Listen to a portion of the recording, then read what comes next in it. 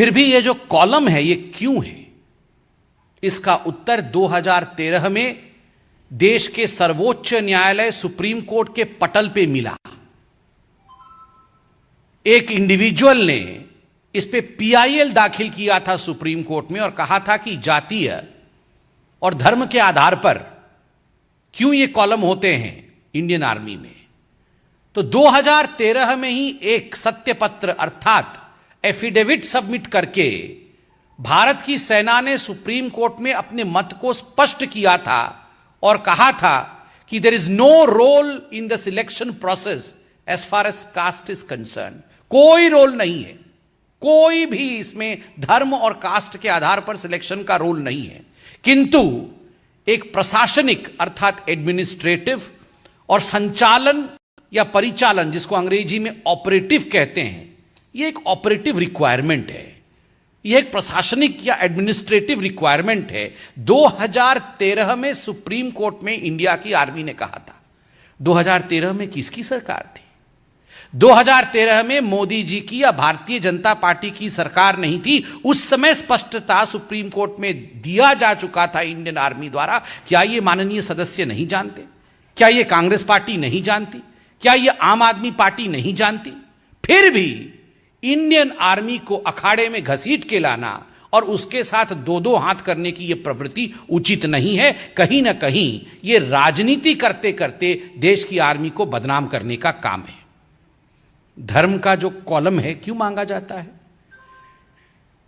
बहुत स्पष्ट रूप से आर्मी ने कहा है हमारे रिक्रूटमेंट प्रोसेस में धर्म का कोई स्थान नहीं, किंतु अनफॉर्चुनेटली अभाग्यवशत यदि कर्म क्षेत्र में युद्ध के समय किसी जवान को शहादत या वो बलिदान को प्राप्त हो जाता है तो उसकी जो अंत्येष्टि की जाएगी, उसके जो अंतिम क्रियाएं की जाएंगी वो कैसे की जाएंगी, ये निर्धारित करना भी सेंसिबिलिटी और सेंसिटिविटी के आधार पर होता है।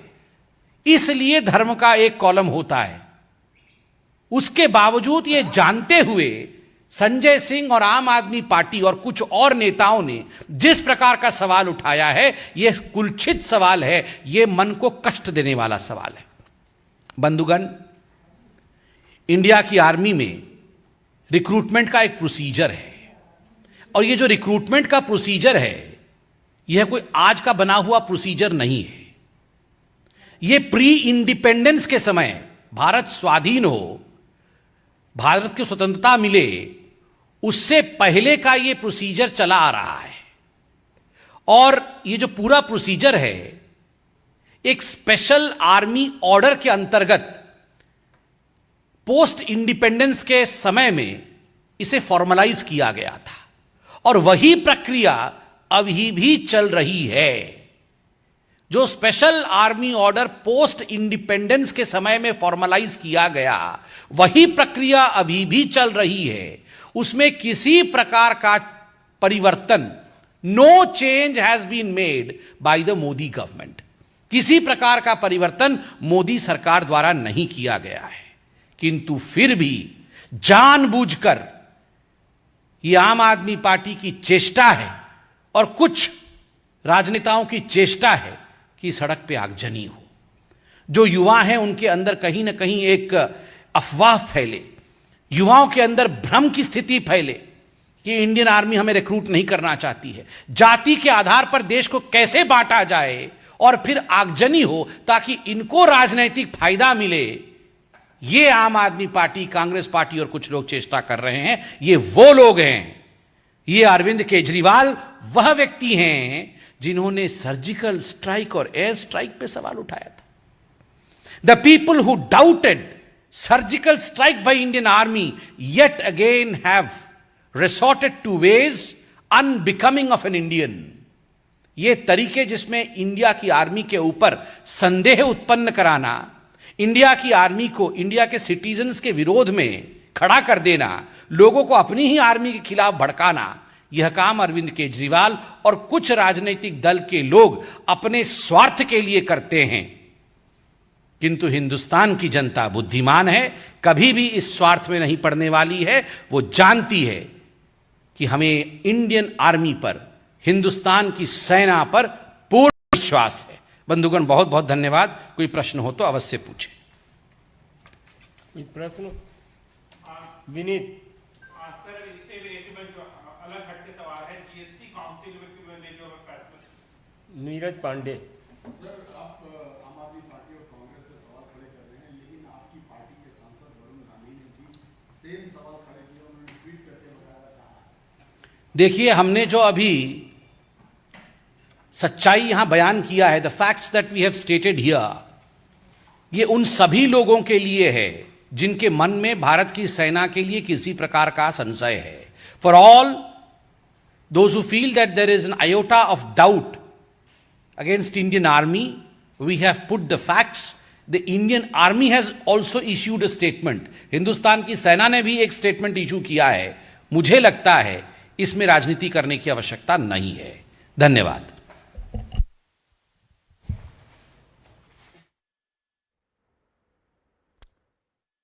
That was the briefing by the BJP there. It's the fifth opposition claim to have collapsed in a week. Niranjan continues to be with us. Niranjan, if you could take us through the key takeaways from this BJP briefing.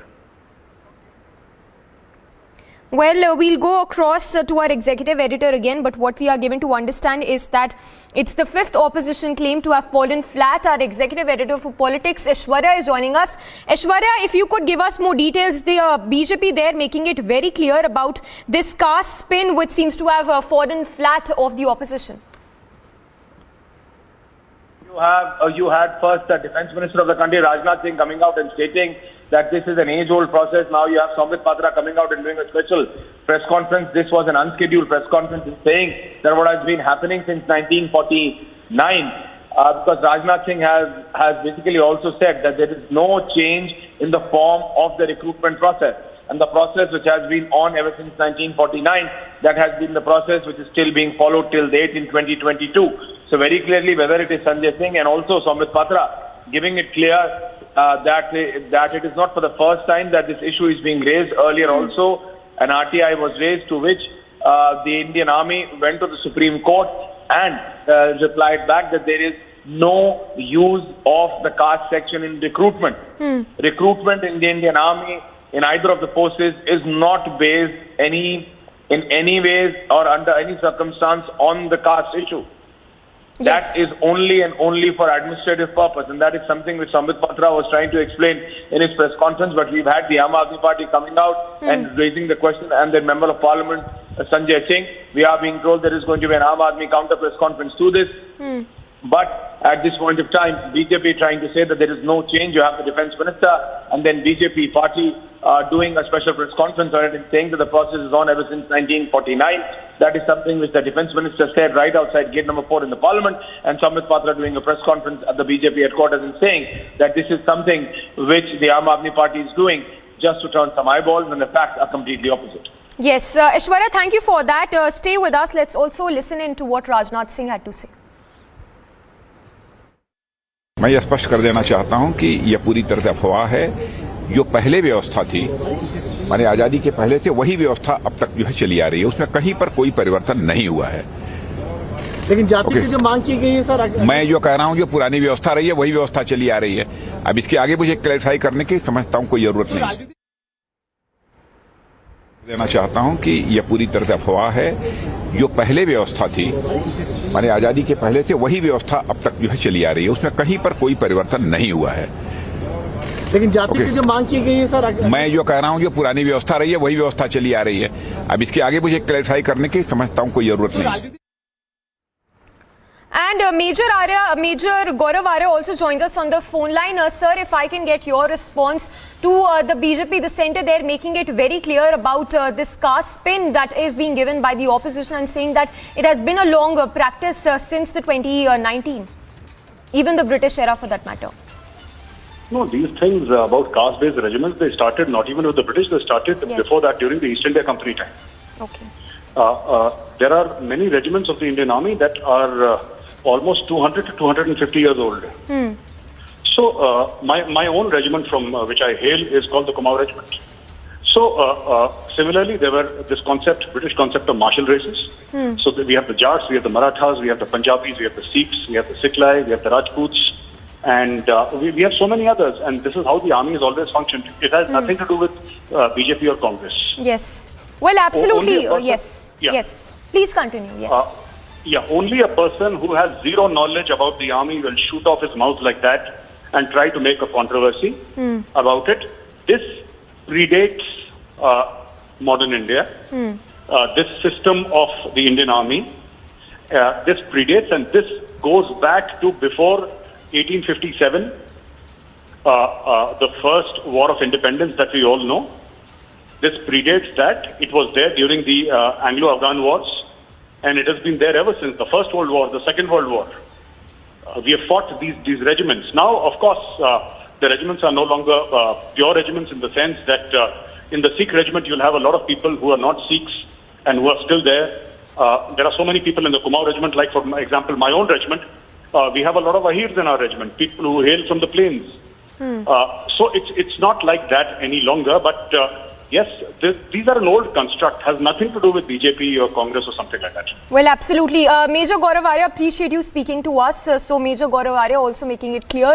And this, of course, Republic also fact-checking on the big opposition claim that was being made to spread some false notions with regard to the Agnipath scheme.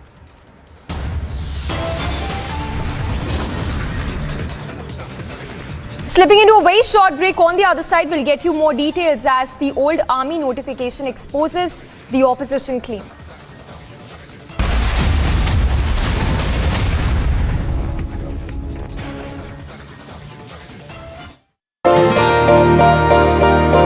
ನಾನು ಒಂದು agriculture ರಿಲೇಷನ್ಸಲ್ಲಿ ಕೆಲಸ ಮಾಡ್ತಾಯಿದ್ದೆ. ಅದರಲ್ಲಿ ನಾನು ಸಂಪಾದನೆ ಮಾಡಿದಂಥ ಹಣ daily 25ರಿಂದ 30% ಹಣ ಕಮಿಷನ್ ಹೋಗ್ತಾಯಿತ್ತು. ನಮ್ಮ ಮನೆಗೆ ಏನು ಸಹ ತೊಗೊಂಡೋಗ್ತಾ ಇರಲಿಲ್ಲ. ಅದೇ ಒಂದು ಮೈನ್ ಕಂಪ್ನಿಗೆ ಜಾಯ್ನ್ ಆಗಿದ್ದೀನಿ. ಅದರಲ್ಲಿ 0 ಕಮಿಷನ್ ಇದೆ. ಅದರಿಂದ ಸಂಪೂರ್ಣ ನಾನು ದುಡ್ದಂಥ ಸಂಪೂರ್ಣ ಹಣವನ್ನು ನನ್ನ ಮನೆಗೆ ಸಹ ತೊಗೊಂಡೋಗ್ತಾಯಿದ್ದೀನಿ. ಅದರಲ್ಲಿ ಇನ್ನೊಂದು ಏನಪ್ಪ ಬೆನಿಫಿಟ್ಟು ಅಂತ ಅಂದರೆ 5 ಲಕ್ಷ ಡ್ರೈವರ್ಗೆ ಹೆಲ್ತ್ ಇನ್ಶೂರೆನ್ಸ್ ಕೊಡ್ತಾಯಿದ್ದಾರೆ. ಇದರಲ್ಲಿ ತಿಂಗಳಿಗೆ 2999 ರೂಪಾಯಿ ರೀಚಾರ್ಜ್ ಇದೆ. ಇಲ್ಲ ಒನ್ ಡೇಗೆ 149 ರುಪೀಸ್ ರೀಚಾರ್ಜ್ ಇದೆ. ನಾನು ಎಷ್ಟು ದುಡಿತೀನೋ ಅಷ್ಟು ಸಂಪೂರ್ಣ ಹಣ ನನ್ನ ಮನೆಗೆ ತೊಗೊಂಡೋಗ್ತಾಯಿದ್ದೀನಿ. ಇದರಿಂದ ನನ್ನ ಫ್ಯಾಮಿಲಿ ಸಹ ನನ್ನ ಕುಟುಂಬ ಸಹ ತುಂಬ ಖುಷಿಯಾಗಿದೆ.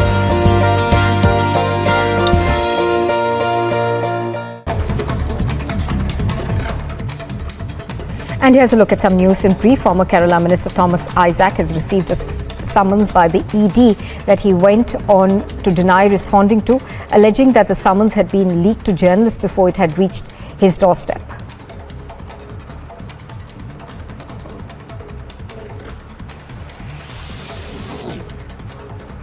Opposition candidate for the vice presidential poll, Margaret Alva, has said that vice presidential elections will be a tough one, but asserted that in politics the issue was fighting the battle and not winning or losing. Animal rights activist Maneka Gandhi has written to the Karnataka Chief Minister to announce a probe into the electrocution of an elephant in the state's Hassan district, alleging that the JDS MP was attempting to influence the case, which in all probability was one of elephant poaching.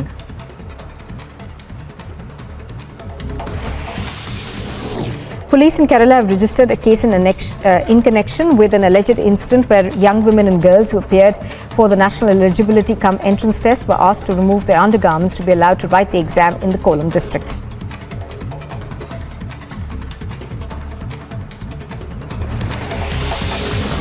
Mumbai's Chhatrapati Shivaji Maharaj terminus was illuminated with tricolour lights on the eve of the commencement of a week celebrating Azadi ki Rail Gadi or stations. Roundup from the world of sports. Paris Saint-Germain held a football clinic in Tokyo as part of their pre-season tour. The French club are in Japan for a 3-game tour over 10 days where they will take on the J-League sides Kawasaki Frontale, Urba Reds and Gamba Osaka as well. Former West Indies skipper Dinesh Ramdin announced his retirement from international cricket with immediate effect.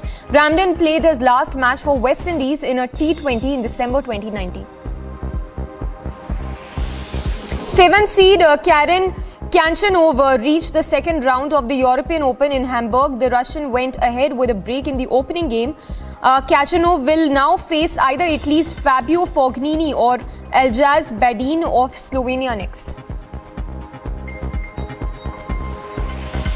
In one of the most eagerly anticipated events of the World Athletics Championship, Shelly Ann Fraser-Pryce stormed to victory to claim the 100-meter gold in Oregon in a new championship record. The reigning and now 5-time world champion was in a league of her own as she set a time of 10.67 seconds to record back-to-back world crowns. Ahead of Sunday's Grand Prix, 4-time F1 world champion Sebastian Vettel will get the chance to pilot TT1 Aston Martin car around Circuit Paul Ricard. The weekend's race sees Aston Martin mark the centenary of its maiden challenge at the 1922 French Grand Prix, with no current Formula One manufacturer in fact enjoying such an early history of top flight competition. Slipping into a very short break, more news break lined up on the other side. Army goes on record, fact checks opposition on bizarre Agniveer scheme claim on caste certification. And after Uddhav, Shinde jolt strikes, Aditya Shinde appoints own Shiv Sena as secretary.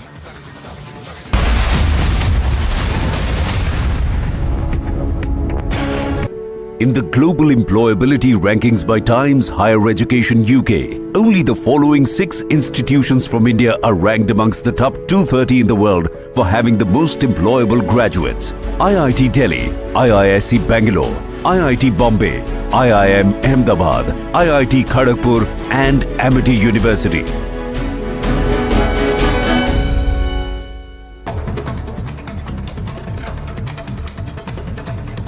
And here's a look at some news in brief. A person was repeatedly stabbed over allegations of him watching former BJP spokesperson Nupur Sharma's video. Now 2 people have been arrested in connection with the incident that took place in Bihar's Sitamarhi.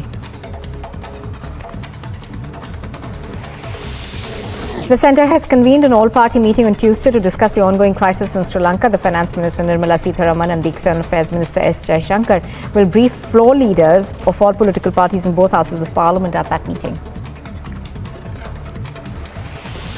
A 26-year-old was shot to death at a nightclub in Canada's Toronto, with the cause for the incident unconfirmed at the moment. A 24-year-old woman was also shot in the incident but suffered from non-threatening injuries in the process.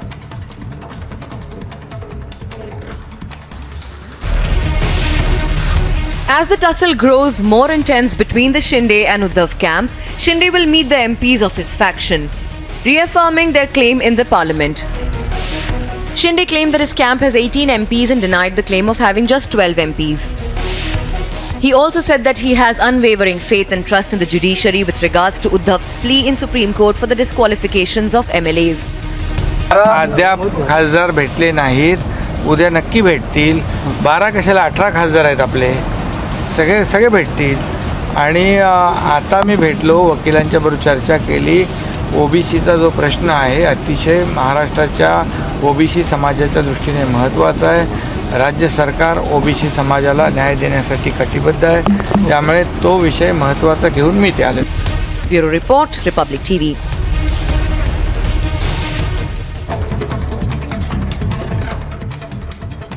And here's a look at some news in brief. Former Kerala Minister Thomas Isaac has received a summons by the ED that he went on to deny responding to, alleging that the summons had been leaked to journalists before it had reached his doorstep.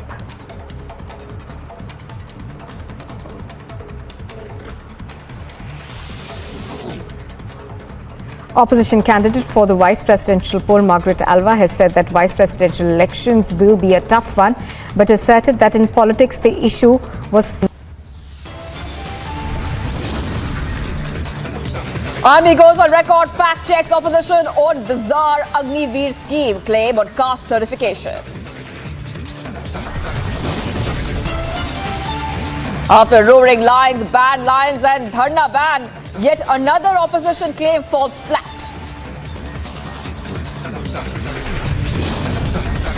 You know, sir, that was Sucheta Dalal was the one who introduced your company to.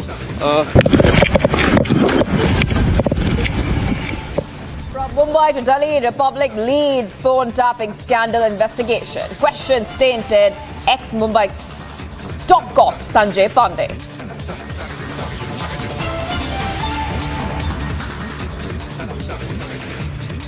After Uddhav Shinde jolt strikes, Aditya Shinde appoints own Shiv Sena secretary.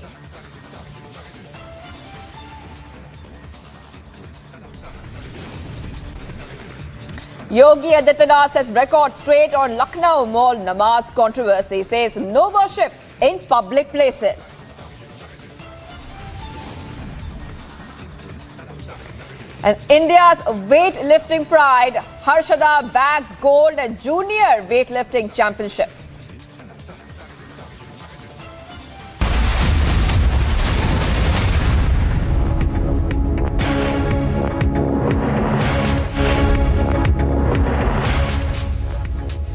We continue to be live and breaking on Republic TV. I am Shivangi Shakla, and we'll get you the fastest updates here. Well, let's start with the news coming in right now. Republic has accessed a list of 12 MPs in touch with Eknath Shinde.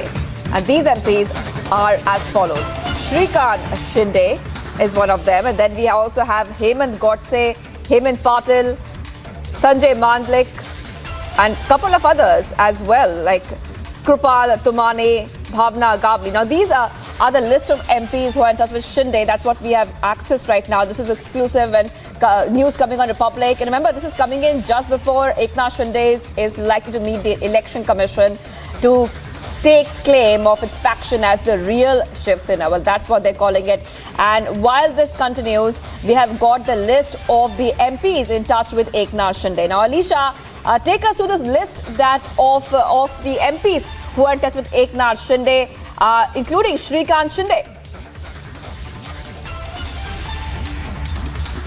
Well, yes, we know that there are 12 MPs who are in touch with Eknath Shinde, and let me read out the list of those 12 MPs who are in touch with Eknath Shinde. These are Shrikant Shinde, Dhairashil Sambhajirao Mane, Sadashiv Lokhande, Hemant Godse, Hemant Patil, Rajendra Gavit, Sanjay Mahadik, Mandalik Srirang Barne, Rahul Shevale, Pratap Rao, Ganpatrao Jadhav, Krupal Tumane and Bhavna Gavli.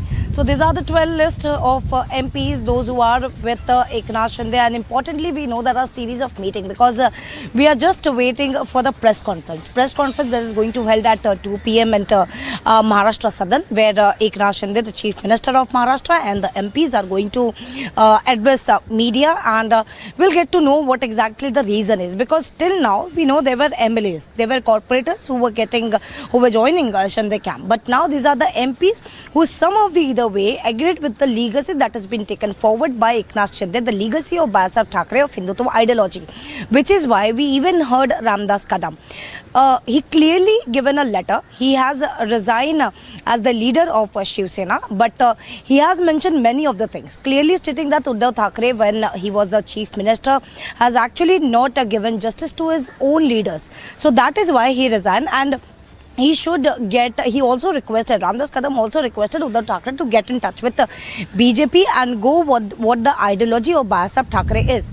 So we have to wait and watch what will be the further course of action, because we know that from the time MPs joined Eknath Shinde camp, there was a meeting in Trident. Right after the presidential election, there was a meeting in Trident where Eknath Shinde and all the MLAs, importantly where MPs has also joined that meeting through video conference, and later on we know there was a appointment of National Executive Committee where Deepak Kesarkar has been appointed as the chief spokesperson, and Ramdas Kadam and Anandrao Arsul has been appointed as the leader of National Executive Committee, and there are deputy leaders as well.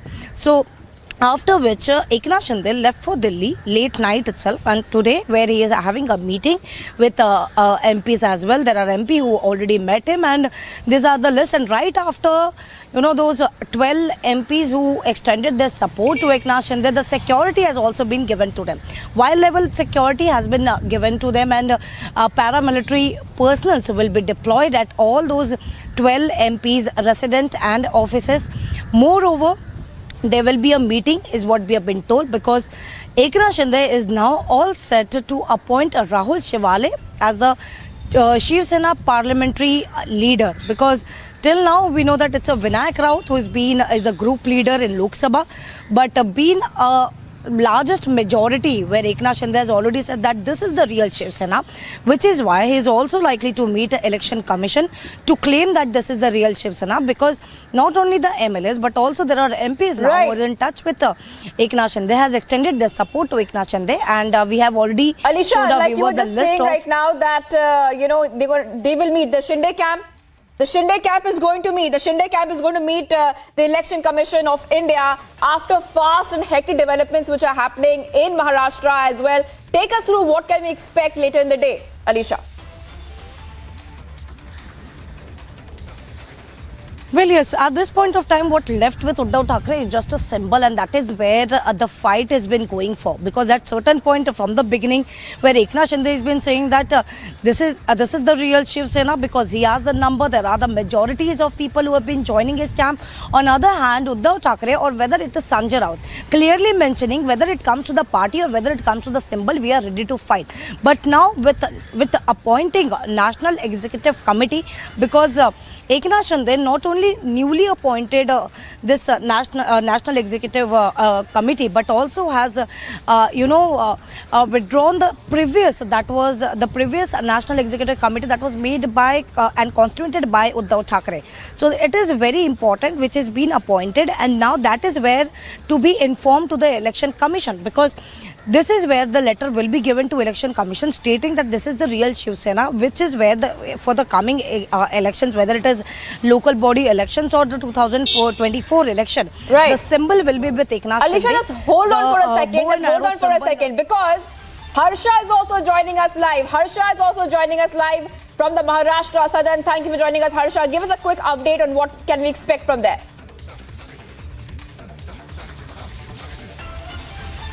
Quoting that in the entire fight is of the party symbol, that with whom the Shiv Sena symbol will be with. And today, right now, we are here in Maharashtra Southern, and in Maharashtra Southern, Eknath Shinde faction MPs are continuously visiting him. Right now, 4 BJP MPs are here in Maharashtra Southern who have come to meet Eknath Shinde, and later today, around 2 to 3 p.m, there will be a press conference where Eknath Shinde along with the 12 MPs will be present here, and they will finally declare that what has happened in the Lok Sabha, because in Lok Sabha, first of all, in Lok Sabha Secretariat, the 13 out of 19 MPs will present they will give the signature letter that now they are with the Eknath Shinde faction, and it will be seen later that the parliamentary party symbol goes with the Eknath Shinde faction or not. And later then today they will be visiting a election commission with the new resolution which has been formed by the new executive committee of Eknath Shinde, saying that the real Shiv Sena is with the Eknath. They only need 2/3 of the majority of the parliament, and Eknath Shinde faction already have that majority, including Dadar and Nagar Haveli 13 out of 19 MPs are right now with Eknath Shinde camp. I would like to show you the visuals of Maharashtra Southern, where clearly continuously the MPs are visiting, BJP MPs are visiting to meet Eknath Shinde, and lot of chaos and lot of happenings is literally going on here in Maharashtra Southern. Around 2 to 3 p.m. press conference will be done by Eknath Shinde along with 12 MPs who are present today in Parliament, coming and supporting that they are not with Uddhav Thackeray camp but with the Eknath Shinde faction.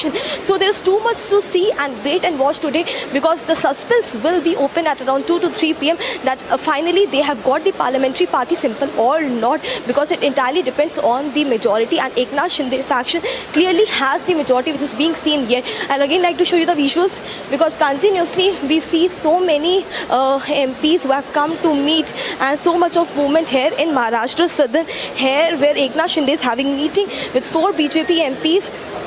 One MS and 3 MPs are here in Maharashtra Southern right now. Eknath Shinde is also present here. So today is a very interesting day, because it is all the fight of the party symbol, as Alisha was quoting. So these are the entire happenings which is going on here in Delhi. MPs who are supporting Eknath Shinde faction are right now inside the parliament, and here in Maharashtra Southern, Eknath Shinde is here. BJP MPs are visiting him. 2 to 3 p.m. time is very important, where the final announcement regarding the party symbol and regarding the things with the election commission will be shared with the media. Yes, back to the studio. Harsha, so you're reporting there from Maharashtra Southern, and a lot of action will take place, like you're telling us, very soon. Now, a couple of developments have also happened, Alisha, like you were reporting earlier, that Uddhav Thackeray, actually Shinde has dismissed Uddhav Thackeray's executive committee and appointed his own new National Executive Committee of the Shiv Sena, elected a senior party MLA Deepak Kesarkar as a chief spokesperson, and also there's a new Shiv Sena chief which has been appointed, Alisha, which happened there in Maharashtra. Now, Harsha, I'm coming back to you because you are there where all the action will take place. Take us through who are the leaders we can expect today, later on, and how will things really go forward there where you are? Exactly. I'll tell you shortly that right now here in Maharashtra Southern, all the 13 MPs, including the Dadar and Nagar Haveli constituency as well, all the 13 MPs will be visiting here in the Maharashtra Southern where the press conference will take place. As you were telling us, the new executive has been formed by Eknath Shinde, where he is the chief leader. And later, if we see you can continuously see the people are visiting. Sir, can we expect any reaction? Sir, exactly what meeting is happening? So we are definitely seeing that right now there's a lot of action because ultimately they are deciding and what exactly they have to street name, what exactly they will share with them. There's a lot of action happening after the new executive has been formed by Eknath Shinde. Just leaders both.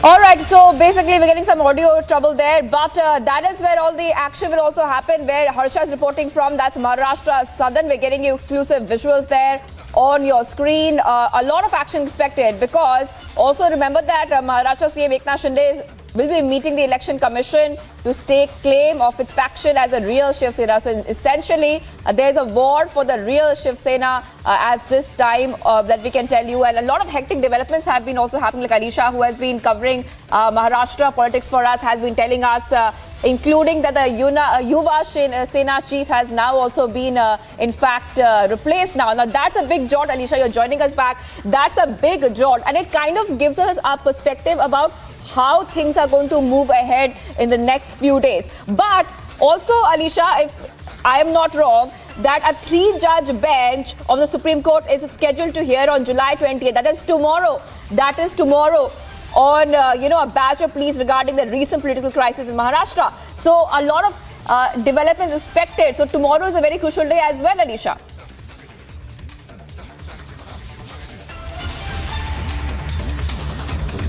All right, I'm being joined by Shiv Sena. Also, Shiv, give us a perspective of what we can expect next. You're there, Shiv, joining us live. Shiv, take us through what we can expect today. It's a very politically hectic day when it comes to Maharashtra politics.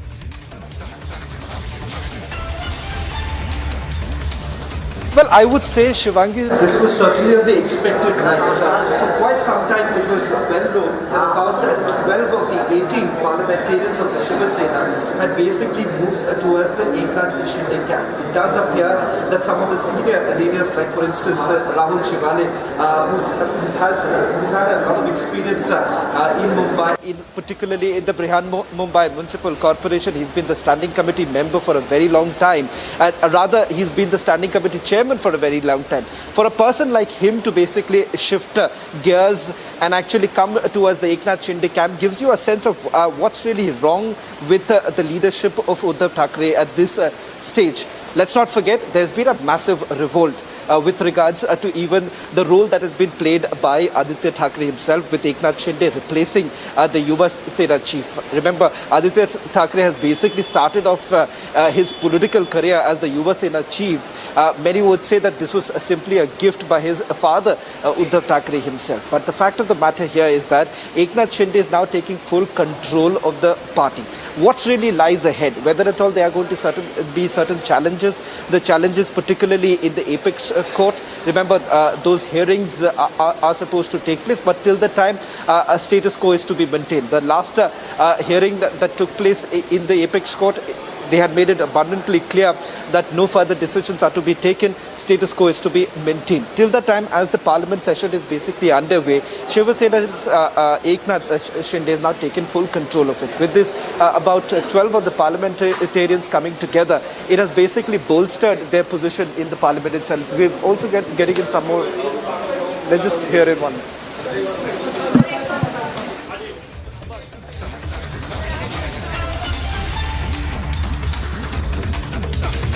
All right, so a lot of development expected from Maharashtra Southern today, viewers, and we are getting you those exclusive visuals there. Shiv Sena, Harsha, both at Maharashtra Southern to give us the latest news on Maharashtra politics. Remember that 12 out of 19 Shiv Sena Lok Sabha MPs, in fact, are in touch with Eknath Shinde. Getting some more breaking news at this point of time. Now, this is coming in as Youth Congress Vice President and the Sabarinath has now been arrested. Remember, he was called in for questioning over alleged conspiracy to harm Kerala CM Pinarayi Vijayan in the fight where Youth Congress workers had raised slogans. No, the protest against the Honorable Chief Minister has been happening on the gold smuggling issue has been happening for a long time. In fact, Youth Congress was the organization that came to the forefront over the last 1.5 years for this particular incident. And Youth Congress has been conducting a series of protests, very non-violent protests against the Chief Minister. The Chief Minister rushed in his car at 100 kilometers per hour from Trivandrum to Kannur. He was protested. Protests were showed by Youth Congress workers across all districts of the state. In continuation to that, we did a protest inside the airport as per all the norms. There was no hijacking or murder attempt as the Chief Minister and the CPM is claiming. It was a very peaceful protest, which in fact the protesters turned violent when they were attacked by the former minister and the LDF convener, and the police has not yet taken a case against this person, even though there is a fly ban has been imposed by the DGCA. So we are requesting the police again. It's the third time in fact we are giving this case to the police station, requesting the police to take action against the LDF convener, Mr. E.P. Jayaraj.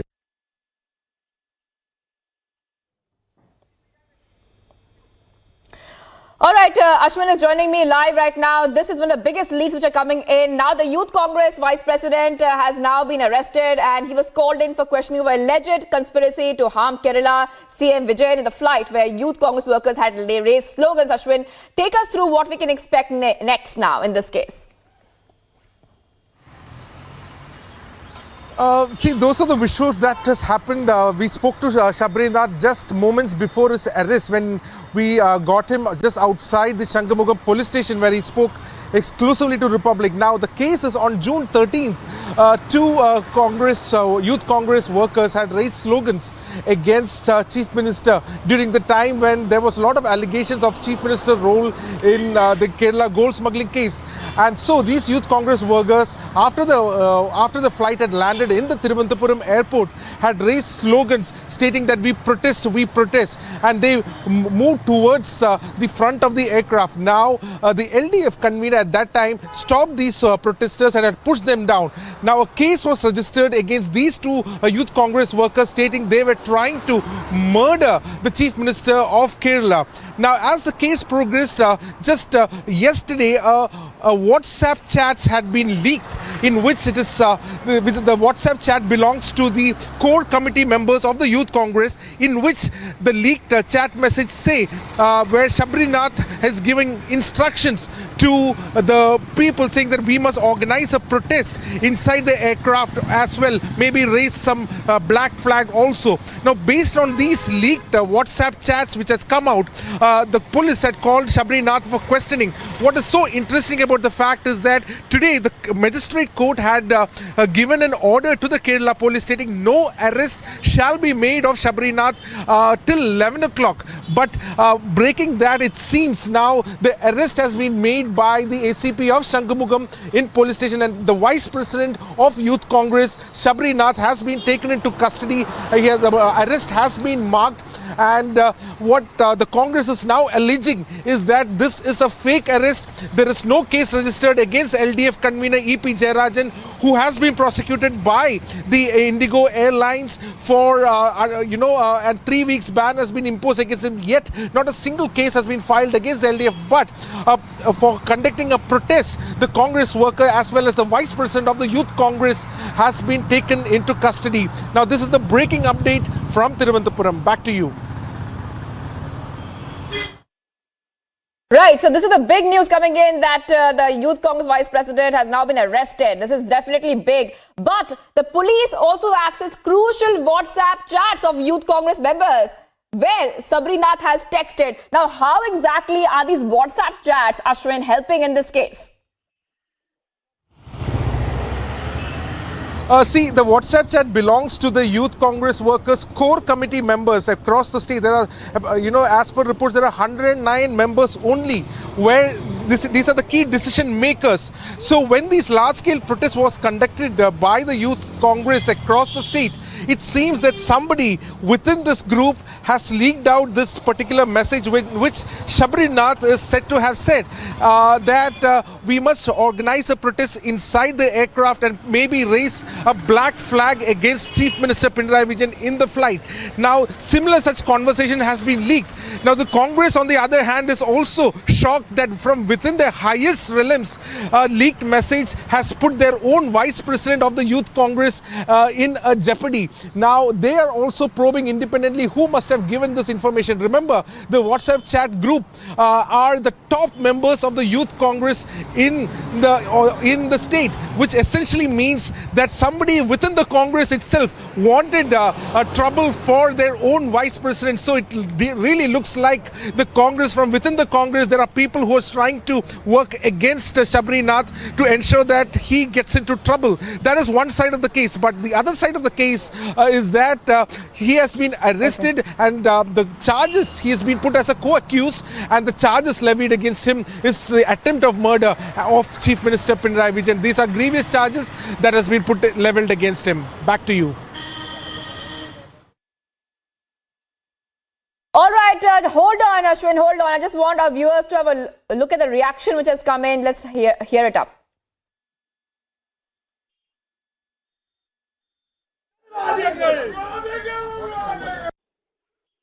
No, the protest against the Honorable Chief Minister has been happening on the gold smuggling issue has been happening for a long time. In fact, Youth Congress was the organization that came to the forefront over the last 1.5 years for this particular incident, and Youth Congress has been conducting a series of protests, very non-violent protests against the Chief Minister. The Chief Minister rushed in his car at 100 kilometers per hour from Trivandrum to Kannur. He was protested.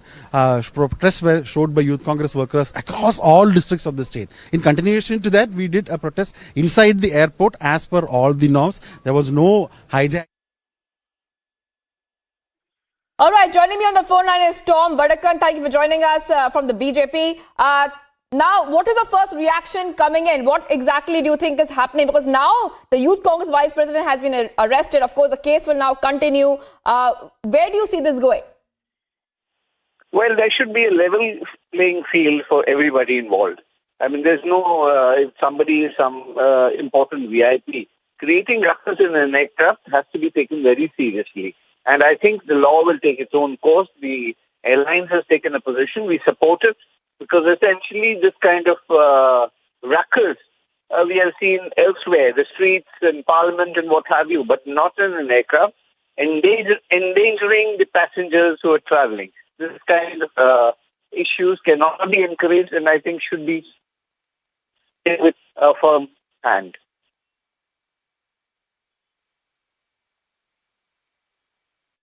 All right, Mr. Vadakan, also the Congress, of course, does not believe that the charges are correct as usual. What do you have to say about that?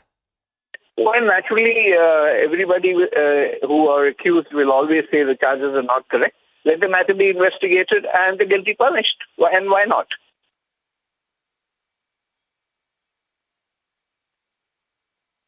All right, thank you for joining us here on Republic TV. Tom Vadakan of the BJP joining us on this big story. Once Shabrinath had questioned CM Vijayan on board, and now he has been held, he has been arrested. He's been arrested by Kerala cops. The visuals are to see on your screen. Now I want to go back to Ashwin, who's joining us live. Ashwin, take us to the details of what exactly happened on that flight when he had confronted and questioned the CM on board. In fact, a small scuffle had also happened back then. Take us through those details, how the case really emerged. On June 13th, Chief Minister Pinarayi Vijayan had boarded a flight, Indigo flight from Kannur to Thiruvananthapuram. As soon as the flight landed in Thiruvananthapuram, and then the doors of the flight was open, people were deboarding the flight. It is at that time, the Congress workers raised slogans from within the aircraft, and they were going towards the front of the flight. Now, this was being recorded, and while it was being recorded, the EP Jayarajan, who's the Central Committee member of the LDF, and also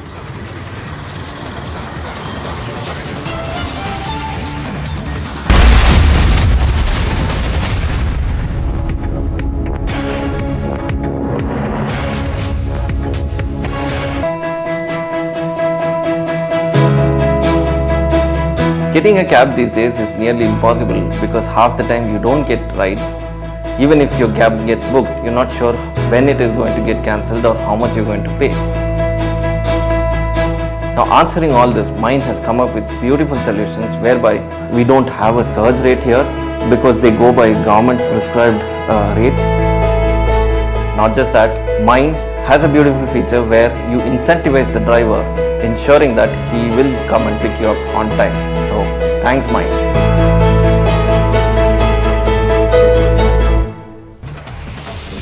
The school secretary, principal, school correspondent and 2 teachers have been sent to 15 days of judicial remand in connection with the death of a 17-year-old schoolgirl in Tamil Nadu's Kallakurichi.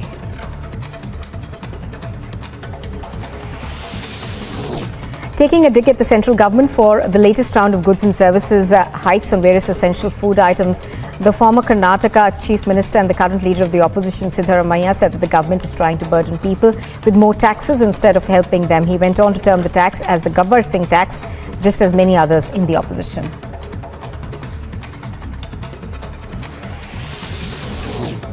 Former UK Chancellor Rishi Sunak extended his lead in the race to replace Boris Johnson as the Conservative Party leader and the British Prime Minister, as he added 14 more votes to his tally in the latest round of voting by Tory members of Parliament. The veteran singer Bhupendra Singh has passed away at the age of 82. The singer, known for his songs like Dil Dhoondta Hai and Hoton Pe Aisi Baat, among many others, was in hospital in Mumbai. Several celebrities attended the singer's funeral held at Mumbai. A fire broke out in an electric bike showroom in Pune, damaging at least 7 bikes in the Ganga Dham area of the city. No injuries have been reported in the incident, with the fire tenders being in place immediately. Pakistan's Prime Minister Shehbaz Sharif, after facing an embarrassing defeat in the Punjab Assembly by-polls on Monday, hinted at completing his coalition government's tenure and not giving in to early elections, and demanded the ouster of Imran Khan, who is currently riding atop his popularity wave in the country.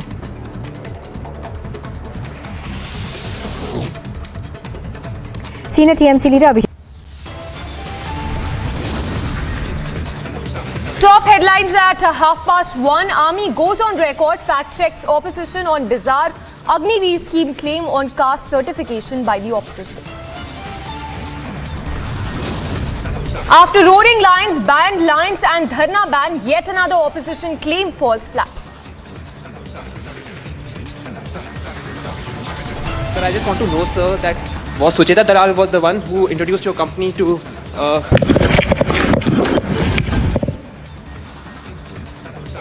From Mumbai to Delhi, Republic leads phone tapping scandal investigation, questions tainted ex-Mumbai top cop Sanjay Pandey. After Uddhav, Shinde jolt strikes, Aditya Thackeray, Shinde appoints own Shiv Sena secretary. मैंने पहले कहा कि सड़कों पर या पूजा के लिए या किसी भी अन्य कार्यक्रम के लिए कोई जगह नहीं होनी चाहिए और इसको किसी भी प्रकार की अनुमति नहीं दी जानी चाहिए। जो शासन ने पहले से व्यवस्था बनाई है उसको हम सख्ती से लागू करें, इन चीजों को तय करें। Yogi Adityanath sets record straight on Lucknow Mall Namaz controversy, says no worship in public places. India's weightlifting pride Harshada Garud backs gold at Junior Weightlifting Championship.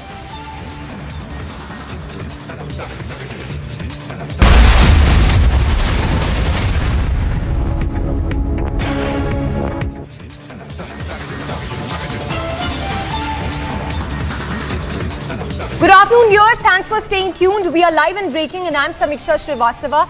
Straight away, starting with breaking news coming in.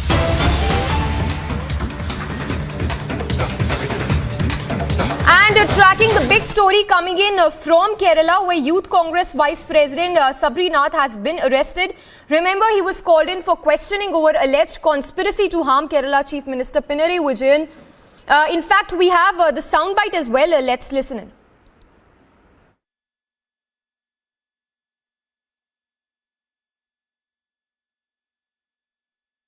No, the protest against the Honorable Chief Minister has been happening on the gold smuggling issue has been happening for a long time. In fact, Youth Congress was the organization that came to the forefront over the last 1.5 years for this particular incident. And Youth Congress has been conducting a series of protests, very non-violent protests against the Chief Minister. The Chief Minister rushed in his car at 100 kilometers per hour from Trivandrum to Kannur. He was protested.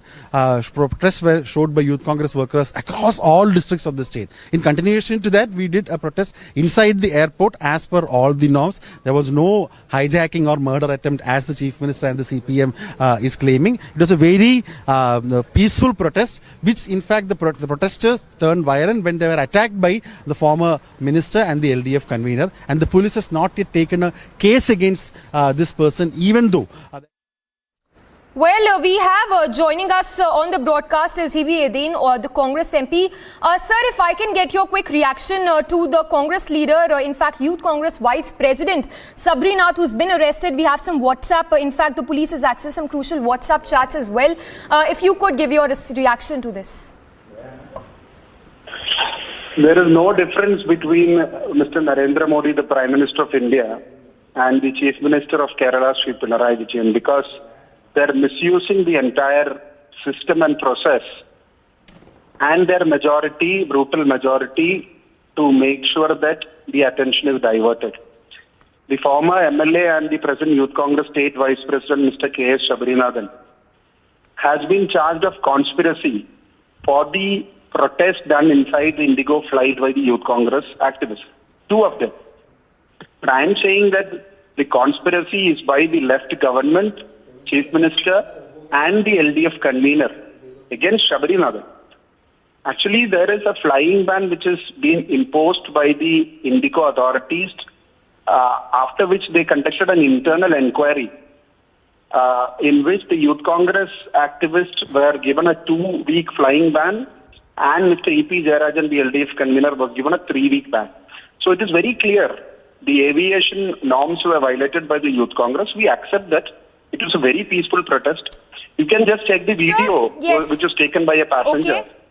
But we have the WhatsApp chats that have, in fact, the police has accessed crucial WhatsApp chats in which it's very clear that Shabrinathan had texted, given instructions to the members to board some same flight and raise slogans. If you could respond to this. I need to continue, ma'am. I need to be heard my word. You need to hear my voice. If you want me to. Please, yes, we are listening. React. Please tell us, yes. Yeah, what is wrong in the state vice president in organizing a protest? What is the problem in that? Who is the Chief Minister of Kerala? Is he somebody beyond any protests in a democratic country like India and Kerala? CPIM has a huge history of agitations, protests and movements. Where is the fire of the Chief Minister gone? We have very clearly done a peaceful protest. An attempt to murder has to be charged against Mr. E.P. Jayarajan because he is the one who pushed away the Youth Congress worker. And from the internal inquiry and the flying ban issued and imposed on E.P. Jayarajan, it is very clear he has committed a crime. So why is the entire conspiracy is to hide the action against the CPIM, the LDF convener? It is very clear that they have to hide this particular flying ban. That is the reason, to make sure that is wrong. What Indigo has done is against the norms. That is what they want to prove, but it is totally unacceptable that conspiracy is charged and a former MLA Youth Congress Vice President is arrested, which cannot be accepted. We are showing our total resentment and protest against this particular.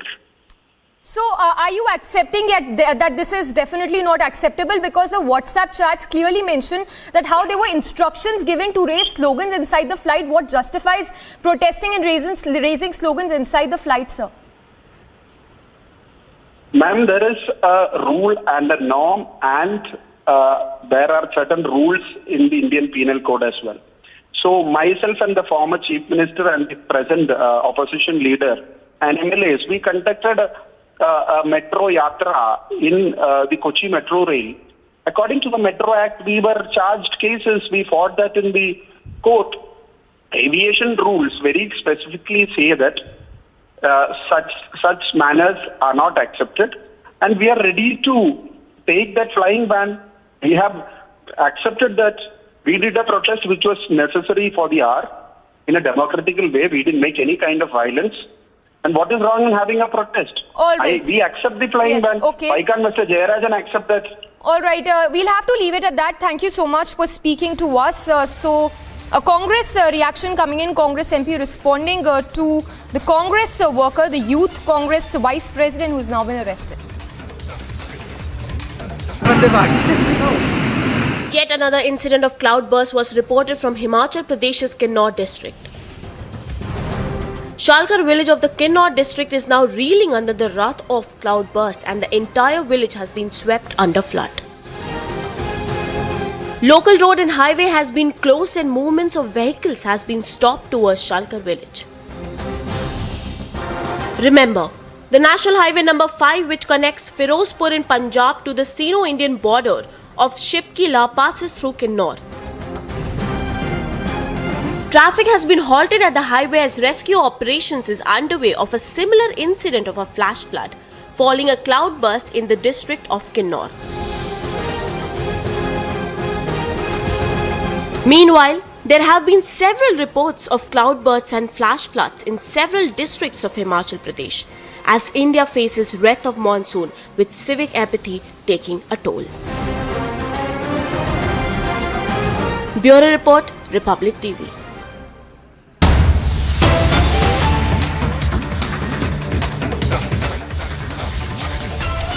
And more breaking news coming in. Republic exposing another fake claim by the opposition, a 2019 notification that exposes claim on caste and religion for recruitment into the army. Attempts to give caste spin by the opposition with regard to recruitment into the army has completely fallen flat. In fact, old army notification exposes this opposition claim that was made earlier. So Republic having accessed this full notification that exposes the big charge that was levelled by the opposition with regard to caste and religion into the recruitment into the army. So that has again backfired when we talk about another spin that was being given by the opposition for recruitment into the army.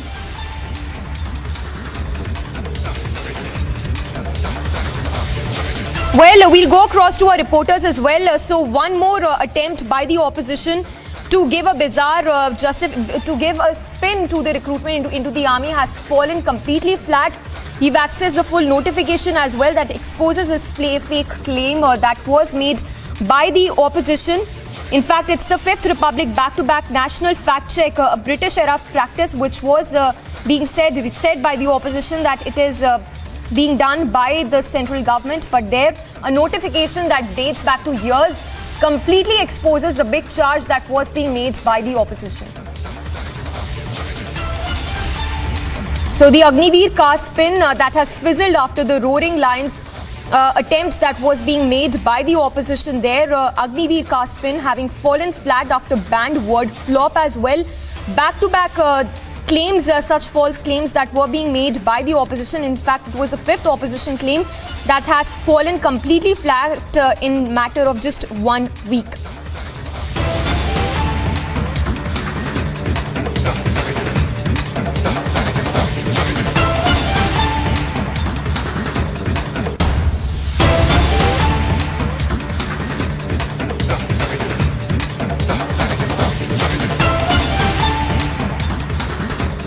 On to more breaking updates coming in. The DSP, we are told, has been mowed down by mining mafia in Gurgaon's Mewat area. The DSP has been identified as Surinder Singh. Our executive editor for politics, Ishwarya, joining us for more. Ishwarya, if you could give us more details. Well, absolutely. At this point of time, we are being told this has happened in Gurgaon and in the Mewat area, Panchgaon area. We are being told that illegal mining was taking place. And while the DSP arrived on spot, खनन माफियाओं ने पूरी जानकारी भी हम आपको बताएंगे किस तरह से पूरा मामला सामने आया है, लेकिन फिलहाल आप देख सकते हैं घटना स्थल पर ही शव मौजूद है। डीएसपी सुरेंद्र सिंह का शव, जहां पे अधिकारी पहुंचे हैं और ये बताया जा रहा है कि ये खनन माफिया थे जिन्होंने उनकी हत्या की।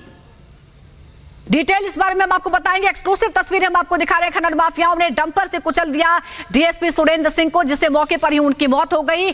खनन माफियाओं के जो हौसले बुलंद नजर आ रहे हैं यहाँ पर, और किस तरह से ये जो अवैध खनन का जाल फैला हुआ है पूरे देश के अलग अलग हिस्सों में, चाहे हम मध्य प्रदेश की बात करें, राजस्थान की बात करें, या फिर हम बात करें उत्तर प्रदेश के कुछ इलाकों की या झारखंड की बात करें, हर जगह इस तरह से अलग अलग कोने हैं जहां पर खनन माफिया अवैध तरीके से खनन करते हैं। यानी जिस तरह के लिमिट लगी हुई है, यानी जहां से खनन नहीं करना है उस तरह की कार्रवाइयां होती हैं, और जब उन पर रोकने की कोशिश की जाती है तो इस तरह से ये घटना देखने को मिली है हरियाणा में। बड़ी खबर इस वक्त हम आपको बता रहे हैं, हरियाणा के नूह में डीएसपी की हत्या से हड़कंप मच गया है और खनन माफियाओं पर आरोप लगा है कि कार्रवाई के दौरान उन पर डंपर चला दिया गया। अवैध खनन माफियाओं पर हत्या का आरोप है। एक्सक्लूसिव तस्वीरें इस वक्त हम आपको दिखा रहे हैं।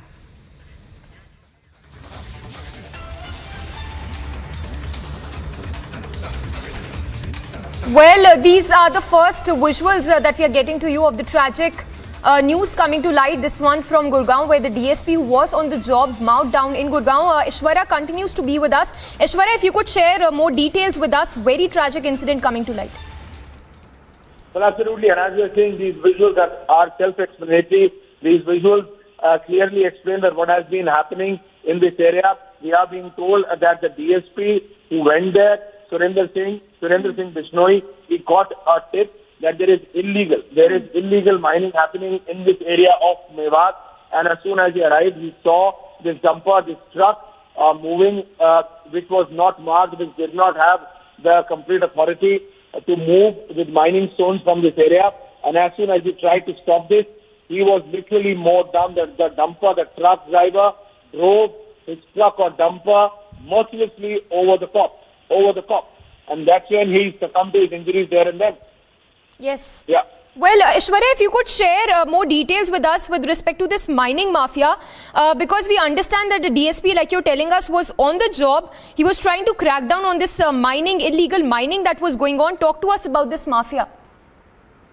Well, this mafia is not something which is very new for this area, not even for the cops and for the administration, but we are being told in the last couple mining की red के लिए गए थे, जो खनन mafia ने सोची समझी चाल के तहत नाका लगा रखा था, सीधा डंपर ने कुचल दिया। मतलब एक मर्डर ही समझो, ये एक्सीडेंट नहीं है, जिसकी मौके पर मौत हो गई है। जी, क्या वहां पर किसी की पहचान हो पाई है? कौन लोग इसमें इन्वॉल्व थे सर, ये पता चल पाया है? क्या पहले भी इस तरह की कोई गतिविधि हुई थी जिसकी वजह से सुरेंद्र जी वहां पर पहुंचे थे और उनको खास तौर पर टारगेट किया गया? पहले भी हम जगह जगह वहां पर माइनिंग के नाके लगाए हुए थे और चेकिंग में टाइमली करते जा रहे थे, लेकिन ये स्पेशल की थी रोकने के लिए। जैसे ही नीचे खड़े थे तो सीधे टक्कर मारी थी और उनकी मौत हो गई। जी, अभी क्या कार्रवाई हो रही है? अभी क्या कार्रवाई कर रहे हैं आप लोग उन अपराधियों को पकड़ने के लिए? अभी डंपर चालक के खिलाफ मुकदमा दर्ज करके आगामी कार्रवाई अभी मौके पर करने लग रहे हैं। इसकी सबसे पहले तो 176 कार्रवाई करके पोस्टमार्टम कराया जाएगा और जल्दी से जल्दी वो माफिया या जो भी है ये माइनिंग माफिया है, इसकी भी इन्वॉल्वमेंट होगी, सबको गिरफ्तार किया जाएगा। जी, शमशेर सिंह जी, क्या आप बता पाएंगे कि ये किस तरह के खनन का पूरा मामला है? क्या पहले भी इस तरह के मामले सामने आए हैं? कुछ इलाके के बारे में बता पाएंगे आप? जब भी कोई शिकायत आती है तो उसी टाइम हमारी टीम जाती है और हमारे एसपी साहब ने बिल्कुल शिकंजा कसा हुआ था, किसी भी रूप में कोई भी माइनिंग नहीं हो पा रही थी, इस करके खनन माफिया ने ऐसा कदम उठाया। जी, शमशेर जी, सुरेंद्र जी के बारे में आप कुछ बता पाएंगे? ये भी बताया जा रहा है कि शायद वो अगले साल ही रिटायर होने वाले थे। सुरेंद्र जी 94 में एज ए एएसआई सेलेक्ट हुए थे और उनकी अभी अक्टूबर में रिटायरमेंट थी और ये बेसिकली डिस्ट्रिक्ट हिसार के रहने वाले हैं और फिलहाल उनका मकान यहाँ कुरुक्षेत्र में भी है और अक्टूबर में उनकी रिटायरमेंट। शमशेर जी ये बताएं कि खनन माफियाओं के हौसले क्या इतने बुलंद थे कि इस तरीके से उनके ऊपर जो है जो पूरा का पूरा जो डंपर है वो चढ़ा दिया गया है? क्या इससे पहले कोई जानकारी इनके पास नहीं थी? आपकी जो पुलिसिया फोर्स वहां पर है जो नाका पे थी, क्या उनके पास कोई जानकारी नहीं थी? मैंने आपको पहले भी बताया इसके साथ में इतना शिकंजा कसा हुआ था, माइनिंग के अलग अलग जगहों पर नाके भी लगाए गए और बाकायदा उनकी बारी बारी से चेकिंग की जाए। कोई कभी कोई डीएसपी या कोई इंस्पेक्टर के नेतृत्व में भी टीम जाती है और आज माफिया ने देखा भी डीएसपी यहाँ मौके पर है तो साजिश के तहत उसके ऊपर गाड़ी चला दी और जिसकी मौत हो गई मौके पर। सर मैं ये जानना चाहता हूँ इस इलाके के बारे में बताइए और किस तरीके की माइनिंग होती है, क्या वहां पर पत्थर को काटा जाता है और ये कहाँ से ये लोग आ रहे थे? मैं बताऊंगा शाम को।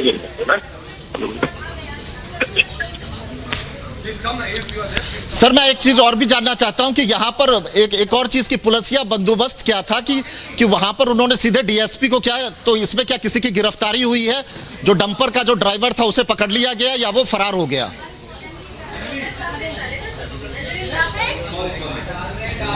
जल्दी डालो यार। Well, absolutely, and that was the DSP. That was the DSP of this area speaking to our colleague Amit Chaudhary. But this is the latest information coming in, and the visuals are very, very moving. We need to understand that what exactly has happened. Illegal mining, yes, takes place in this area from not now, but from years. But in the last 24 months or so, we are being told that the Khattar government had really tightened the noose in this area of Mewat.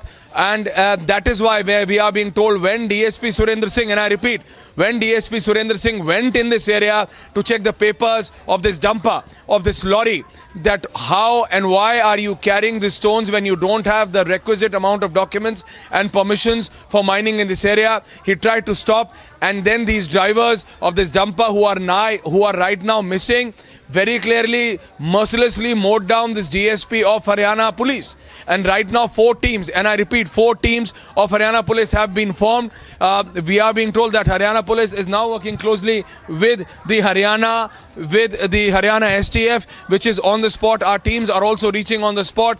This is an area which is an which is a mining, which is we could say so a forest area of sorts, as it has been recorded in the Haryana state government records. Yes, mining takes place in this area, but only legal mining, which is authorized by the state government. But this particular dumper did not, and I repeat, did not had the requisite amount of permissions, and that is why DSP Surendra Singh Bishnoi tried to stop this dumper. But as and when that happened, these drivers and these killers of the Haryana cop mercilessly mowed him down. And right now we are being told that senior police officials of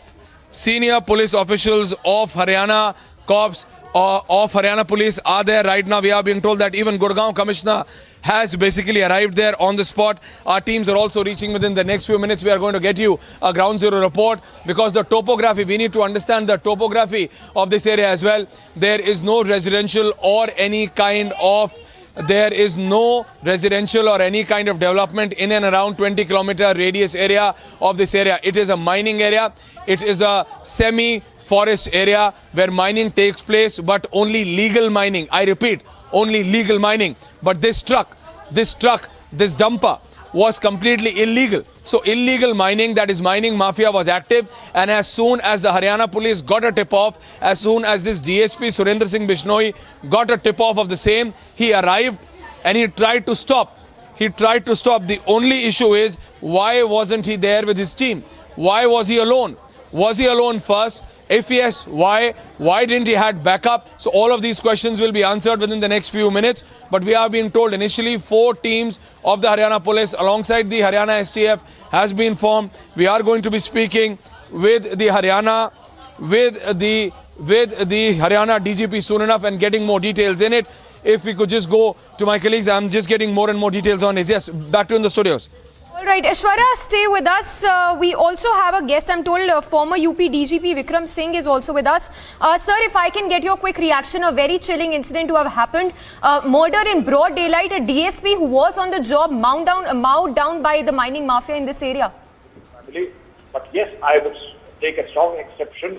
Why has the sand mafia become so emboldened that they have the capacity to commit this brazen murder? Obviously, there is complicity at some level. Otherwise, they did not have the ability to even look towards an officer in uniform, and that was senior. Now, my advice to the local officer is round up all of them and subject them to narco analysis and polygraph tests. Treat them as instruments of a major crime impacting public order, and therefore they are liable to be put behind bars under the National Security Act, as also the sections are legal to IPC 147, 148, 149, 307, 302, 201 of the Penal Code, so that they are behind bars for a lifetime. That they are emboldened to the extent that they protect this murder. Now there should be consequences for the mafia and those in the police or the administration who are on the side. Sir, illegal mining is not something new. Sir, illegal mining is not something which is only limited to Haryana or one state. It happens in UP, it happens in Madhya Pradesh, it happens in Haryana, and it has been happening for years. The cops, the police try to stop it, but there is also a nexus at the local level.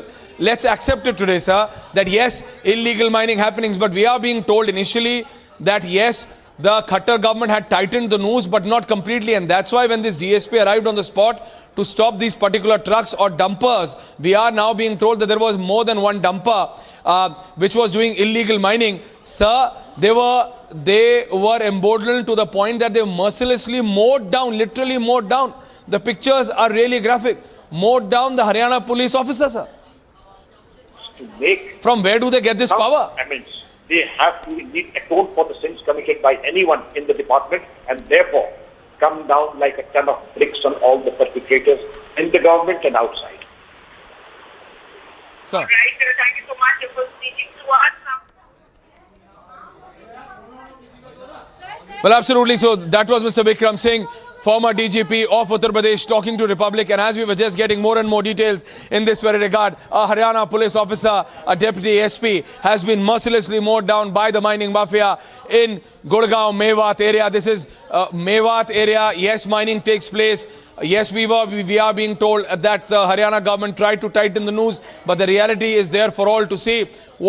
The mining mafia was emboldened to a point that when a Haryana police officer and a senior officer, a DSP level officer, tried to stop, I repeat, tried to stop this dumper, this truck carrying illegal stones after mining, they did not stop. Rather, they mercilessly mowed down the officer.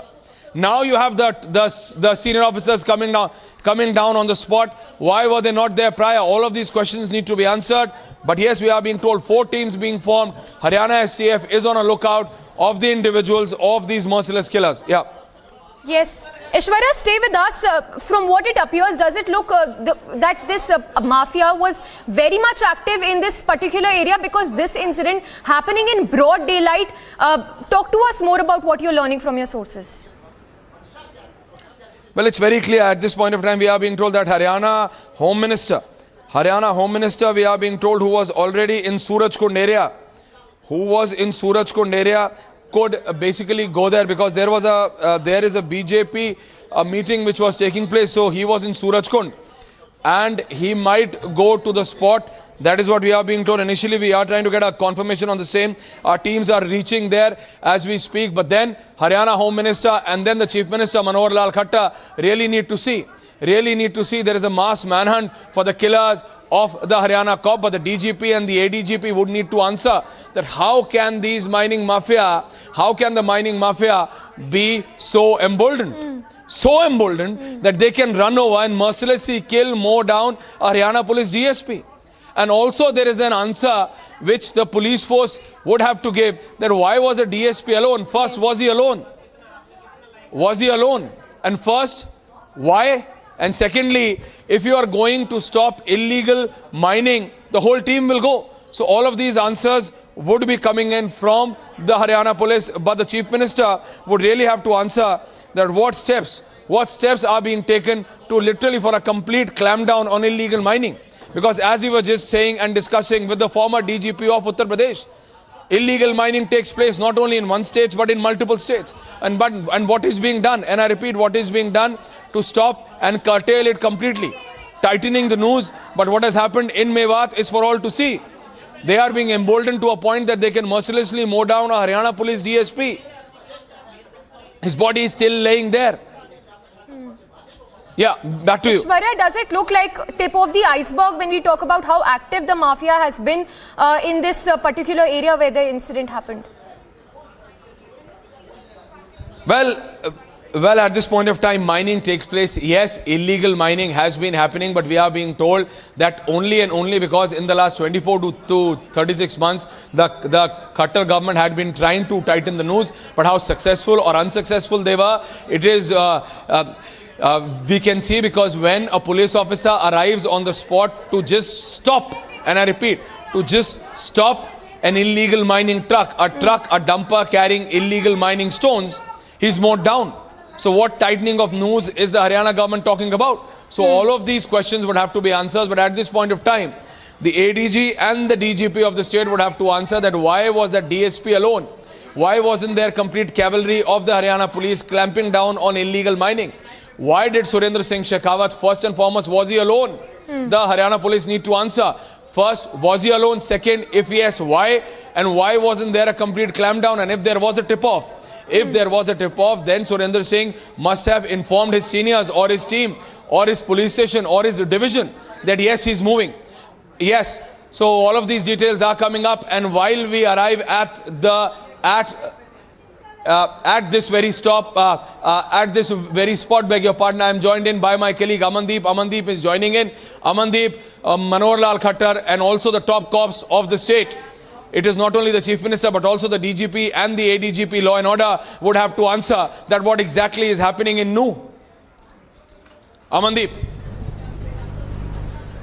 Well, absolutely, Aishwarya, and in fact Nu is one of the sensitive area of Haryana, which is a Muslim dominated area, and this kind of incident is actually not acceptable. The entire police and entire government is now in a concern that how it happened and who is the behind that illegal mining spot. Just because that was illegal mining, the mining mafia is behind the killing of DSP, and even this some politician or some big person is behind this. Now entire focus is on to uproot the nexus of illegal mining. We have just spoken to the police department, some senior officials. They are just trying to track that bumper first, and in fact after that they are trying to dig out that who all were involved into this illegal mining on that site. And when the police is tightened the security against the illegal mining in the state, such kind of incidents are being reported. And let this be very clear, irrespective of the hierarchy of the people who are involved in this. Amandeep, let's be very clear, irrespective of the people, irrespective whether they are politicians themselves, irrespective of whether they have political connections or not, irrespective whether they have connections in the police, in the administration, wherever, this kind of emboldenment of the mining mafia, that you can mercilessly mow down a DSP level officer when he tries to stop an illegal mining dumper carrying stones which were illegally taken out. Is this was tightening of noose is called up? Because what we were being told initially by the Haryana administration, that is only after the Khattar government tightening the noose and giving strict orders that illegal mining should not happen, that the DSP was put on duty there and the DSP was trying to stop. But if the DSP was trying to stop the illegal mining, why was he alone? The Haryana police would have to answer. Why was he alone? Why wasn't the whole cavalry there? Why didn't he have support? Because if you have to stop mining mafia, one police officer, irrespective of how senior or junior you are, one person cannot stop multiple individuals. Amandeep. Well, absolutely, Aishwarya, and in fact, according to the protocol, there has to be sufficient force to halt this illegal mining sites, and in fact, these are the directions according to the senior police officials as well.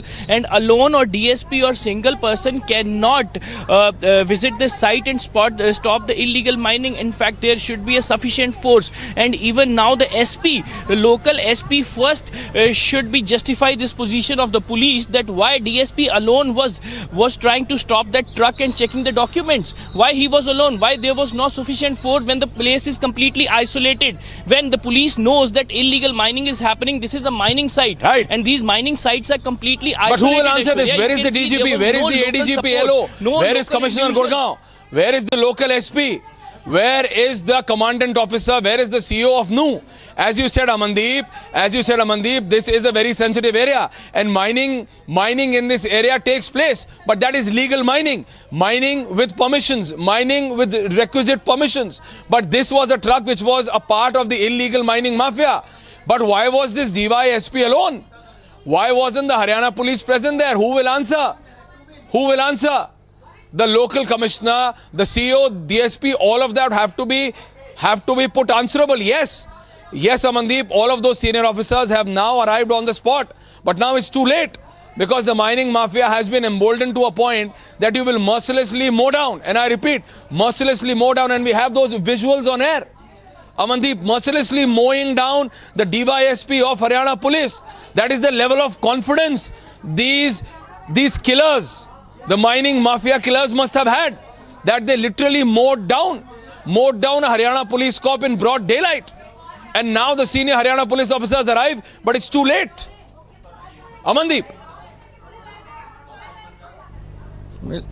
Well, absolutely, Aishwarya, and in fact, their confidence, confidence of the killers were up just because the DSP was alone at a mining site, and in fact, the killers were driving a dumper that is full of illegal stones that were crushed in illegal mining, and in fact, the standard procedure, Aishwarya, procedure is that if the DSP is going to check any illegal mining site, there has to be sufficient force allotted to him. SP local should be in the loop. CP of the area should be in the loop, and in fact local police station has to be informed accordingly, so that any kind of assistance should be provided immediately.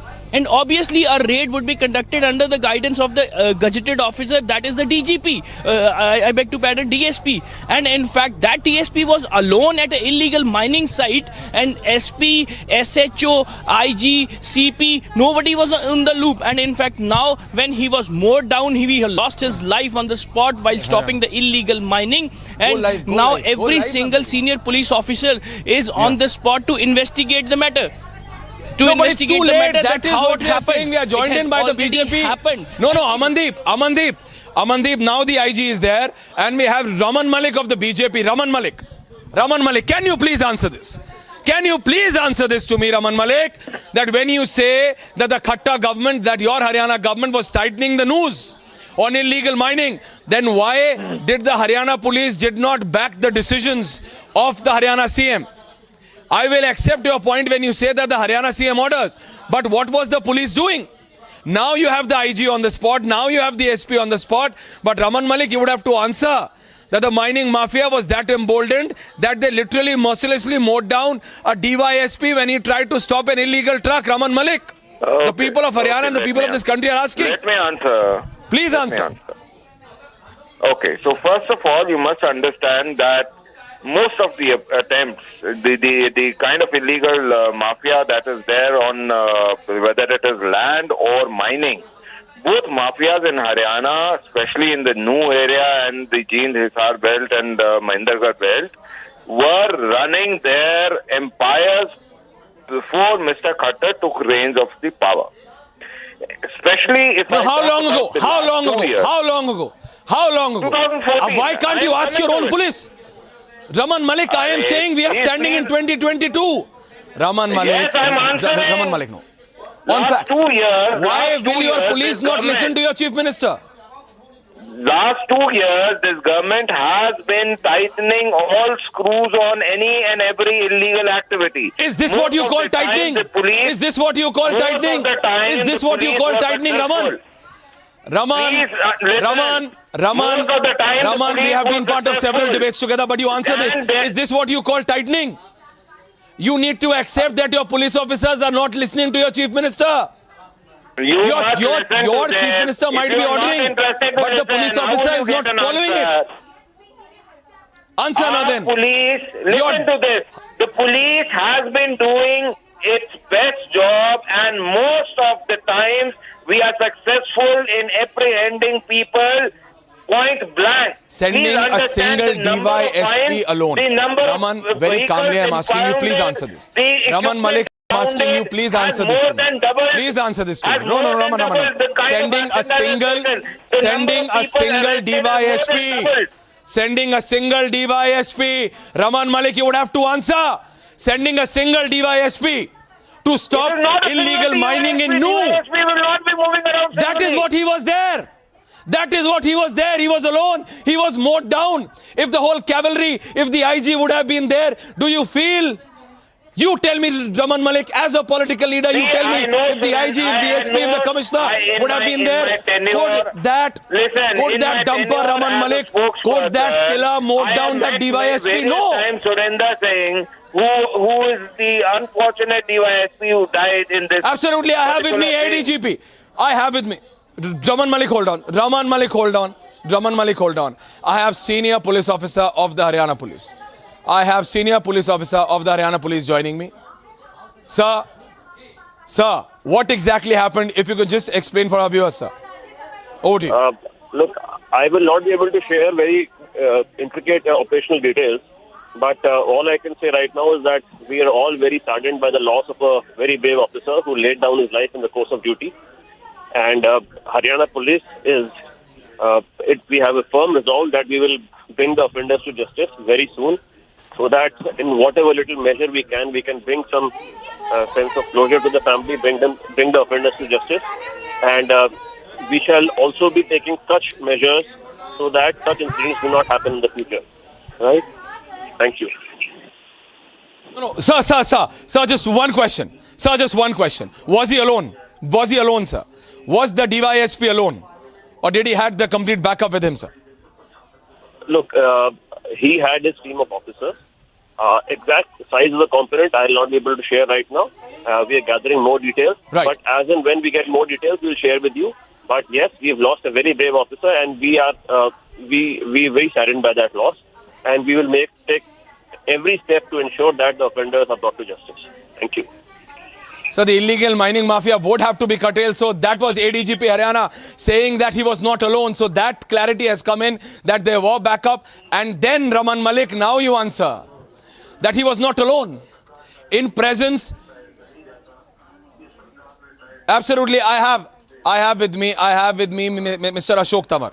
Mr. Ashok Tawar, senior leader of the Aam Aadmi Party, former MP. Ashok Tawar, what is happening? क्या हो रहा है? Ashok Tawar ji.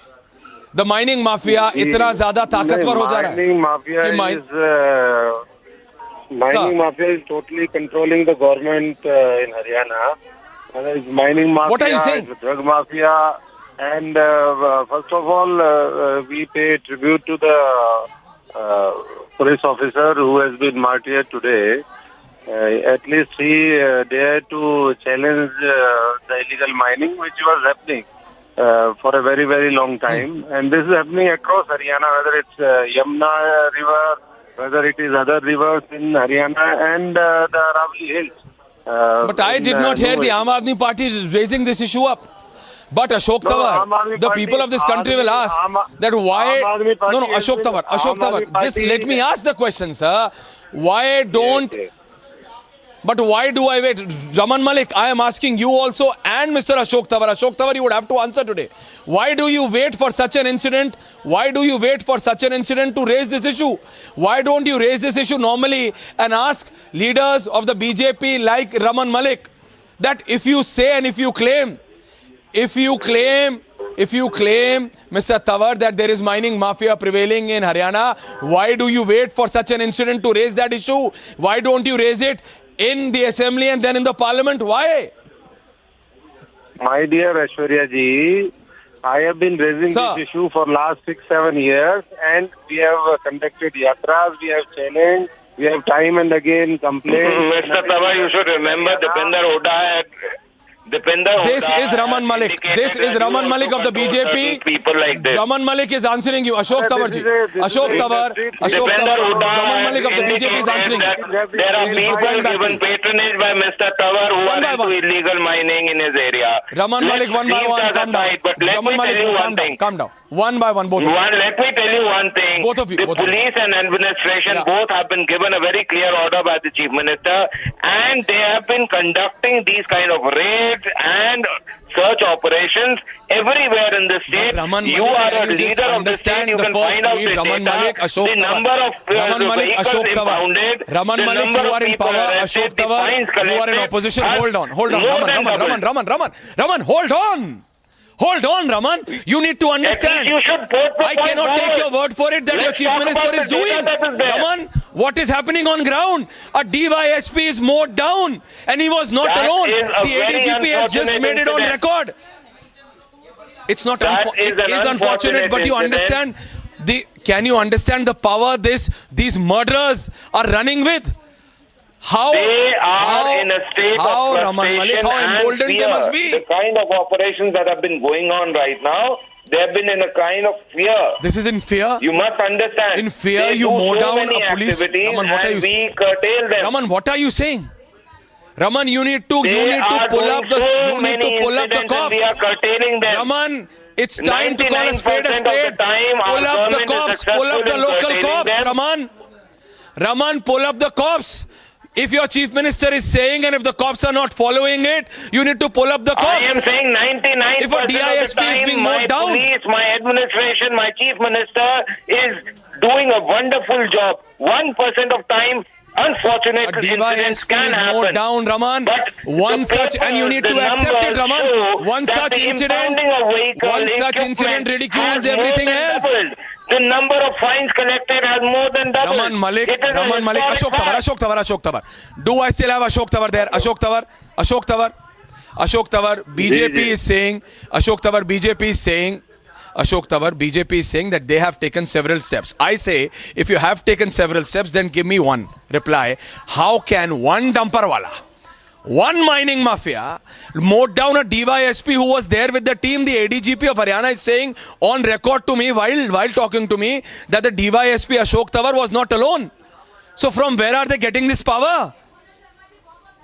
They are getting this power from the BJP leadership. BJP leaders are involved everywhere. They have Hisapati. They are the shareholders. I challenge you to name it on Republic.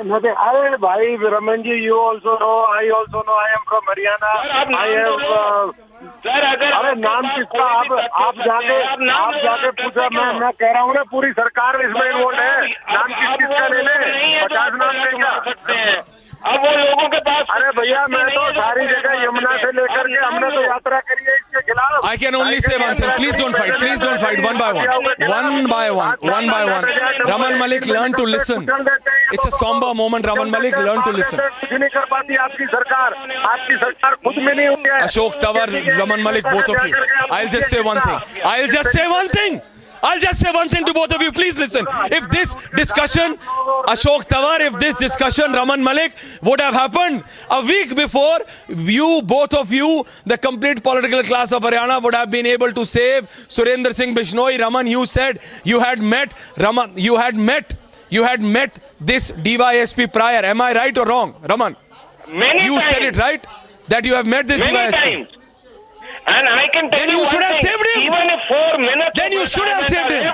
My Haryana police was Then you should have saved him. Any stone unturned for upholding the law. Then you should have saved him, Raman Malik. If you should have saved him. It's your government. If your senior police officers, Raman, I will only say one thing. Ashok Tawar will blame you. You will blame others. Listen. Please tell him to name the leaders that he is complaining about.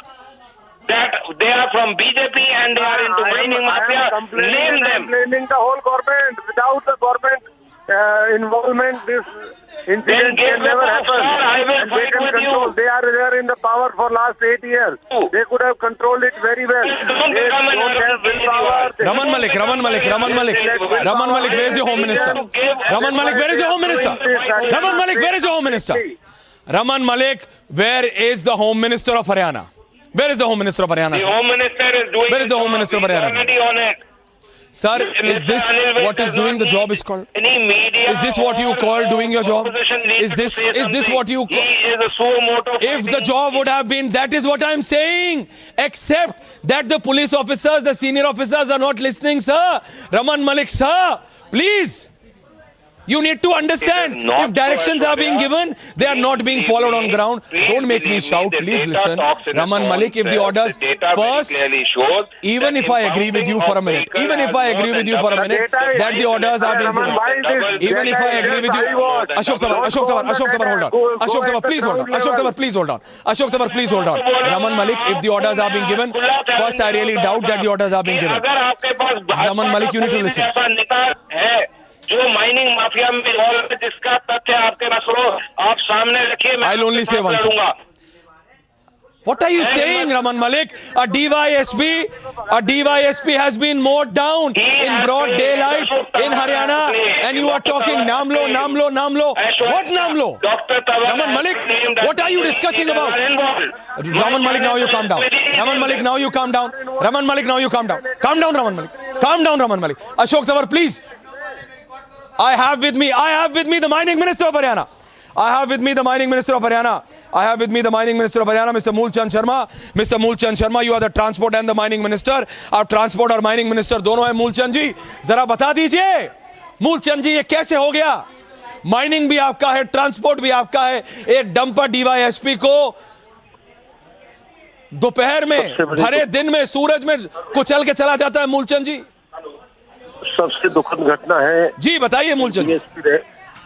सबसे दुखद घटना है DSP के ऊपर जिस तरह dumper ने चढ़ाया, उसको मौत की घाट उतारा। ये मेवात का इलाका है और जहाँ ना है माइनिंग कभी होती या चोरी छुपके ये लोग रात और दिन में कई तरह के काम करते हैं और पुलिस को जब पता लगती है, पुलिस में रेड मारती है और पुलिस इनका पीछे करती है। तो ये घटना जो घटी है ये ताबड़ू के इलाके में घटी है, जहाँ डीएसपी 5 आदमियों को अपने साथ लेके गया था और वहां जाके जब कार्रवाई की उसे डंपर चढ़ा के डीएसपी को जान गंवानी पड़ी। नहीं मूलचंद जी, पहले तो क्या मेवात का एरिया क्या मतलब हरियाणा में नहीं आता क्या? क्योंकि आपने 3 बार बोला मेवात हरियाणा में आता है ना? आप मेरी बात सुनिए जी। मैंने कहा नारनौल, मैं तो सुन ही रहा हूँ, देश सुन रहा है। जी तो मैंने ही कहा है कि ये सारा क्या है कि माइनिंग होती है, ये माइनिंग का इलाका नहीं है जो अपना नूह का क्षेत्र है। तो यहाँ क्या है कि इस तरह की कैसे आ गया ट्रक यहाँ सर?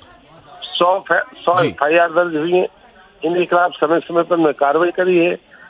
एनजीटी के इनके खिलाफ हमने डंपर जेसीबी को बंद कराया। पर ये क्या फायदा हुआ मूलचंद शर्मा जी? आपकी 100 FIR, आपकी एनजीटी का मूलचंद शर्मा जी, हरियाणा की जनता और देश की जनता सिर्फ इतना जानना चाहती है आपसे कि आपके 100 FIR का क्या फायदा हुआ? आप हरियाणा पुलिस के DYSP जो अपनी टीम के साथ थे उनको कुचल के चले गए। मैं कहता हूं 1000 FIR कर लेते, फायदा क्या हुआ शर्मा जी? उनके पास इतनी ताकत कहां से आ रही है, इतनी शक्ति कहां से आ रही है कि हरियाणा पुलिस के वर्दी पहने हुए DYSP को कुचल के चले गए? आप कह रहे हैं 100 FIR एनजीटी, मैं कहता हूं 1000 FIR हो जाए। अगर वो DYSP को कुचल के चले गए तो क्या फायदा हुआ सर? प्लीज बताएं। नहीं, आपका बिल्कुल सत्य कहना है। हमने क्या है कि इनको भीतर जेल में डाला है, इनके खिलाफ हमने कार्रवाई की है और इस तरह की हौसले के साथ डीएसपी के साथ बदतमीजी है, ये दुखद घटना है। मैं स्वयं इस बात के लिए कहता हूँ सर, मेरा सिर्फ एक ही आपसे सवाल है और मैं मेरा एक ही आखिरी सवाल है सर, क्या इस जैसी निर्मम हत्या के बाद अब FIR से ऊपर स्ट्रिक्ट एक्शन लेगी हरियाणा सरकार? क्या अब लगेगा आपको और खट्टर जी की सरकार को कि स्ट्रिक्टेस्ट पॉसिबल एक्शन लेना चाहिए सर? सख्ती के साथ का एक्शन लेंगे, सख्ती के साथ इलाज करेंगे। आप भरोसा रखिए, विश्वास रखिए।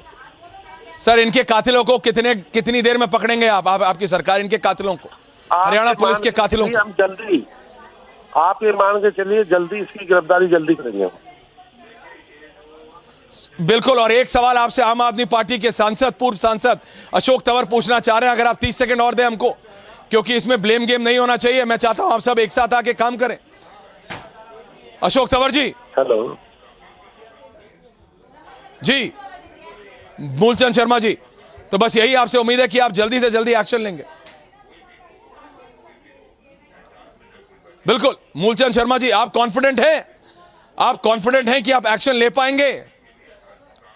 क्योंकि विपक्ष कह रहा है, क्योंकि विपक्ष कह रहा है कि आप ही के पार्टी के लोग इन्वॉल्व हैं। वो कह रहे हैं कि आप कमजोर हो गए, आप कमजोर हैं। राइट। मूलचंद शर्मा जी, कमजोर क्यों लग रहे हो आप? आप पूरे दम से बोलिए ना। So that was Mulchand Sharma, the transport and the mining minister of the Haryana government. So Raman Malik, if you are still there, now I can see he is gone to Republic Bharat. So if the BJP is saying that the chief minister and the home minister, according to the BJP, that their state chief minister and the state home minister had given strict orders, then what was the senior police officers doing? The IG is there now. The CO is there now. The SP is there now. When they should have been there in the morning alongside the DYSP. Because the ADGP says that the DYSP was not alone. So just understand, viewers, that's how emboldened and that's how powerful these murderers, these mining mafia individuals feel. That a Haryana police DYSP with his team is there to stop them, and they will not stop. They will mow him down, mercilessly mow him down. And the transport and the mining minister of Haryana says that there were 100 FIRs. And when I tried to cross-questioning, and I have with me Ashok Tawar. Do I have with me Ashok Tawar of the Aam Aadmi Party? Ashok Tawar. Ashok Tawar, you've been in the Congress, sir. Now you are in the Aam Aadmi Party. You exactly know what happens in Haryana. You exactly know what happens in Haryana. Then why does it take such a cruel incident, such a brutal incident of a killing of a Haryana cop to make Ashok Tawar to speak about the about this illegal mining mafia? Why can't you speak prior to such incidents, Ashok Tawar, when you exactly know what's happening? I am the only one in Haryana who has been speaking day and night. Nothing happens, and that's why I am saying, until people take upon themselves to overthrow these people who are involved in mafia activities, nothing can happen. These political people, they are hand in gloves. They are hand in gloves with mafia. They are hand in gloves with many officers, corrupt officers also. Ask Mulchand मंत्री जी कि कितनी बार इन्होंने पिछले 8 साल के अंदर कितने incident हुए, कितने लोग मर गए, 800 फीट जमीन कैसे खोद दी गई है, और ये जो इंसिडेंट है नू का, दिस इज नॉट एक्सेप्शन. आए दिन इस तरीके से होता है, कभी नोटिस होता है, कभी नहीं होता है. Absolutely, Ashok Tawar, and I've also joined in by my colleague Shavan Sen. Shavan Sen is also there on this news. Shavan, DYSP brutally killed. Shavan. So we are just going to try and connect back with Shavan. I think his phone is on hold. So we are just going to try and back. He might be speaking to other officers of Haryana police. But at this point of time, this is the information. Ashok Tawar is still there with us. Ashok Tawar, you are saying that you have been raising this very issue, but then there has been zero impact. Zero impact, Ashok Tawar, because that's how emboldened the mining mafia in Haryana is. That's how emboldened the mining mafia in Haryana is, Ashok Tawar. I have with me Mr. Rajiv Jaitley. Mr. Rajiv Jaitley, tell me that if you say that your chief minister and the state home minister have ordered, then what were your cops doing? What were your senior cops doing? Your IG is there now. Your CO is there now. Your SP is there now, Mr. Jaitley. Why wasn't Rajiv, the senior officers there when they had to stop this illegal mining truck in the morning? Why? Rajiv, answer this straight away. Can you come again, please? I couldn't hear you properly. Rajiv, are you aware of what has happened in Noo? Yeah, we just got to know about that incident and the killing done by some mafias there in Noo. I'm going to take some feedback from the local, the SSP. We'll come back to maybe shortly, maybe another. Rajiv, no. Rajiv Jaitley, no, don't come back. Just answer this to me, Rajiv. If your chief minister and home minister are ordering, then what are your cops doing? First, I really doubt that any strict action order has been given. And if the chief minister and the home minister, according to your leaders, say that the orders have been given, then what are the cops doing? Because the opposition is saying that your government and officers are hand in glove with the mining mafia. Rajiv, answer. No, this is the reason, because he was taking, strict action against those mafia. This is what happened. I mean, this killing has been done by those mafias, those who were supported by opposition parties, by Congress, by other leaders. Rajiv, can you hear yourself? Rajiv, can you hear yourself? Rajiv, can you hear yourself? You are saying that an officer who was acting strict has been mowed down by a mining mafia which was weak? No.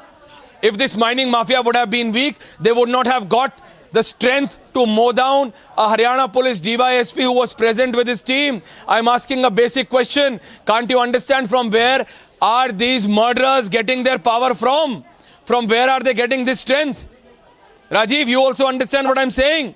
Answer clearly. The people of this country are watching, Rajiv. I am getting your point. This entire area, this is called Mewat. Mewat area is supported by... Is it in Haryana or not? People. It has been I have everyone. Every leader of the BJP, of the opposition, of the police officers coming Mewat. I am asking very clearly, is Mewat in Haryana or not? Yes or no, Rajiv Jaitley?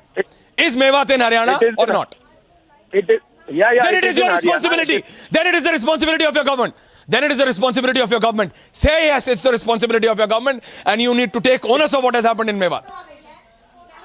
We will take a strict action against those people, those who are involved in this killing, and we are going to take very strict action, and we will see what kind of reactions we will get from the opposition leaders, those who were supporting these mafias engaged in different, unethical and illegal activities. Ashok Tawar of the Aam Aadmi Party is saying that your leaders are involved. You are saying opposition is involved. The mining mafia is openly killing Haryana police officers in broad daylight. What is happening? That is what I am saying. I am going to speak to the SSP of that Nuhu area, and I'll come back to you. I was occupied with something else. I just got to know about this incident. I will surely going to give you my bite, but let me get some more information on it. No, you need to get information, and I really hope that you are able to speak to Anil Vij, because we are unable to connect with him. Where is the Home Minister of Haryana, Anil Vij, who was in Surajkund just till 24 hours prior? But where is Anil Vij now, and what action is being taken? We are going to come back, but that's the latest information coming in. That is the latest information coming in, that the officer, that the Haryana Police DYSP was not alone. Back to you in the studios.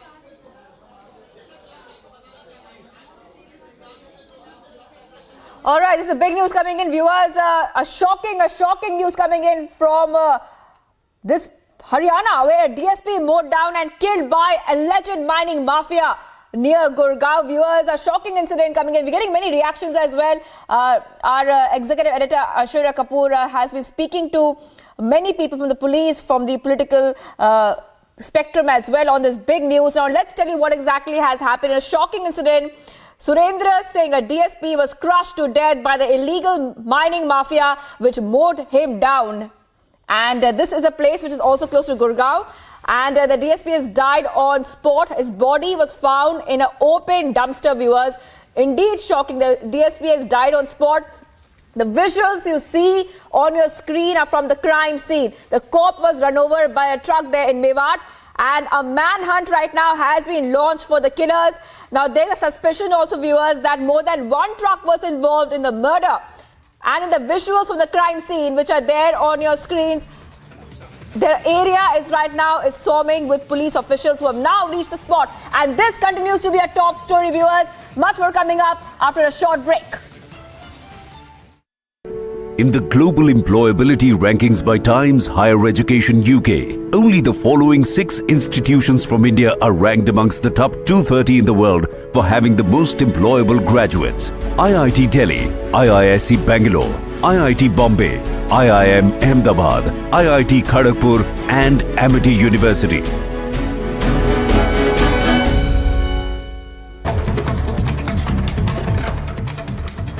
And here's a look at some news in brief. Former Kerala Minister Thomas Isaac has received a summons by the ED that he went on to deny responding to, alleging that the summons had been leaked to journalists before it had reached his doorstep.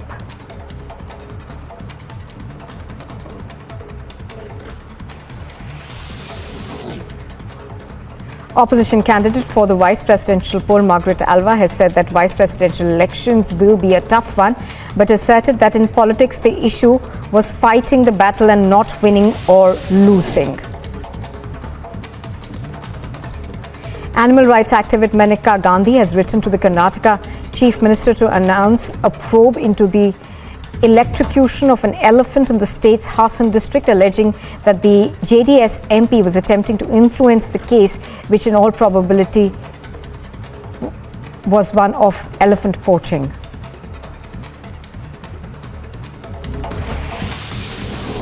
Police in Kerala have registered a case in connection with an alleged incident where young women and girls who appeared for the national eligibility cum entrance test were asked to remove their undergarments to be allowed to write the exam in the Kollam district.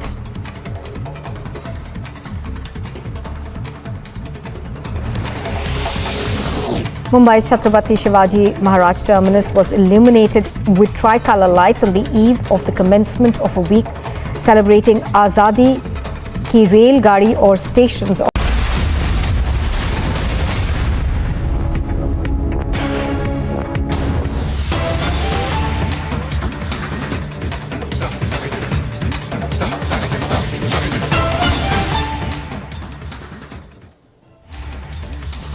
And we continue to be live and breaking right now, and this is the top story that we are tracking at this point of time, where in a shocking incident in Haryana, Surendra Singh, a DSP, was crushed to death by the illegal mining mafia viewers, which mowed him down. I repeat, which mowed him down there. The DSP died on spot. His body found in an open dumpster. Niranjan is joining us for more. Niranjan, over to you. This is a shocking incident which is coming in, and right now police officials are on spot.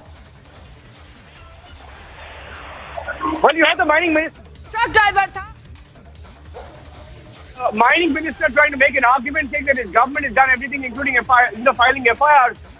The BJP government in Haryana seems to be on the back foot right now. I think we had Pratik Stone joining us of the JJP, an ally of the BJP, on the phone line. Pratik, are you there? Pratik, can you hear me?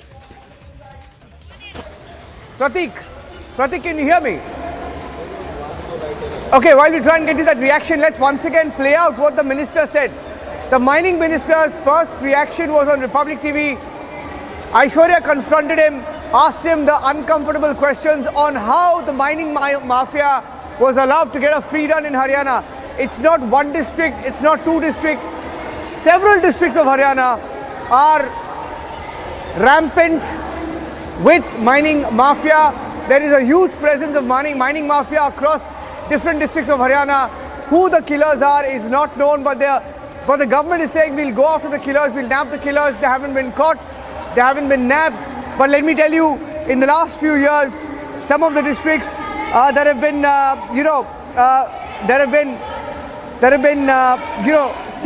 seen a presence of the mining mafia: Panchkula, Yamunanagar, Karnal, Panipat, Sonipat, Faridabad, Gurugram, Mewat, Mahendragarh, Bhiwani, Charki Dadri, and there are so many complaints of mining mafia being rampant in all of these districts.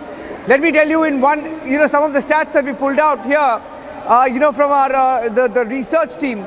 The Mahendragarh district alone in Haryana has seen 149 FIRs, 243 vehicles seized in the last 13 months. In the last 13 months itself, a CAG report in 2018 spoke about how 1,476 crore was allegedly lost due to the mining mafia. That's how much of resources this mining mafia looted.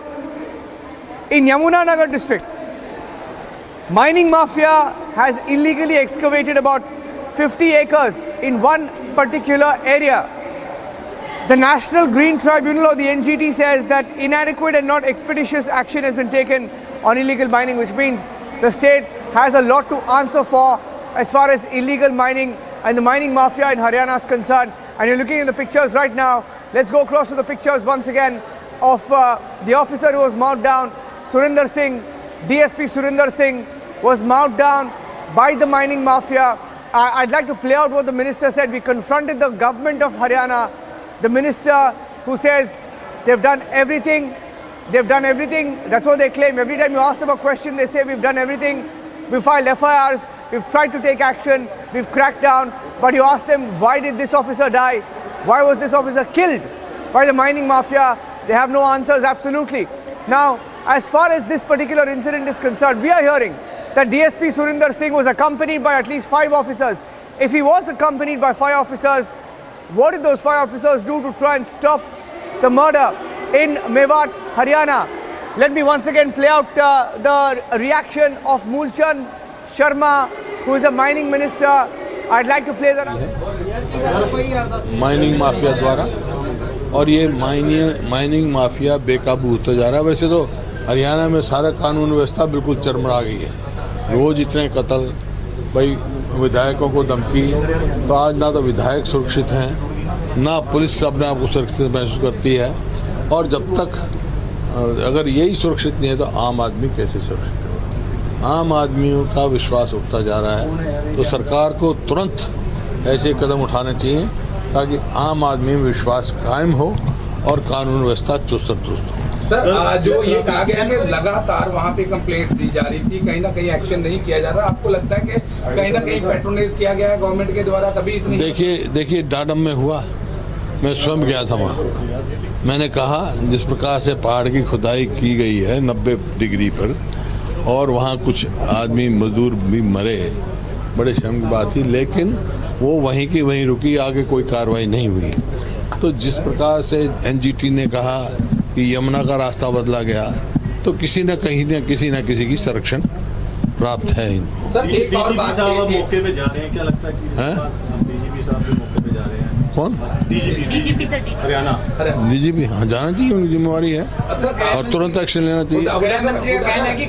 कार्रवाई की जाए, आप लोग करनी चाहिए कि धमकियां मिल रही हैं एमएलए को, अभी उसके बाद ये घटना। हाँ, हम तो गवर्नर साहब को मिले थे, मैं तो उस टाइम भी कहा था, सवाल इस बात का नहीं है विधायकों को धमकी मिलनी, आम आदमी अपना सुरक्षित महसूस कराता है। ऐसा प्रतीत होता है जैसे हरियाणा में सरकार ही नहीं है। तो जब तक ये और नहीं बदलेगा, सुरक्षित ये कानून व्यवस्था जो है कायम नहीं होगी, चुस्त दुरुस्त नहीं होगी, तो ये प्रदेश के लिए अच्छी नहीं है। फिर इस किस्म की अपराध बढ़ते रहेंगे। सरकार ये कह रही है कि कांग्रेस के राज में इलीगल माइनिंग शुरू हुई थी। कोई इलीगल माइनिंग नहीं थी कांग्रेस। सर जैसे इंसिडेंट हुआ है, we can see that it's a heinous crime. Officer वहां जाते हैं, टीम के साथ हाथ देते हैं, उसके बावजूद भी होता है। आपको लगता है कहीं ना कहीं जो इलीगल माइनिंग माफिया, उनका इतना हाथ खुल चुका है, they don't bother whether it's a police officer और नॉट? अब या तो बेकाबू है या संरक्षण प्राप्त। ठीक है sir.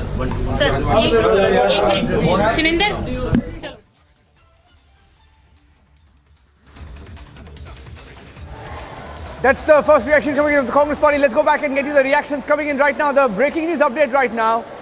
Breaking news update right now. Before I get you that, let's tell you what the minister has said. The minister who spoke, we confronted him on how the mining mafia was getting a free run. Listen in. सबसे दुखद घटना है जी, बताइए Moolchand.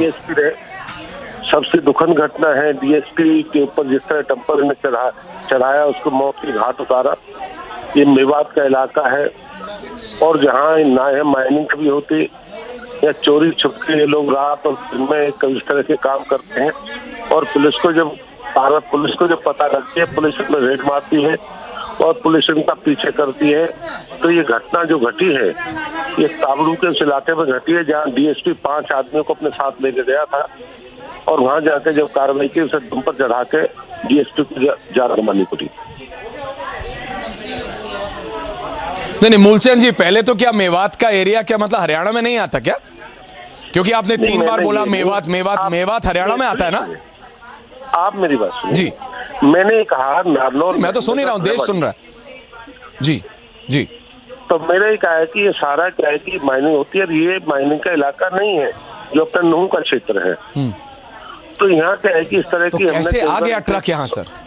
100 FIR दर्ज हुई है, इनके खिलाफ समय समय पर मैं कार्रवाई करी है। एनजीटी के तहत इनके खिलाफ हमने डंपर जेसीबी को बंद करा है। पर ये क्या फायदा हुआ मूलचंद शर्मा जी?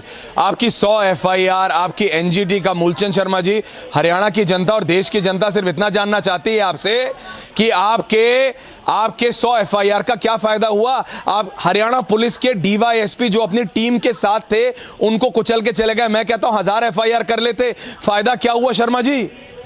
उनके पास इतनी ताकत कहां से आ रही है, इतनी शक्ति कहां से आ रही है कि हरियाणा पुलिस के वर्दी पहने हुए डीवाईएसपी को कुचल के चले गए। आप कह रहे हैं 100 एफआईआर एनजीटी, मैं कहता हूं 1000 एफआईआर हो जाए। अगर वो डीवाईएसपी को कुचल के चले गए तो क्या फायदा हुआ सर, प्लीज बताएं। नहीं, आपका बिल्कुल सत्य कहना है। हमने क्या है कि इनको भीतर जेल में डाला है, इनके खिलाफ हमने कार्रवाई की है और इस तरह की हौसले के साथ डीएसपी के साथ बदतमीजी है, ये दुखद घटना है। मैं स्वयं इस बात के लिए कहता हूँ सर, मेरा सिर्फ एक ही आपसे सवाल है और मैं एक ही आपसे मेरा एक ही आखिरी सवाल है सर, क्या इस जैसी निर्मम हत्या के बाद अब एफआईआर से ऊपर स्ट्रिक्ट एक्शन लेगी हरियाणा सरकार? क्या अब लगेगा आपको जो है कई बार ऐसे मामले आए हैं? नहीं, बिल्कुल किसी को नहीं बख्शा जाएगा, सख्त से सख्त कार्रवाई की जाएगी।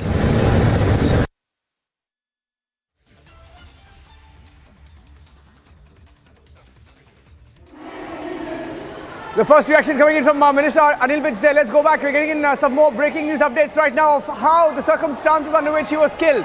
He was conducting a raid. When he was run over by a truck. और ट्रक के नीचे कुचल दिया, मौके पे ही मौत होगी, क्या कहेंगे? बिल्कुल सख्त कार्रवाई करने के मैंने आदेश जारी कर दिए हैं, चाहे जितनी भी पुलिस लगानी पड़े, जितनी भी फोर्स बुलानी पड़े, आसपास के जिलों की बुलानी पड़े, हम पूरी कार्रवाई करेंगे और किसी को भी हम बख्शेंगे नहीं। साहब, इस तरीके के जो है पूरे प्रदेश में, यमुनानगर में भी जो है कई बार ऐसे मामले आए हैं। नहीं, बिल्कुल किसी को नहीं बख्शा जाएगा, सख्त से सख्त कार्रवाई की जाएगी।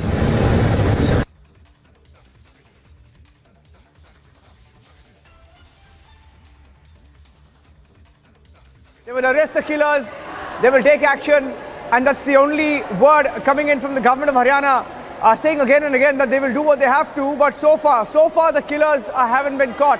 And that's the breaking news update. We have some more reactions coming in and some more details of the circumstances under which this officer, a DSP rank officer, very senior officer, was killed. He was run over by a truck in Mewat, Haryana, killed by the mining mafia. He was there as part of a raid. And the raids were being conducted in Mewat. We're putting up the details on the screen right now. Raids were being conducted. He tried to stop a truck, and when he tried to stop a truck, asked for details, documents, and the truck did not stop, ran over him in that path that you see there. And one of the trucks that ran over this officer, DSP Surinder Singh, was carrying stones mined illegally. And that's the big breaking news update on your screen right now. I'm handing it back to you for now. Let's put out the details, please. Let's put out the details of the circumstances under which this officer was killed. This officer was run over. We're putting out the details on your screen right now. And the first reaction from the Home Minister was that they will make arrest. But so far, we are being told that nobody has been arrested yet. And that's the big breaking news update. Aishwarya is back with me. Aishwarya, I'm handing it over to you. Aishwarya, what more are you picking up? We are joined in by the Congress leader, Rai Singh. The latest information coming in, Rai Singh, senior Congress leader, Rai Singh. The Home Minister of Haryana is saying, Anil Vij is saying, सख्त से सख्त कार्रवाई की जाएगी, the strictest possible. बड़े बड़े gangsters और बड़े पैमाने पर संगठित अपराध हरियाणा के अंदर एंटर कर चुका है। बड़े दुर्भाग्य की बात है, आज हरियाणा के 5 विधायकों को पिछले 10 दिन में जान से मारने की धमकी दी गई है और सरकार इस पे ना तो दोषियों का पता कर पा रही, ना उन विधायकों को अपने सुरक्षित माहौल वातावरण दे पा रही है। तो आज आम जन का क्या होगा? कहीं खनन माफिया बार बार अपना गंदा चेहरा हरियाणा के लोगों के सामने दिखा रहा है। दोषियों के खिलाफ सजा हो, लेकिन हरियाणा सरकार भी जिम्मेदारी से नहीं भाग सकती। मुख्यमंत्री जी स्वयं जिम्मेदारी लें और श्वेत पत्र हरियाणा के कानून व्यवस्था पर जारी किया जाए, सरकार के द्वारा मैं मांग करता हूँ। डीएसपी की मौत हो जाती है, डीएसपी की मौत होना कितनी गंभीर मसला ये जैसे मैं समझता हूँ कि आज कानून नाम की चीज नहीं है। बार बार हम एक बात कह रहे हैं, हरियाणा में कानून नाम की चीज नहीं, हरियाणा में सरकार नाम की चीज नहीं दिख रही। आज जिस प्रकार से हर रोज फिरौतियों के मामले, हत्याओं के मामले, चेन स्नैचिंग के मामले, यहाँ तक कि आम आदमी छोड़िए, विधायकों को जान से मारने की धमकी दे के फिरौती मांगी। 5 विधायकों को इस समय फिरौती की धमकी मिली हुई है, 5 विधायकों को। ये स्थिति हरियाणा के अंदर। हरियाणा में लॉ एंड ऑर्डर ब्रेकडाउन हो चुका है। हम मांग करते हैं सरकार जिम्मेदारी ले और पूरे प्रदेश के सामने श्वेत पत्र जारी करे। Was Congress leader Randeep. So that was Mr. Huda, Congress member. Absolutely. We have Haryana Speaker. We have Haryana Assembly Speaker online with us. Speaker साहब, क्या हो रहा है हरियाणा में? खुलेआम हरियाणा पुलिस के ऑफिसर्स को रौंदा जा रहा है, मारा जा रहा है। नहीं, देखिए ये घटना हुई है, बड़ी दुर्भाग्यपूर्ण घटना है और बहुत इसकी जितनी निंदा की जाए कम है। लेकिन ये जो दुर्घटना हुई है, जिस भी व्यक्ति ने ये कृत्य किया है, जिस व्यक्ति ने ये एक सरकारी अधिकारी को मौत के घाट उतारा है, सरकार पूरी तरह से ऐसे लोगों को रोकने के लिए, इनके ऊपर कार्रवाई करने के लिए, इनको जेल में डालने के लिए पूरी तरह से तत्पर है। और निश्चिंत रहिए आप, ऐसे लोगों बख्शेंगे नहीं। स्पीकर साहब निश्चिंत कैसे रहे? स्पीकर साहब निश्चिंत कैसे रहे? स्पीकर साहब, आज सिर्फ हरियाणा की जनता नहीं, देश की जनता कह रही है कि मुख्यमंत्री कहते हैं कि कड़ी कार्रवाई होगी, रोका जा रहा है। और इन माइनिंग, ये जो इलीगल माइनिंग मर्डरर्स हैं, ये जो कातिल हैं, इनकी ताकत इतनी हो जाती है कि हरियाणा पुलिस के डीवाईएसपी को सूरज तले रौंद के चले जाते हैं। सर बिल्कुल, जो आपने कहा बिल्कुल चिंता का विषय है और एक इसके ऊपर सरकार बहुत गंभीर है और जल्दी ही ऐसे लोगों को जो जिन्होंने किया है सजा में वो जेल के अंदर होंगे, सलाखों के पीछे होंगे और कड़ी से कड़ी जो सजा उनको दे सकते हैं हम देंगे। ज्ञानचंद जी, सर आप खुद एक इतनी महत्वपूर्ण कुर्सी पे बैठे हैं, आप खुद हरियाणा असेंबली के स्पीकर हैं, क्या आप सवाल करेंगे, कि आप पूछेंगे, सरकार से पूछेंगे भाई कि आखिरकार अगर आपने आदेश दिया था तो वो कौन सा अफसर था पुलिस का जिसने फॉलो नहीं किया, और अगर आदेश नहीं दिया तो क्यों नहीं दिया? क्योंकि सर विपक्ष कह रहा है कि इस इलीगल माइनिंग में कई लोग शामिल हैं, कई बड़े लोग शामिल हैं। जी सर। देखिए ये बात सही है आपकी कि कुछ स्थानों से इलीगल माइनिंग की शिकायतें आती हैं, लेकिन सरकार उनके ऊपर कार्रवाई करती है और बहुत सारे जो इलीगल माइनिंग के लोग हैं उनको जेलों के अंदर डाला भी है। लेकिन एक ये जो माफिया है, ये एक बहुत बड़ा नेक्सस है, इसको तोड़ने का प्रयास कर रही है और निश्चित तौर पर सरकार इनके खिलाफ जल्द से जल्द इनके खिलाफ एक्शन करेगी और ये नेक्सस है, इसको तोड़ने की कोशिश करेगी। स्पीकर साहब, सिर्फ एक आखिरी सवाल, आपने कहा तोड़ने की कोशिश, लेकिन दिख रहा है सर आपको भी और हमको भी और फिर प्रदेश की जनता को भी कि ये पूरी तरह कामयाब नहीं, वो सक्सेसफुल नहीं हो पा रहे हैं। अगर सक्सेसफुल होते सर, कहीं ना कहीं किसी ना कहीं से तो इनको ताकत मिल रही है, उस ताकत के स्रोत को तोड़ने की जरूरत है सर। आपको नहीं लगता सर ऐसा? बिल्कुल ठीक है आपकी बात। बिल्कुल एंड तक इसका जो एंड जो है वहां तक, इसके आखिर तक जाकर के ऐसे लोग जो भी इसके अंदर शामिल है, ये जिनका इनको ऐसे लोगों को, माफिया को संरक्षण है, ऐसे लोगों को भी हम एक्सपोज करेंगे जो लोग ये जो माइनिंग का माफिया जो है, ऐसे लोगों को संरक्षण दे रहे हैं। बिल्कुल। So that was the speaker of Haryana assembly. Thank you very much sir, बहुत बहुत धन्यवाद आपका। वो कह रहे हैं कि अब एक्सपोज करेंगे, लेकिन मेरा ये मानना है एक्सपोज नहीं, एक्शन होना चाहिए। Action should follow now. After very short break we are going to be back on this breaking news. Don't go anywhere, very short break, coming back.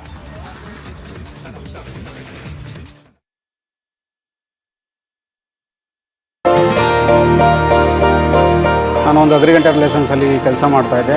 ಅದರಲ್ಲಿ ನಾನು ಸಂಪಾದನೆ ಮಾಡಿದಂಥ ಹಣ ಡೈಲಿ 25ರಿಂದ 30% ಹಣ commission ಹೋಗ್ತಾಯಿತ್ತು.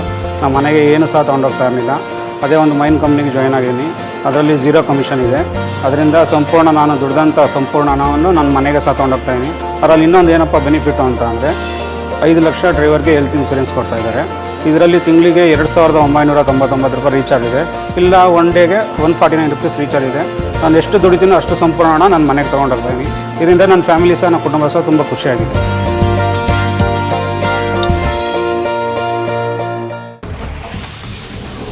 Police in Kerala have registered a case in connection with an alleged incident where young women and girls who appeared for the national eligibility cum entrance test were asked to remove their undergarments to be allowed to write the exam in the Kollam district.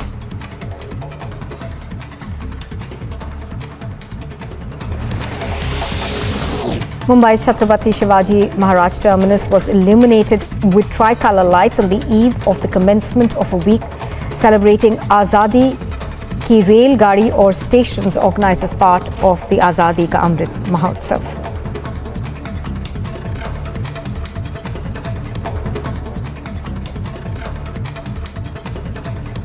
And here's a look at some news in brief. A person was repeatedly stabbed over allegations of him watching former BJP spokesperson Nupur Sharma's video. Now 2 people have been arrested in connection with the incident that took place in Bihar's Sitamarhi.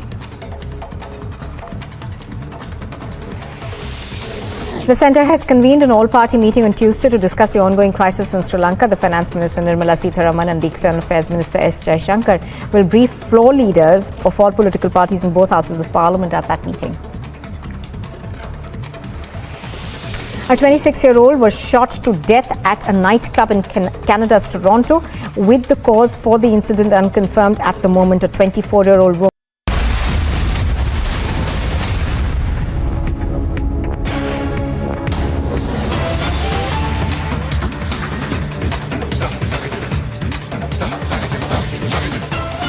Well, viewers, we continue to be tracking this top story right now. We're getting some exclusive details of how the DSP was killed as well. That's the big story we've been tracking. A DSP is moved down in Mewat. And we have learned that the DSP had arrived at the spot where the illegal mining was happening. I'm being joined by Kiran Bedi on the phone line. Thank you for joining us here. This is a very unfortunate incident coming in, and it really shows that much has to be done when it comes to areas like Mewat, where there is illegal mining and mafia which is running free. Yes, I've heard so also. I've also heard about it. I've heard about it, and I think yes, ma'am, go ahead. Something drastically needs to be checked like this. That, for instance, use of greater technology and also accountability of the elected panchayats there, the panchayats, the local bodies. I think they need to be made more accountable. Residents of the area are afraid to give information. So 2 things could be done. One is greater use of technology, cameras, maybe mobile cameras. Maybe the mobile cameras keep going, walking. Unless we do that, they have the mafia will not come under control. So this is an organized crime which needs to be brought under watch, and that would mean maybe a camera on the truck which does a truck patrolling, so that you can capture it on the video camera. And secondly is that all these villages have panchayats, elected or yet to be elected. So I think we need to also fix responsibility on the panchayat, because panchayats know what is exactly happening. I think these are 2 important things. Third is the organized crime, which is already on record. Criminals known to be on record and active. They need to be continued to be pursued. So I think truck patrolling mounted with cameras may not be a bad idea, because that gives protection to the police also when they are in a better vehicle. That is what well, also, ma'am, what is very important to note here is that the mining mafia has killed the DSP. It's a very brazen kind of an attack that we are seeing here. What do you think is the lapse? Where was the lapse, according to you, that we have come to a stage today where a person from the police was killed? It looks like that the killers have no fear of the law. So we're such vulnerable. Look, organized crime is desperate, because for them, committing the organized crime is big money. So at the cost of getting big money, they would do anything. And then they get it done. They don't do it directly. It's like being done. Like, for instance, now the accused would be the driver of the earth mover or the vehicle which has bowed him down. So it's not them. It's not them. But the fact is that he could probably say it was negligent driving. So I think that the time will tell how the law takes its own shape.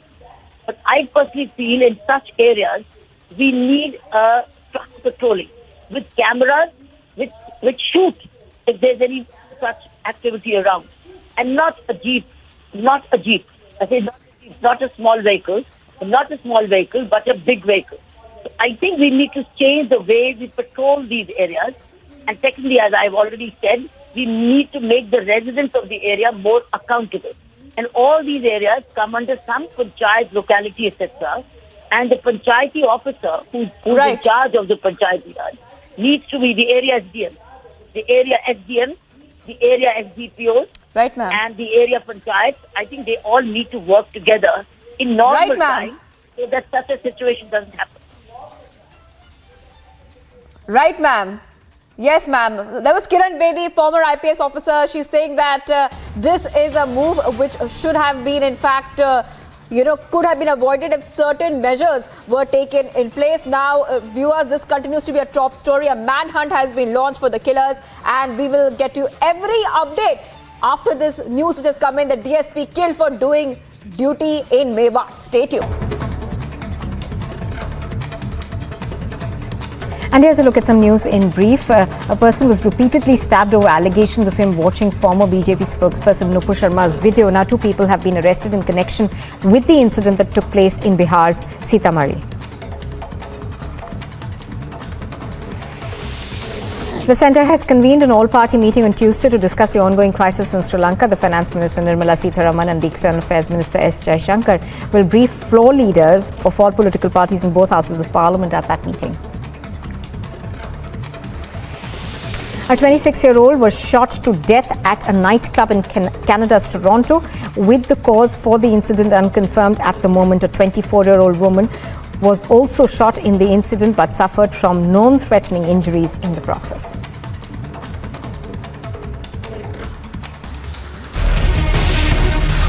As the tussle grows more intense between the Shinde and Uddhav camp, Shinde will meet the MPs of his faction, reaffirming their claim in the parliament. Shinde claimed that his camp has 18 MPs and denied the claim of having just 12 MPs. He also said that he has unwavering faith and trust in the judiciary with regards to Uddhav's plea in Supreme Court for the disqualifications of MLAs. अद्याप खासदार भेटले नाहीत, उद्या नक्की भेटतील. 12 कशाला 18 खासदार आहेत आपले, सगळे भेटतील. आणि आता मी भेटलो, वकिलांच्या बरोबर चर्चा केली. ओबीसीचा जो प्रश्न आहे अतिशय महाराष्ट्राच्या ओबीसी समाजाच्या दृष्टीने महत्त्वाचा आहे. राज्य सरकार ओबीसी समाजाला न्याय देण्यासाठी कटिबद्ध आहे, त्यामुळे तो विषय महत्त्वाचा घेऊन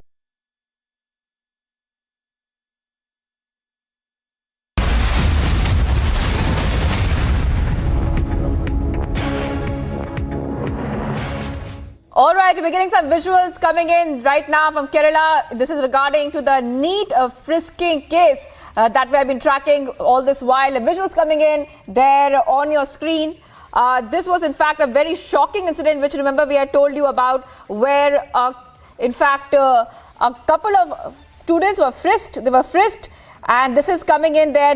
These are the protest visuals. Remember, in the wake of the NEET frisking case, the Kerala police has also called for an identification parade of the agency staff who were given a contract of checking the NEET ward entrance, as well as college staff who were present in the center. So this is the big news coming in, viewers. And the protests are happening. The NSUI is protesting on the NEET frisking row there. Visuals of that coming on your screen. Now, complaint was filed by the parent of a candidate appearing for the NEET exam there, where when we accessed that complaint, the parent had alleged that his daughter was asked to remove her innerwear, even though the dress code mentioned in the protocols has no mention of the same.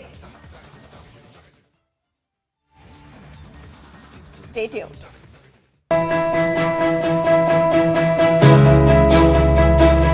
Getting a cab these days is nearly impossible because half the time you don't get rides. Even if your cab gets booked, you're not sure when it is going to get cancelled or how much you're going to pay. Now, answering all this, Mind has come up with beautiful solutions whereby we don't have a surge rate here because they go by government prescribed rates. Not just that, Mind has a beautiful feature where you incentivize the driver, ensuring that he will come and pick you up on time. So, thanks Mind.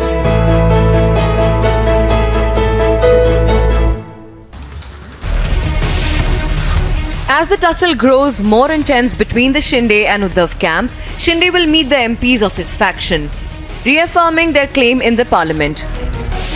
Shinde claimed that his camp has 18 MPs and denied the claim of having just 12 MPs.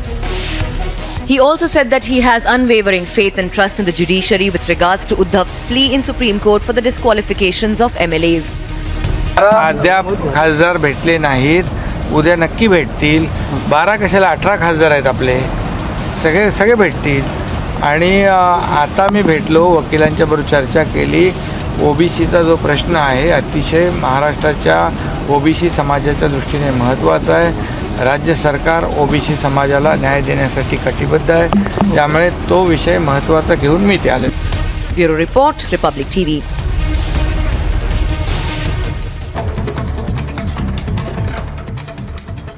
And here's a look at some news in brief. Former Kerala Minister Thomas Isaac has received a summons by the ED that he went on to deny responding to, alleging that the summons had been leaked to journalists before it had reached his doorstep.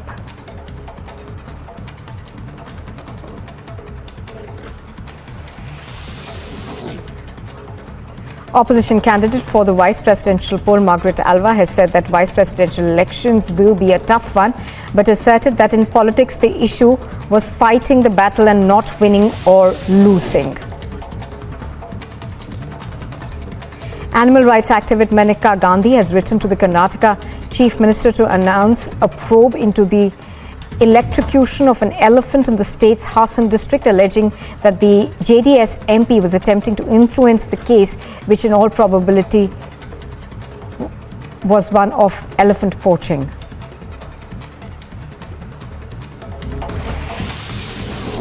Police in Kerala have registered a case in connection with an alleged incident where young women and girls who appeared for the national eligibility cum entrance test were asked to remove their undergarments to be allowed to write the exam in the Kollam district.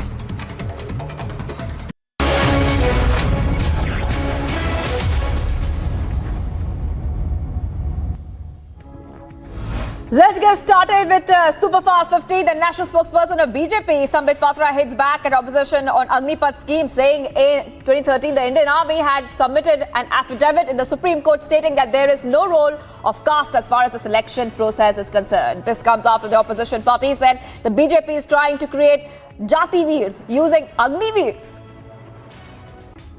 एक individual ने इस पे PIL दाखिल किया था supreme court में और कहा था कि जातीय और धर्म के आधार पर क्यों ये कॉलम होते हैं इंडियन आर्मी में। तो 2013 में ही एक सत्यपत्र अर्थात एफिडेविट सबमिट करके भारत की सेना ने सुप्रीम कोर्ट में अपने मत को स्पष्ट किया था और कहा था कि there is no role in the selection process as far as caste is concern. कोई रोल नहीं है।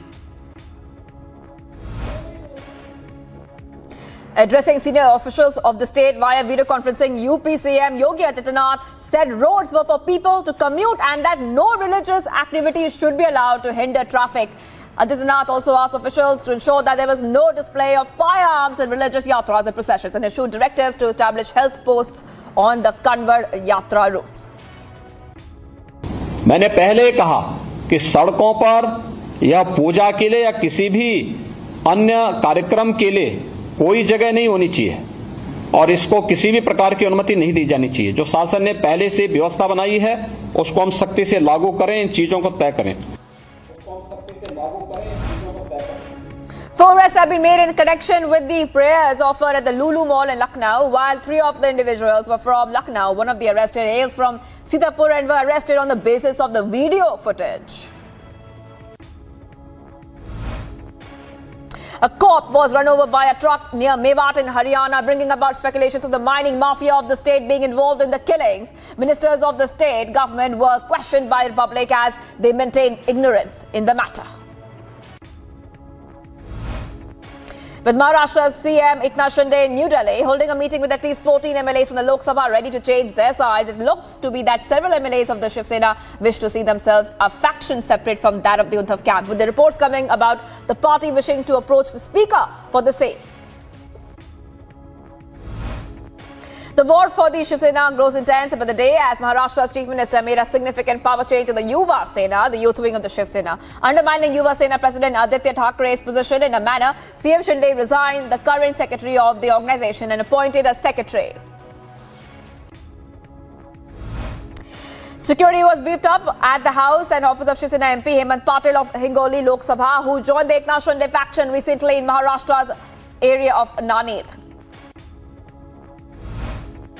A school secretary principal, school correspondent and 2 teachers have been sent to 15-day remand in connection with the suicide case of a minor in Tamil Nadu's Kallakurichi. In response to the deceased girl's father plea, the Supreme Court refused to grant an interim stay on the second post-mortem ordered by Madras High Court. The Supreme Court further agreed to hear a plea by the parents of the school girl from Kallakurichi seeking urgent hearing of petition seeking to include a medical expert of the choice in the team that will conduct the autopsy.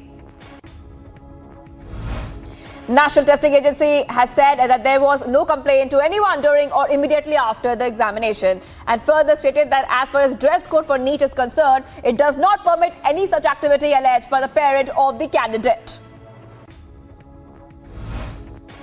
In a big lead, the Youth Congress Vice President Sabrinathan has been taken into custody. Remember that he called in for questioning over alleged conspiracy to harm CM Pinarayi Vijayan in the flight where Youth Congress workers raised slogans. The police has also accessed crucial WhatsApp chats of Youth Congress members where Sabrinathan has texted giving instructions to their members to board some flight and raise slogans. BJP moved Calcutta High Court over the issue of not getting permission to hold a political meeting on July 21st. BJP's lawyer told the court that they were denied permission to hold a political rally in Havra rural for the campaign for Prime Minister works. Aam Aadmi Party leader Sanjay Singh, reacting on Delhi CM Arvind Kejriwal's request for visiting Singapore being not accepted by PM Modi, said that the Modi government is a failed government and have a problem with Kejriwal's visit to Singapore. Kejriwal का model असली model है, मोदी का model नकली model है। रोजगार देने में मोदी सरकार फेल, शिक्षा देने में मोदी सरकार फेल, पानी देने में मोदी सरकार फेल, बेरोजगारी दूर करने में मोदी सरकार फेल, महंगाई दूर करने में मोदी सरकार फेल। तो हर मोर्चे पे जो एक फेल सरकार है। BJP leader Narendra Singh Tomar on MSP committee said that PM Modi has always been determined towards the welfare of farmers. Tomar further said that the opposition has never been interested in common man issues. माननीय प्रधानमंत्री जी ने कहा था कि MSP को प्रभावी और पारदर्शी बनाने, प्राकृतिक खेती पर बल देने और क्रॉप डाइवर्सिफिकेशन जैसे विषयों पर विचार करने के लिए एक समिति बनाएंगे। प्रधानमंत्री जी के घोषणा के अनुसार सरकार ने समिति का गठन कर दिया है। Congress leader Mallikarjun Kharge said that the opposition parties have come together to stay a protest against central government on inflation and hike in GST prices. आना कि ऐसे जो प्राइस राइज के ऊपर एजिटेशन हो रहा है, इन्फ्लेशन के ऊपर हो रहा है और जो अन्याय छोटे मोटे चीजों पे है, जो दूध है, दही है, पनीर है, ये ऐसे चीजों पे रोजमर्रा चीजें हैं, एसेंशियल कमोडिटीज है, इस पे जो टैक्स जीएसटी टैक्स उन्होंने लगाया है उसके बारे में हम अंदर जाकर अपनी बात भी रखेंगे और लड़ेंगे। BJP leader Pashupati Nath, reacting on opposition's protest in parliament, said that the government is aware about the inflation and opposition should not create a ruckus over it. पूरा देश के लोगों की नजर देखिए, पार्लियामेंट लोकतंत्र का मंदिर है। 135 करोड़ की आबादी है देश में, सभी का नजर है पार्लियामेंट हाउस में कि हमारा सांसद, हमारा प्रतिनिधि क्या करता है, नहीं करता है। इससे विपक्ष इस संबंध में पूरे देश में एक गलत मैसेज जा रहा है। विपक्ष को पार्लियामेंट चलने देना चाहिए। Deputy CM Brajesh Pathak said that the Congress party has no agenda and always intervenes in between the country's development. आप जानते हैं कांग्रेस पार्टी के पास कोई नीति एजेंडा तो है नहीं, देश के विकास में हमेशा बाधा उत्पन्न करते हैं।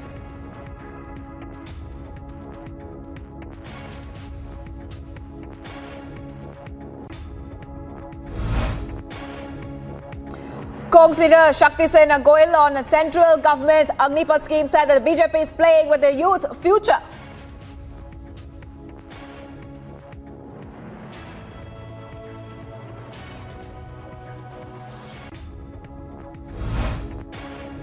BJP leader Sanjay Jaiswal revealed that the LOP of Bihar, Tejasvi Yadav, wishes to form a government with BJP, and said Tejasvi wanted BJP to save him from going to jail.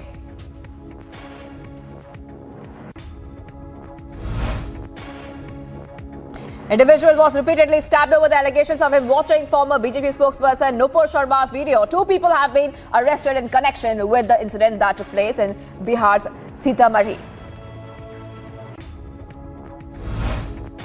Margaret Alva, the opposition candidate for the vice presidential poll, was accompanied by several leaders of the opposition as she filed her nomination for the final day of the vice presidential election. Congress MP Manikram Tagore gives adjournment motion notice in Lok Sabha on the issue of imposition of 5% GST on essential items. Remember, the monsoon session of the parliament began yesterday. A series of notices in the monsoon session of parliament. The RJD MP Manoj Jha gave suspension of business notice in Rajya Sabha to discuss implications of Agnipath scheme and denial of opportunities to RRB aspirants. DMK Rajya Sabha MP Tiruchi Siva gives a suspension of a business notice against the Rule 267 on the issue of hike in the price of petroleum products, leading to increase in price of essential commodities. Congress in Jammu and Kashmir to hold a massive protest on June 21st. The Congress party will hold a protest against ED for summoning Congress leader Sonia Gandhi in the National Herald case. Meanwhile, senior Jammu and Kashmir Congress leaders have been asked to reach Jammu by tomorrow evening. Taking a dig at the central government for the latest round of goods and service tax hikes on various essential food items, former Karnataka CM and current leader of opposition Siddaramaiah said that the government is trying to burden people with more taxes instead of helping them. He went on to term the tax as Gabbar Singh tax, just as many others in the opposition. Former Kerala Minister Thomas Isaac received a summons by the ED that he went on to deny, responding to alleged allegations and alleging that the summons had been leaked to journalists before it reached his hands. Maharashtra reported more than 1,000 fresh COVID-19 cases today, according to the State Public Health Department. There are nearly 15,000 active COVID cases in the state, with recovery rate at 97%.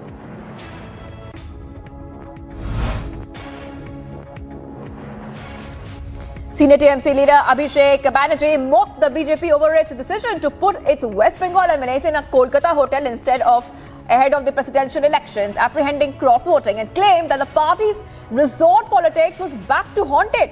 Around 70 BJP lawmakers had been camping in a city hotel in Kolkata ahead of the polls.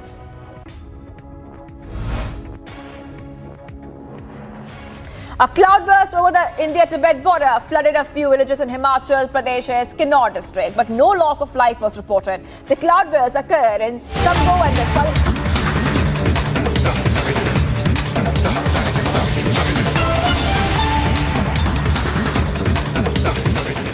All right, the breaking news coming in from the top court of the country where the Nupur Sharma case was being heard. The Supreme Court has gone into great details to understand what's happening. Viewers, she's come to the Supreme Court saying that there are serious threats and reports of people from Pakistan traveling. The people have been detained, is what her lawyer is telling the Supreme Court.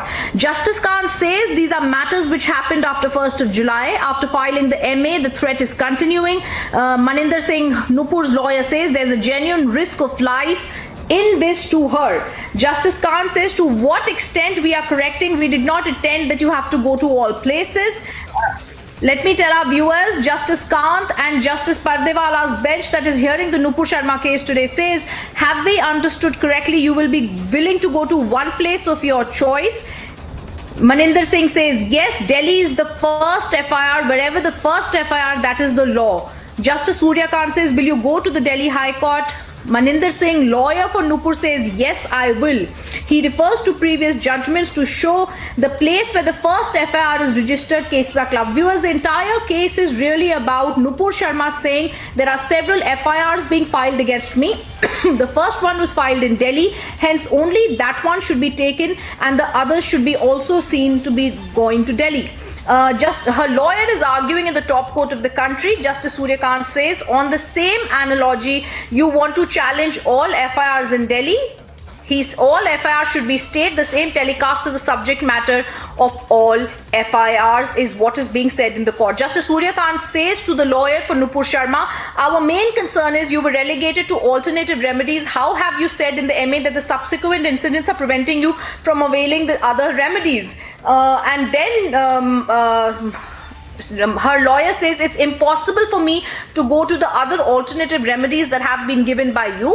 Justice Khan says we will evolve a mechanism so that you can effectively enforce the remedies. Viewers, what we're trying to see is him saying Nupur is physically unable to go to different states as there's a threat to her life, Maninder Sharma says. The Supreme Court is to pass an order in the Nupur Sharma case. They are saying we will evolve an alternate remedy.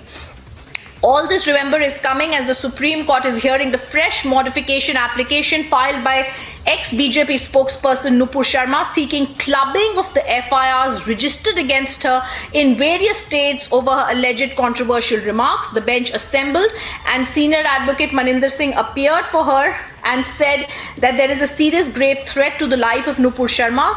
There is one comment and multiple FIRs. The court is trying to understand what has to be done, whether a separate evolved remedy will be given to her or whether they will say that the one that was filed in Delhi being the first FIR is the one that should be heard finally. As we are waiting for orders of the court, let me tell you, inside the courtroom, the bench is dictating the order. The breaking news coming in. The bench says the original petition was filed by the petitioner invoking Article 32, in which the first and foremost prayer reads, since the above relief for quashing of the FIRs can be effectively granted by high courts in exercise, the court relegates the petitioner to avail alternative remedies. The petitioner has filed this application pointing out it's become impossible for her to avail the alternate remedies that were granted by this court, and there's an eminent necessity by this court to protect her life as guaranteed under Article 21. In support of the plea, the petition was averred in the plea that after the order dated 1st July, various incidents, including one claiming to be of some, has circulated a video for the killing of the person. All right, viewers, I am just reading out bits and parts of the order that as we are speaking is being passed by the top court of the country. Will the Supreme Court be saying that she should come to Delhi as the first FIR was here? The Supreme Court had asked Nupur's lawyer that he should go there. All right, let me go across to senior advocate Geeta Luthra joining us on the phone line. Miss Luthra, we're today seeing the Supreme Court give out various different remedies available to Nupur. An order is going to be passed on the Supreme Court that's being dictated. She's now stating that there's a threat to her life. How is the court going to be looking at this? See, the fact is that matter is sub judice and order is going to be pronounced, so maybe it's not very correct for me to say, but very often what the Supreme Court does, if it sees FIRs sprouting from various places, then it may actually combine them and say that let the trial go on in one place, which is either the first place or a place where both the complainant and the accused find it possible to continue with the matter. Ultimately, Supreme Court's pronounced on it in number of one judgment of Babu Ram, another in T.T. Anthony, where normally court says duplicate FIR on the same issue can't be raised. But there can be people who may say we have a grievance with regard to us. So, different complainants. So same complainant, of course, can't make a grievance, but different complainants can. So the interest of justice... All right, Ms. Luthra, I'm only interrupting you to tell you there's breaking news that's coming in from the Supreme Court.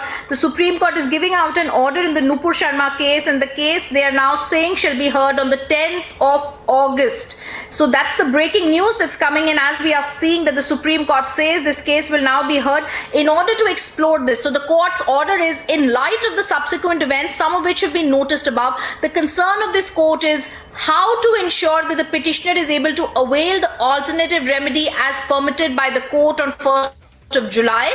In order to explore this, let notice be issued to the respondents returnable by the 10th of August. And so basically this case will now be heard on the 10th of August, when the Supreme Court will see whether the alternative remedy that was given to the petitioner on the last date of the hearing can be availed by her. So the big breaking news coming in from the Supreme Court, as the Supreme Court hears the Nupur Sharma case, is that she will be having to come back. Notice has been issued on this plea, and the Supreme Court has said even that she can come back on the next date of the hearing. Remember, she is seeking clubbing and stay of investigations in different FIRs lodged in the several states. The bench heard this matter. The writ petition was withdrawn. However, the miscellaneous application that had been mentioned in the courtroom was for certain permission had wanted, and the court had said that she could have gone to the other. Let me go across to Swapnil, who's joining us live on the story right now. Swapnil, the Supreme Court will hear the matter on the 10th of August. The Supreme Court says as an interim measure, no coercive action can be taken against the FIRs against Nupur Sharma. So a relief also coming in for her. Absolutely, because if it's asking her to avail of the alternative remedies, then until and unless the alternative remedies are availed of, or she exercises or she goes before the High Court, because that's the next best step that she's going to take. So obviously there cannot be any coercive action, because in between now and filing any application before the High Court, I think there is a strong chance that she could get arrested. So the Supreme Court has given that relief. So I think that's fairly standard. Big breaking news coming in from the Supreme Court that has said no coercive action can be taken against the FIRs that have been filed against Nupur. Let me also tell you, the court has in their wisdom they have granted protection from arrest to Nupur Sharma till the next date of the hearing, issued notice to all the states and centers on her plea. The next date of the hearing is the 10th of August. So very critical. All right, so the Supreme Court grants protection from arrest to Nupur Sharma till the next date of the hearing. This is relief for her, as several FIRs were filed in several parts of the country. The bench heard her. The order has been modified to say, as an interim measure, it is directed no coercive action shall be taken against the petitioner in terms of pursuant to the impugned FIRs, which may be registered, entertained in the future pertaining to the same Caste dated 26th of May. The Supreme Court has granted interim relief to Nupur Sharma is the big breaking news that's coming in. Even as we're going to go across to all the panelists, the fact is that her lawyer in the court today said that there is a threat to her life. That's why she cannot travel to the other states. Lawyer Maninder Singh, senior advocate, also had stated there's a threat, as reports of people coming from Pakistan to harm her were there, and the people have now been detained in Patna. Justice Suryakant, having understood what was being stated, has given out a modified order today where Justice Kant has said, will you be able to pursue the alternate remedies that were given to you? As the bench said this, the bench is also noted in the order today there is an imminent necessity by this court to protect her life and liberty as guaranteed. In support of this plea, the court has therefore said, the court has also gone on to say, I'm just giving you the other things that are being stated in the order, viewers. Kolkata police had issued a lookout circular due to which she apprehends imminent arrest in West Bengal. During the course of the hearing, the order says Maninder Singh has referred to 2 more instances of serious threat to the life of the petitioner, and these instances are reported. The order says, in light of the subsequent events that happened after the last hearing, some of which have been noticed above, the concern for this court is to ensure the petitioner is able to avail the alternative remedy that was given to her. In order to explore this, a notice is issued to all the states. Meanwhile, and the last part of the order that is being given out by the top court, very critical, the court says, as an interim measure, it is directed no coercive action shall be taken against the petitioner pursuant to the impugned FIRs. So the court has now given her this interim relief that is coming as a big breaking news from the court, and the court has also right now stated as an interim measure there will be no action pursuant to the FIRs taken against Nupur Sharma.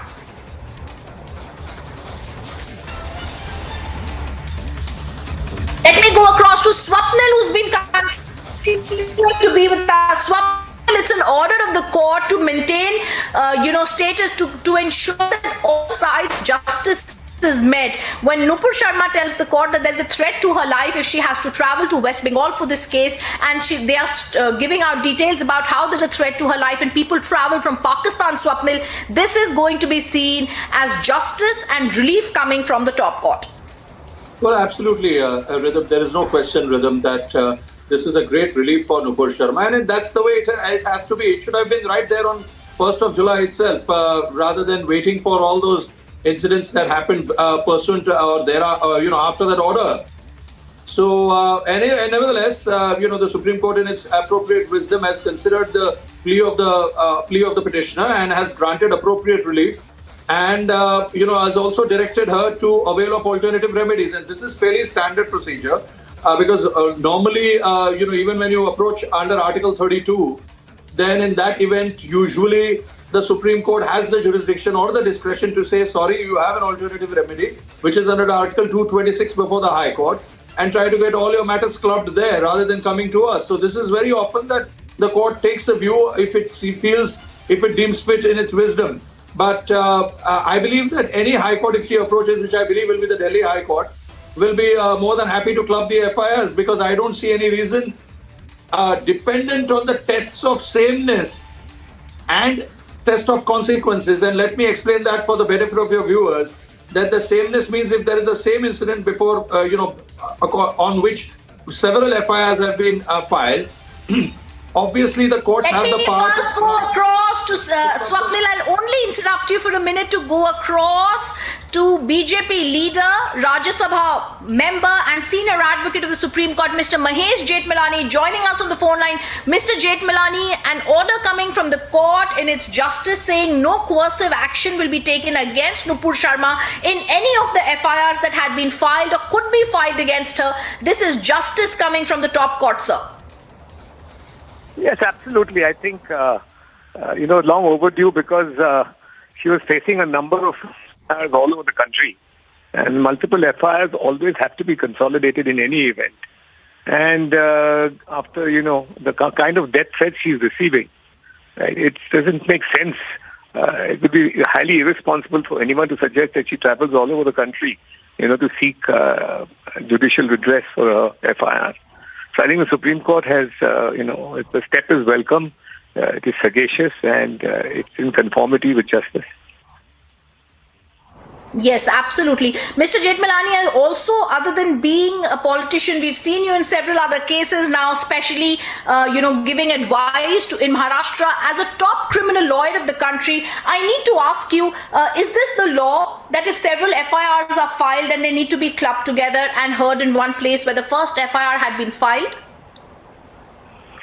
Well, it's not necessarily. It can be any of the FIRs which the court deems necessary, in the circumstances of the case.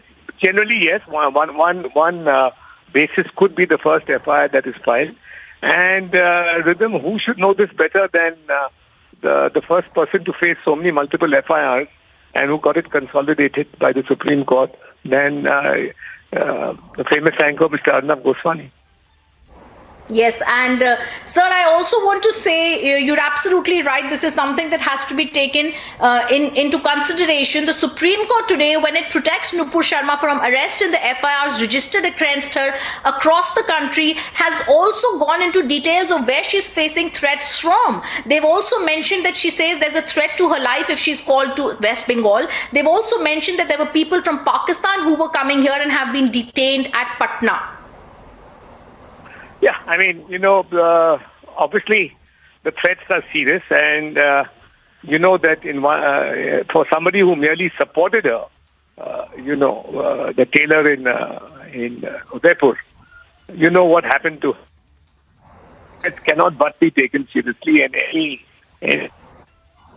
trivialization of those threats is fraught with danger. Supreme Court has therefore, acted to counter the graveness of the situation. Yes. Sir, last question before I let you go. They've said on the next date of the hearing, all the states will have to come before them. They've said she can also pursue alternate remedies. How does the case from here pan out? Well, I mean, let's wait. Let's not second guess the Supreme Court. Supreme Court does on the 10th. So how the case will pan out will depend on the orders of the Supreme Court of the 10th, which we should all, await in patience. All right. Thank you, sir, for giving us those details, because as you said, this is a step coming from the court. That's welcome. Thank you, sir, for giving us those details. Viewers, we go back to the top focus in the story of what the order of the Supreme Court really means. The Supreme Court has today, as an interim measure, granted interim relief to her. I also want to go back to our panelists who've been very patiently waiting for us. Thank you, Swapnil. I interrupted you. Apologies for that. Ashwini, I've not come to you yet. Give us a sense of what you're thinking about. The court has come out with an order. The order says interim relief is now given to Nupur Sharma. Yes, thank you, Rhythm. Even the cited law is in TT Antony versus the state of Kerala, that the second FIR for the same offence is not permissible, as it would be violative of Article 22, Article 21, Section 300 of CRPC. But here the Supreme Court on the last occasion have not considered this aspect. And see, what has Supreme Court noted in today's order? Though that fresh petition was not filed, this was a miscellaneous application based on the subsequent events. The Khadim Chishti, the threat given by him to cut the throat, and one person was crossing the border from the Pakistan, and several FIRs registered in the West Bengal. So the cardinal principle, in fact, Rhythm, we have discussed it, that once the multiple FIRs on the similar cause of action is filed, the Supreme Court, being the custodian of the Constitution, and in the light of the various judgments like TT Antony and others, have clerked the FIRs in past. I don't know why this should have happened on the last occasion only. And in TT Antony case, Supreme Court has categorically made this landmark case that no second FIR where the information concerns the same cognizable offence alleged in the first FIR, the same occurrence or incident which gives rise to one or more cognizable offences will be registered.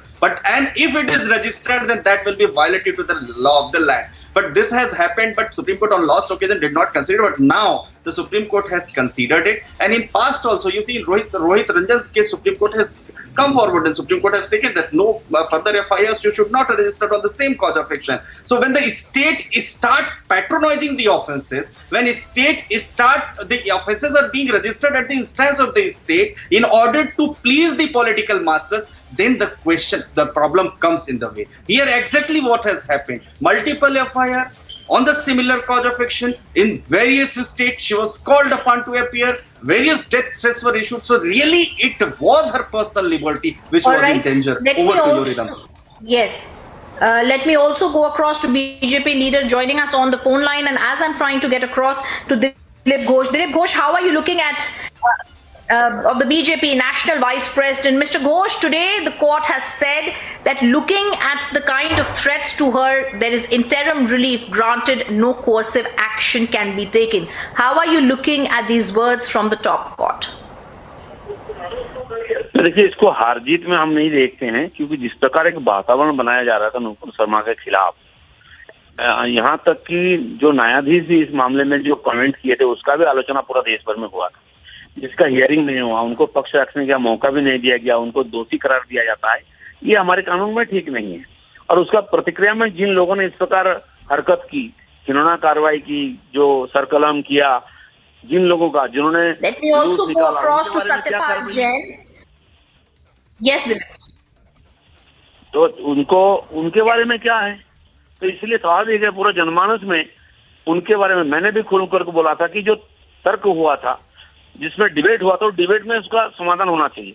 और सच में समाज पर कोई कुप्रभाव हो तो court है उसके लिए, कोर्ट गई, पार्टी ने व्यवस्था ली है, सरकार ने व्यवस्था ली है, और उसको पूरा कार्रवाई होना चाहिए, सुनवाई होनी चाहिए, उस पर निर्णय आना चाहिए।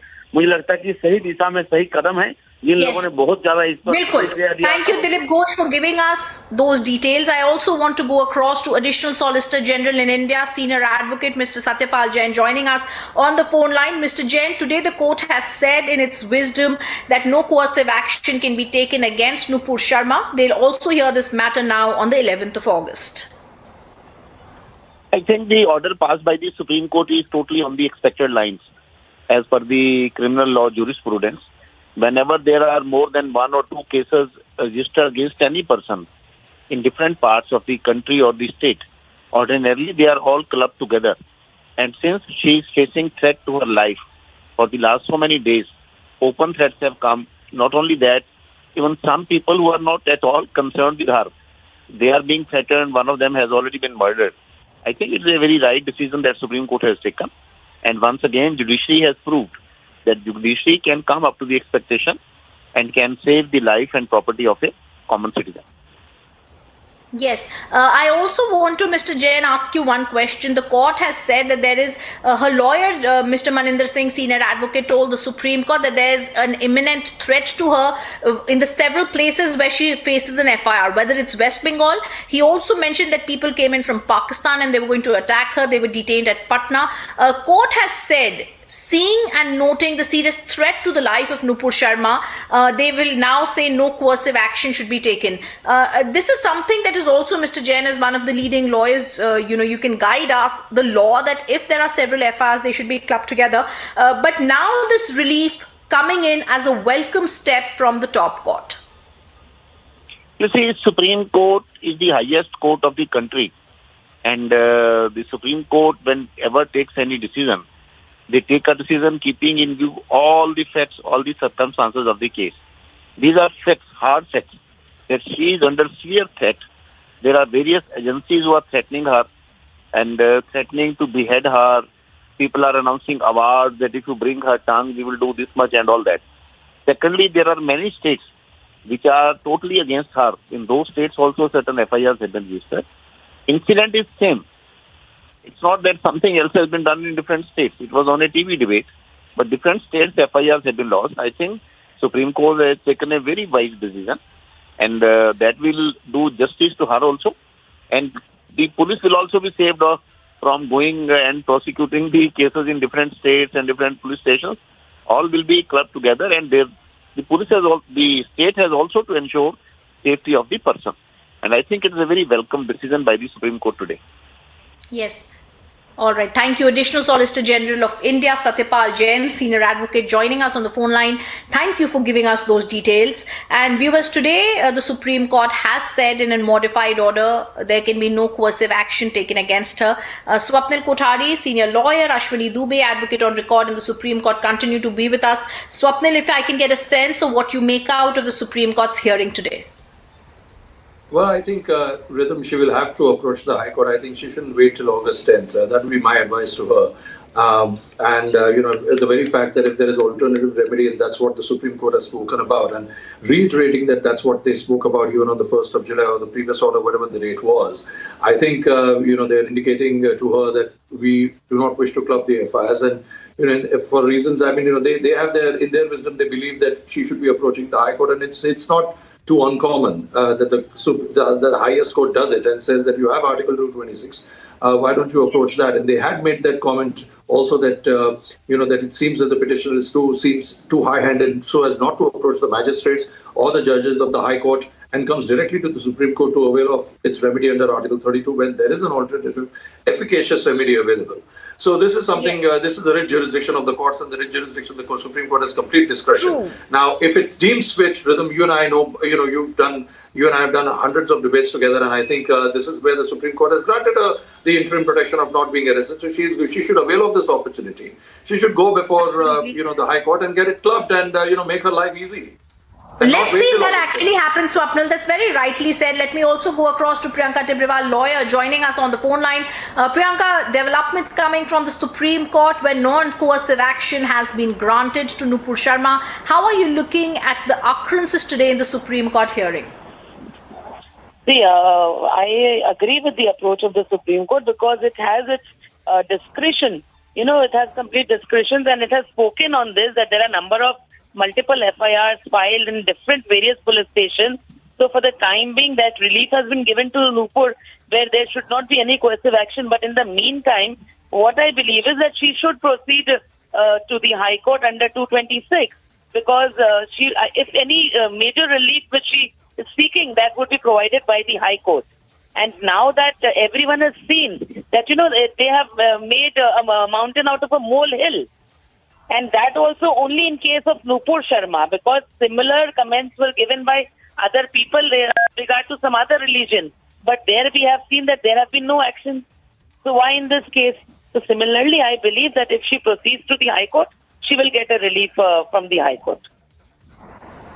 Absolutely. All right. Thank you, Priyanka, for giving us that details. And I also want to go back to Ashwini Dubey. Ashwini, Swapnil made a valid point that the court even today had asked, will she be willing to go to the Delhi High Court? They asked Senior Advocate Maninder Singh, who was appearing for her, that question. So possibly the doors that need to possibly be knocked by her could also next be possibly before or after the next hearing, the Delhi High Court. Yes, by the time Honorable Supreme Court, being the top court of this country, have given the interim reveal that she will not be arrested and no coercive action will be taken, means that she, by the time till the Supreme Court takes a decision or modify or review this order, she should not be asked to join even in any other state where the FIR is registered. But you see, Rhythm, what we are seeing nowadays, that the judicial process and legal process, so far as the legal system, which is meant to provide justice to every individual and not to harass them, but the people sitting, the political masters or the people from different ideology, they are abusing and misusing the process of law by influencing the police officials. So Indian Penal Code, literally speaking, is being misused nowadays. And if any legal provision is an impediment in providing justice, it must be struck down or reinterpreted in order to provide complete justice to the victims. She is here. Here she is the victim, Nupur Sharma, where multiple FIRs has been registered against her. And it's an abuse of Indian criminal justice system. Why? Because for one offense, she has been asked to multiple FIRs registered on different parts of the country, and from the people who are from different ideology. It means that ideology is not suiting to somebody, then FIR will be registered. Or the organizational ideology is not suiting, then the people where they are in power, the FIR will be registered. This is called the abuse and misuse of the process of law, and this the Supreme Court must come into the picture and take into account that, look, the law of sameness, as Swapnil said, law of sameness and law of consequenceless, which is the basic cardinal principle of legal system, is actually not being applied. Because it is the case where the law of sameness, the principle of sameness, has to be applied. Because once FIR of the similar cause of action is registered at any part of the country, the similar FIR should not have been registered. And even if it would have been registered, the Supreme Court would have taken decision at the first instance only. But now, even today, this is a welcoming decision. Honorable Supreme Court to have taken a decision, have protected the life and liberty of an individual, which is granted in under Article 21 of the Constitution of India, which is the soul of the Constitution. Over to you, Rhythm.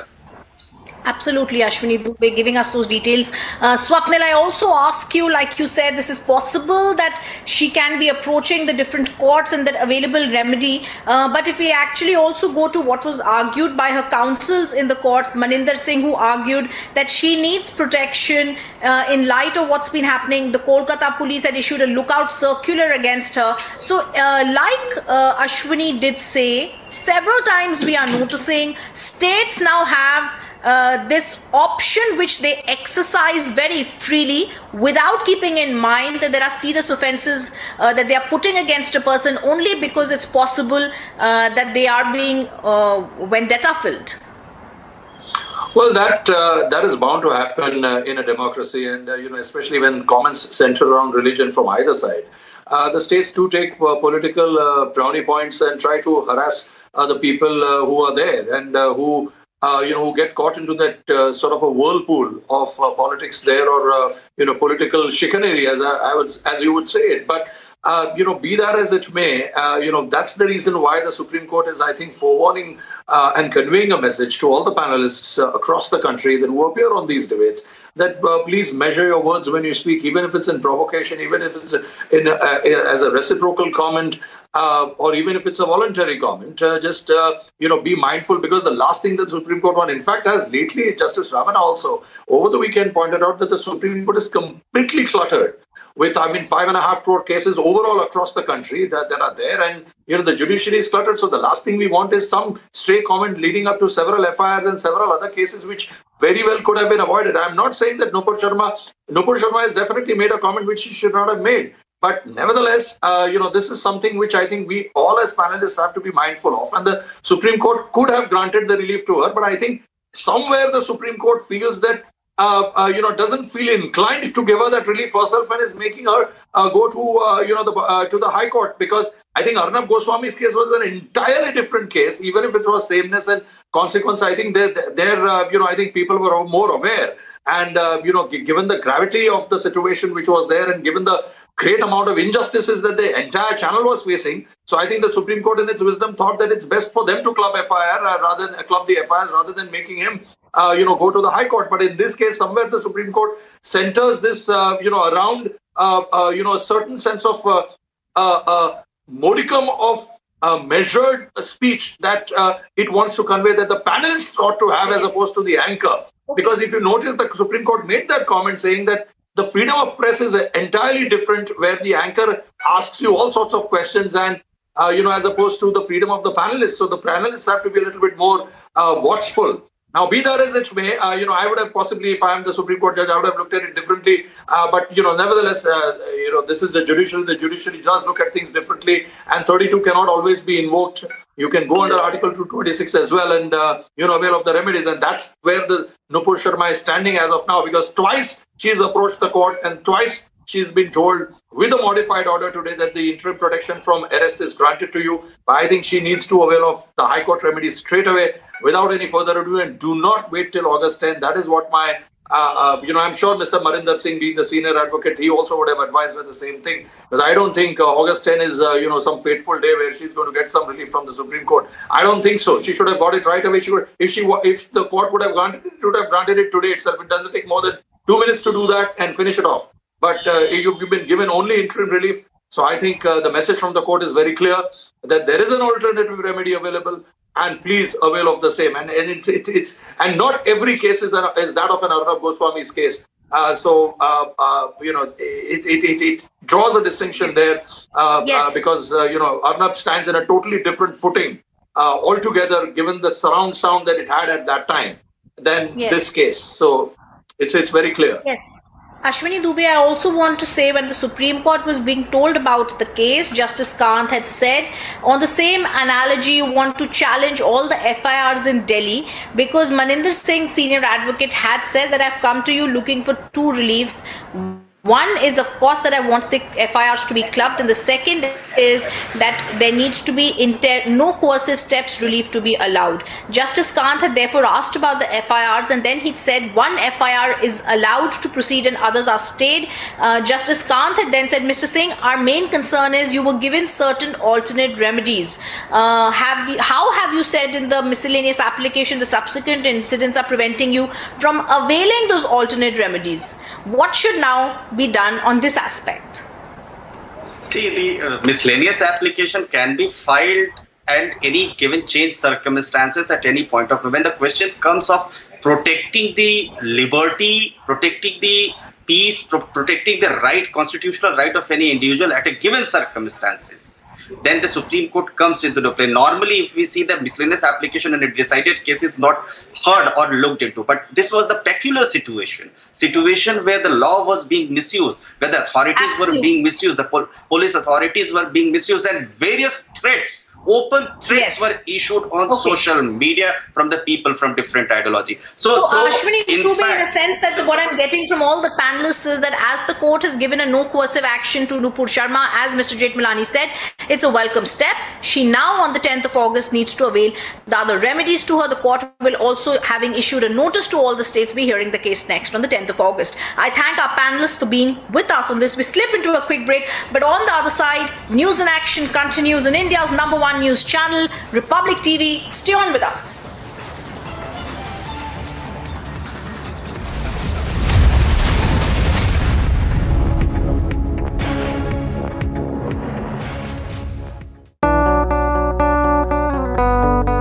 My app ಒಂದು app launch ಆಗಿದೆ. ಇದು ಒಂದು auto ಡ್ರೈವರ್ಸ್ಗೆಲ್ಲ ತುಂಬ ಹೊಸ ಅನುಭವ. ಹಾಗಾಗಿ ಯಾವುದೇ ತೊಂದರೆ ಇಲ್ದಿರ ಇದನ್ನು ನಾವು ಎಲ್ಲ auto drivers ಉಪಯೋಗಿಸ್ಕೋಬೋದು.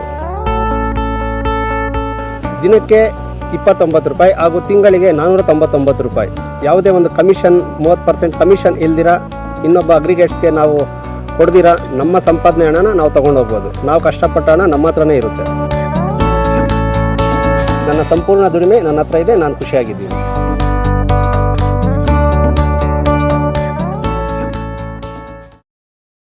A cloudburst over the India-Tibet border flooded a few villages in Himachal Pradesh's Kinnaur district, but no loss of life was reported. The cloudburst occurred in Chango and Shalkar villages at around 7, damaging a small bridge, a crematorium and several orchards.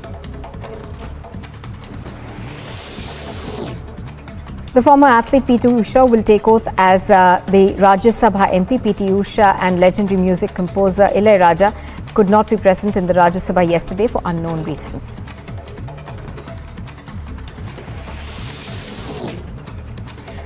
Presidential hopeful from the Sri Lankan Parliament and leader of opposition Sajith Premadasa withdrew his candidacy in the current presidential race against the economic crisis in the country, further announcing the opposition's support for Dallas. And here's a look at some more news in brief. The Congress MP Manikam Tagore has given an adjournment motion notice in the Lok Sabha on the issue of imposition of 5% GST on essential items. The monsoon session of Parliament began yesterday.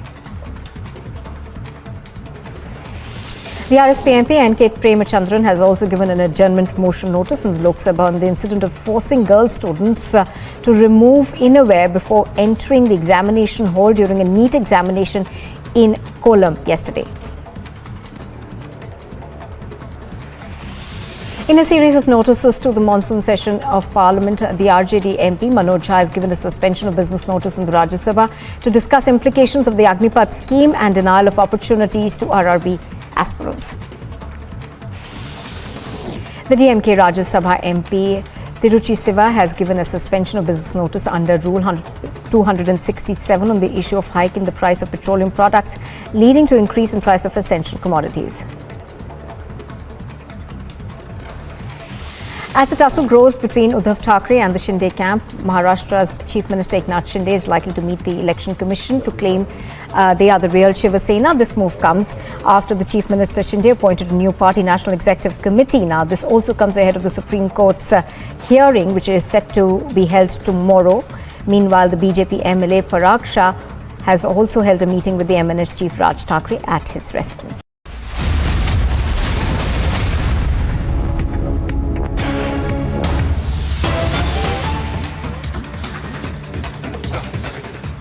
Well, viewers, we just got that news coming in. The Supreme Court has protected Nupur Sharma from coercive action in all FIRs over remarks that were made earlier. And this is an interim relief which has been given to the former BJP spokesperson Nupur Sharma. It directed that no coercive steps to be taken against her in multiple FIRs registered against her in several states over her remarks which were made. And this was just the news which has come in. She also has in fact got a big relief. No action will be taken until August 10th. So this is coming as a big win for Nupur Sharma at this point of time. Now, considering the submission, the bench said that its main concern is to ensure protection for Sharma so that she can avail her remedies under law. That's a big news coming in, and the bench has also issued notice to the union and states where FIRs have been registered. All right, some news is coming in right now. Breaking news is coming in. Congress files complaint against Murmu. The Congress has filed complaint against Draupadi Murmu. Big news coming in, viewers. Looks like that the story is not over yet. And, after those elections which had taken place yesterday, it seems as if the politicization continues over the race to Raisina Hill. Remember, yesterday was when that election had taken place for the presidential elections. But just a day after that, we are seeing that the Congress has written to the EC over Draupadi Murmu. That's the big news we're getting right now for you viewers, that in fact, politics keeps getting played. Even the opposition had taken pot shots and mocked Draupadi Murmu and even insulted her. But now, after one day, we are seeing that the Congress has written to the EC over Draupadi Murmu. And we continue tracking this story for you right now. Much more is coming up on the other side of this very short break. Stay tuned to Republic TV. And the other top story which we'll get you more of is that it's a big relief for Nupur Sharma. No coercive action will be taken against her till August 10th. Stay tuned.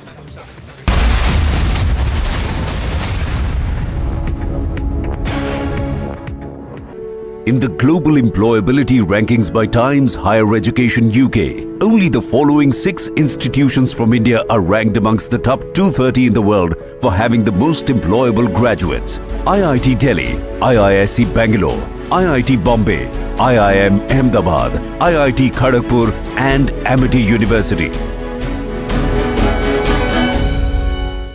And here's a look at some more news in brief. The Congress MP Manikam Tagore has given an adjournment motion notice in the Lok Sabha on the issue of imposition of 5% GST on essential items. The monsoon session of Parliament began yesterday. The RSP MP N.K. Premachandran has also given an adjournment motion notice in the Lok Sabha on the incident of forcing girl students to remove innerwear before entering the examination hall during a NEET examination in Kollam yesterday. In a series of notices to the monsoon session of Parliament, the RJD MP Manoj Jha has given a suspension of business notice in the Rajya Sabha to discuss implications of the Agnipath scheme and denial of opportunities to RRB aspirants. The DMK Rajya Sabha MP Tiruchi Siva has given a suspension of business notice under Rule 267 on the issue of hike in the price of petroleum products, leading to increase in price of essential commodities. As the tussle grows between Uddhav Thackeray and the Shinde camp, Maharashtra's Chief Minister Eknath Shinde is likely to meet the Election Commission to claim they are the real Shiv Sena. This move comes after the Chief Minister Shinde appointed a new party National Executive Committee. Now, this also comes ahead of the Supreme Court's hearing, which is set to be held tomorrow. Meanwhile, the BJP MLA Parag Shah has also held a meeting with the MNS Chief Raj Thackeray at his residence.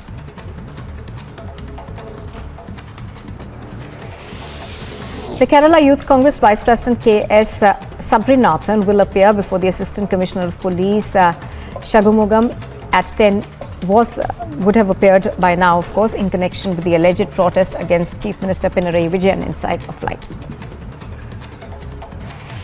The father of the victim, Ramalingam, has approached the Supreme Court to appoint their own doctor to conduct a second post-mortem.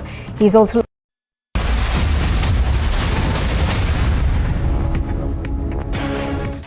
US, the Karnataka Congress has filed a complaint with the Election Commission against presidential candidate Draupadi Murmu, demanding action against her. This is the big news coming in. Letter to the Election Commission. The Congress has alleged that a day before the election, all the BJP MLAs stayed in a 5-star hotel where they had partied all night. That's what they're saying, where they had partied all night. And the next morning, they all gathered together to cast their votes and reach the Vidhan Saudha. This is what the big news which is coming in right now. And so the Karnataka there has filed a complaint there with the Election Commission against presidential candidate Draupadi Murmu. And this will be one of our top stories. We'll get you more on this after a short break. Much more is coming up on the other side. Also coming up on the other side, a big win and a big relief for Nupur Sharma for now. No coercive action will be taken against her until August 10th. Stay tuned. The DMK Rajya Sabha MP Tiruchi Siva has given a suspension of business notice under Rule 267 on the issue of hike in the price of petroleum products, leading to increase in price of essential commodities. As the tussle grows between Uddhav Thackeray and the Shinde camp, Maharashtra's Chief Minister Eknath Shinde is likely to meet the Election Commission to claim they are the real Shiv Sena. This move comes after the Chief Minister Shinde appointed a new party National Executive Committee. Now, this also comes ahead of the Supreme Court's hearing, which is set to be held tomorrow. Meanwhile, the BJP MLA Parag Shah has also held a meeting with the MNS Chief Raj Thackeray at his residence.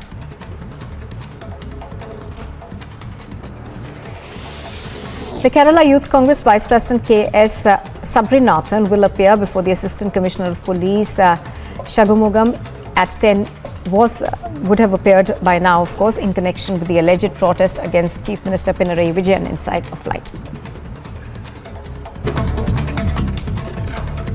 And here's a look at some more news in brief. Opposition staged a protest at Parliament, raking up a plethora of issues from misinformed Agnipath protest to GST imposition.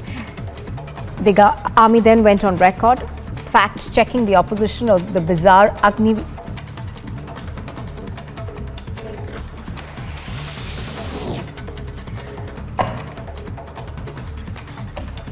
The Margaret Alva, the opposition's candidate for vice presidential polls, is expected to file her nomination for the vice president election. In fact, she filed it a short while ago. Opposition parties decided to field the former Rajasthan governor and former Union Minister Margaret Alva as the joint candidate for the vice presidential elections. A cloudburst over the India-Tibet border flooded a few villages in Himachal Pradesh's Kinnaur district, but no loss of life was reported. The cloudburst occurred in Chango and Chalkar villages at around 7, damaging a small bridge, a crematorium and several orchards. The former athlete P.T. Usha will take oath as the Rajya Sabha MP.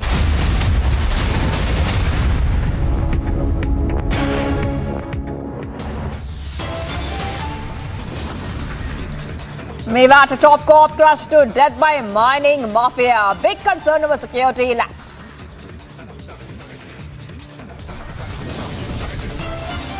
Massive anger over death of police officer for doing his job. Opposition claims lapsed state government says more arrests soon. Big win for Nupur Sharma. Top court says no coercive action till August 10th.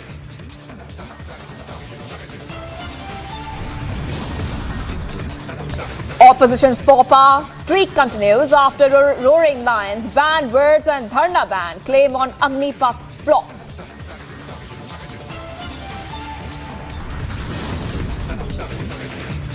From Mumbai to Delhi, Republic leads phone tapping scandal investigation. Questions tainted Mumbai top cop Sanjay Pandey.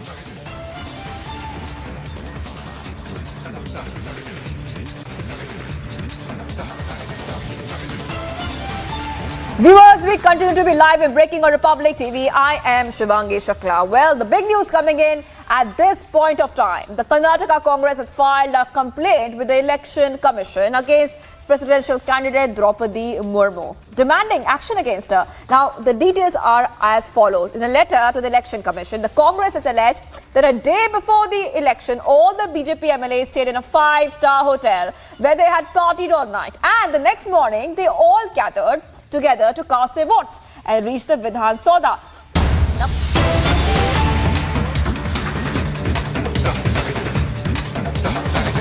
सारी police वहाँ पे पहुँच रही है और पूरा चारों तरफ से हम किसी को बख्शेंगे। डीजीपी साहब वहाँ से नजदीक ही हैं, वो पूरी स्थिति पर नजर रखे हुए हैं। पुलिस ने बैकफायर करके जो अपराधी थे या जो चला रहा था उसने उसे रोकने की कोशिश नहीं, वो सारी स्थिति की हम जानकारी ले रहे हैं और जल्दी जानकारी लगता नहीं कि यूपी की तरह यहाँ भी थोड़ी सख्ती करने की जरूरत है हरियाणा में। सर, नहीं में आपने बुलडोजर पहले भी इनकी कार्रवाई करी और काफी वहाँ पे जो इसके बाद यहाँ मीडिया पे काफी लोग हैं आहत हैं इस बात को लेकर। वो कह रहे हैं कि अब हरियाणा में भी वक्त आ गया कि जैसे योगी का बुलडोजर चलता है अपराधियों पर, वैसे ही यहाँ पर भी नकेल कसी जाए, सख्ती और नहीं, बिल्कुल हमने सख्ती कर रखी है और सख्ती करेंगे। सुरेंद्र सिंह के परिवार को किस तरह से सरकार कम्पनसेट करेगी, क्योंकि एक अभी नहीं, परिवार को तो जो सरकार की पॉलिसी है उसके तहत ही, एक तो जिस बैंक से पुलिस विभाग से सैलरीज दी जाती हैं वो 50 लाख रुपया तो वो बैंक देता है और 50 लाख रुपया सरकार देगी, 1 करोड़ रुपया इसको मिलेगी।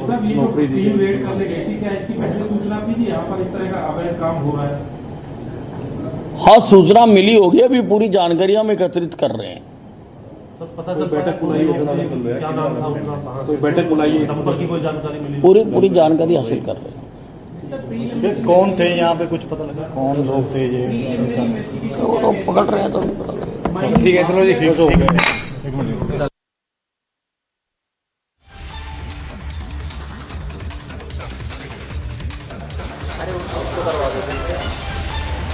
Well, a Mewat top cop crushed to death by the mining mafia. The state government steps in.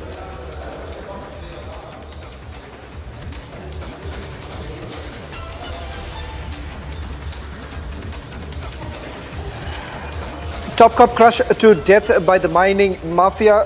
The DSP was mowed down by the mining mafia in Gurgaon, Mewat area. DSP Surinder Singh. That's the latest that's coming in, with the Chief Minister also stepping in, instructing the DGP to basically reach the spot. This has certainly raised huge concerns about the prevalence of mining mafia in the state of Haryana. We're getting a slew of reactions on this story. Listen in. The Huda Sahab, on duty, one officer has been killed by illegal mining mafia. How do you see that? That is very unfortunate incident, and this shows what is the situation of law and order in the state. It seems there is no government in the state. Even police is not safe.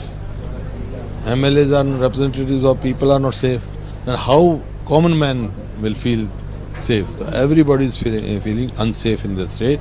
The government should take corrective steps so that there is confidence is infused in the common man. So they are losing confidence. The government is saying that they have taken the very corrective step, and in fact a campaign was running in the state against the illegal mining. See, illegal mining is not job of today. I went to Dadam. Yamuna, you have what NGT has said about Yamuna mining. Still, it seems either mining mafia is out of control or there is some patronage. And even BJP government is accusing Congress government that mining has started, illegal mining has started in Congress regime. There was no illegal mining in the Congress regime. They must understand this. All was stopped when the Congress came. All mining was stopped and auction was held. देखिए बहुत निंदनीय है, बहुत चिंताजनक विषय है, क्योंकि मैं सीनियर अधिकारी को इतना खुलेआम खनन माफिया जो कहा जा रहा है जिन्होंने ये वारदात को अंजाम दिया है, बहुत ही गंभीर मामला है और प्रदेश सरकार को इस पर तुरंत कार्रवाई नहीं, बहुत कड़ी कार्रवाई करनी चाहिए और एक कार्रवाई भी ऐसी हो जिसका एक संदेश जाए कि इस प्रकार की बिल्कुल राजकता वाली जो बात है वो देश और प्रदेश की जनता और देश की सरकार से सहन नहीं करेगी। मैं एक बात में DSP साहब जिनका कत्ल हुआ है उनके परिवार को अपनी संवेदनाएं व्यक्त करता हूँ और सरकार से उम्मीद रखता हूँ कि इस पर शीघ्र बहुत सख्त कार्रवाई की जाए। हरियाणा की सरकार विफल हो गई है और अपराधी दंदनाते घूम रहे हैं। कहीं खनन माफिया घूम रहा है तो कहीं संगठित गैंगस्टर, बड़े बड़े गैंगस्टर्स और बड़े पैमाने पर संगठित अपराध हरियाणा के अंदर एंटर कर चुका है।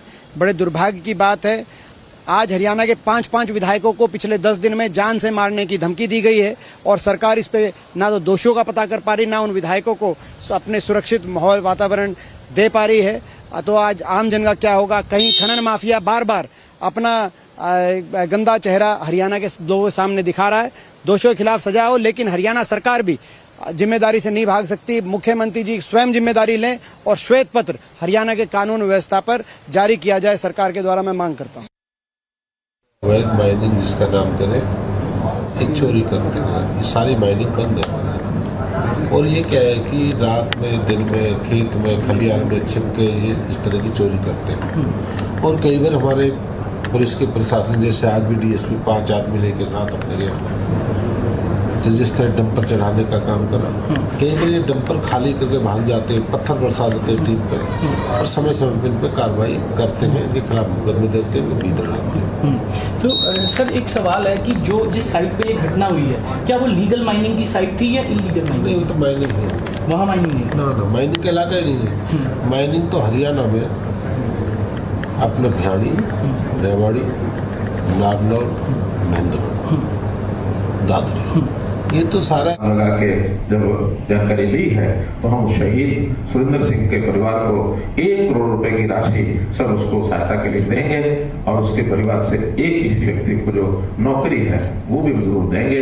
इस अवसर पर उनको श्रद्धांजलि अर्पित करने के लिए मैं आपसे निवेदन करता हूँ कि सारे कार्यक्रम के अंत में हम 2 मिनट का मौन जरूर रखेंगे।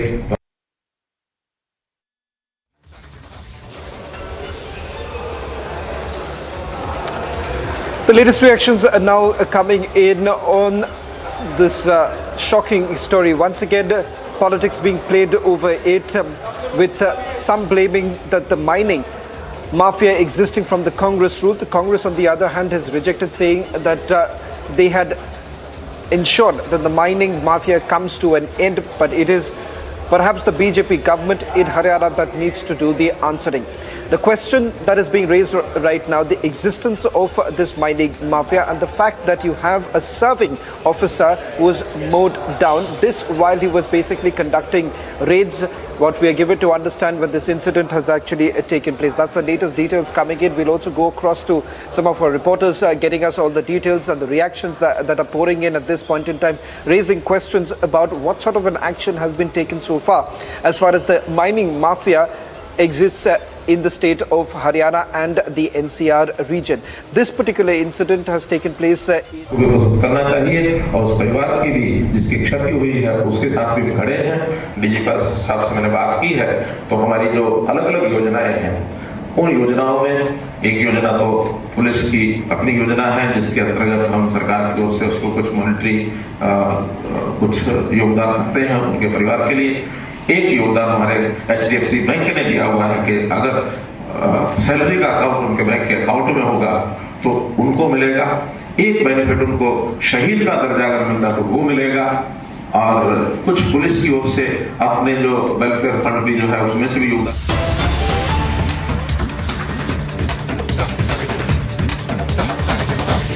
Attaining this law and order challenge, sir. This is the major law and order challenge which has been happening over here, and today this has led to a death. What are your views about it? You see, Mewat has long been a bed of lawlessness. It's not something that has happened overnight. Even from the time of the British, even from the time of the Mughals, Mewat has been a lawless area. And I talk about Mewat when I say the Haryana part of it, as well as the Rajasthan part of Mewat.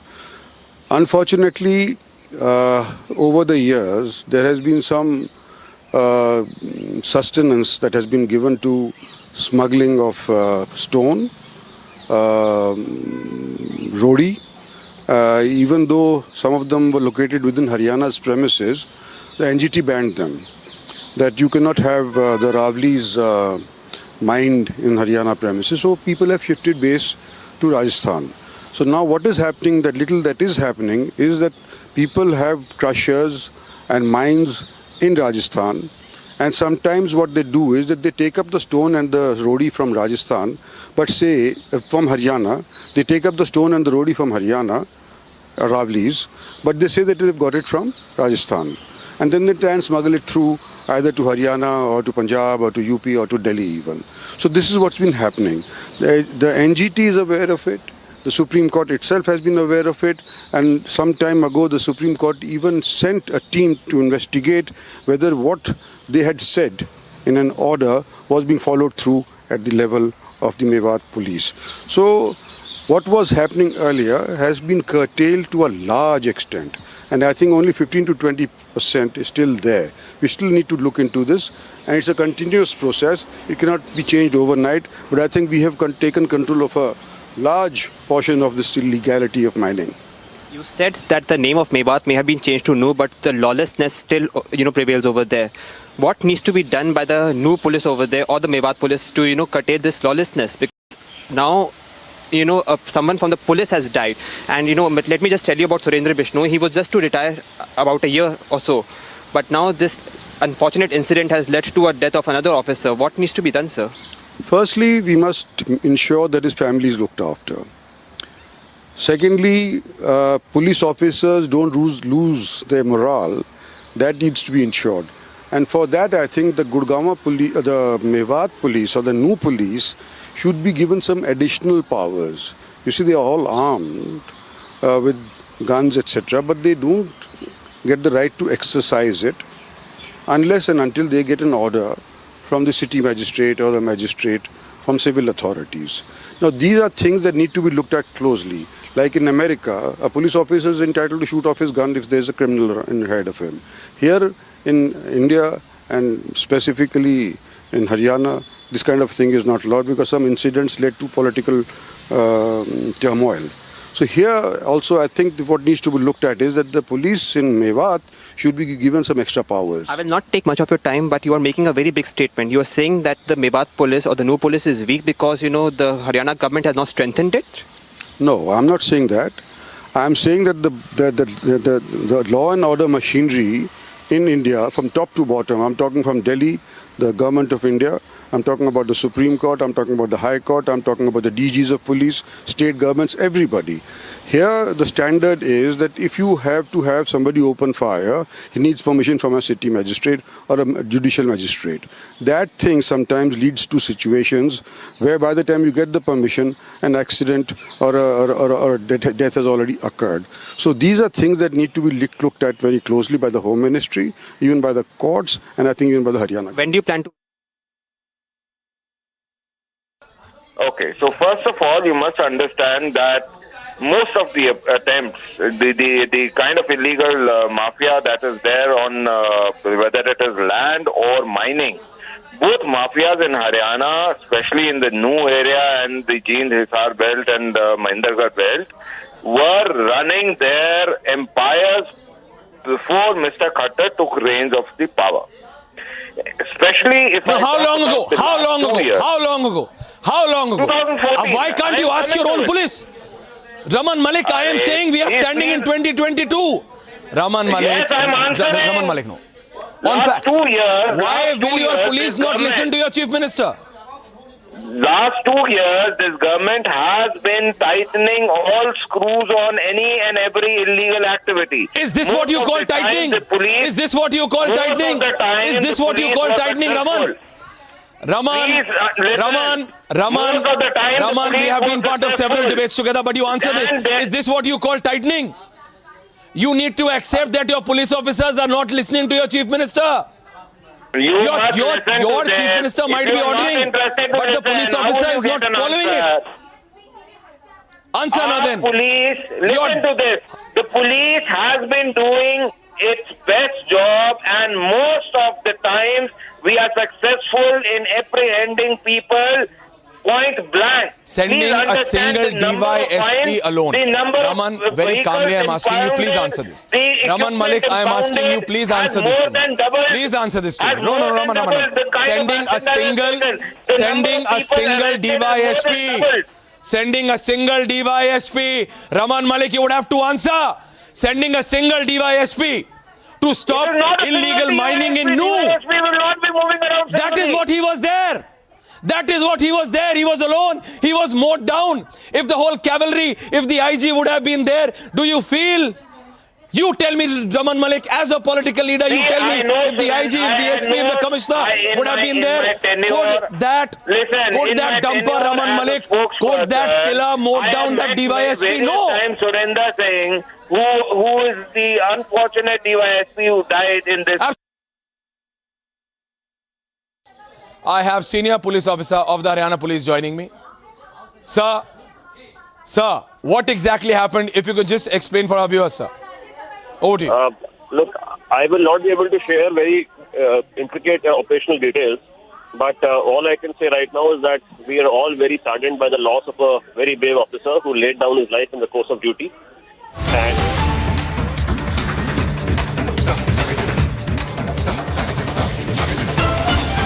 getting in some breaking news right now.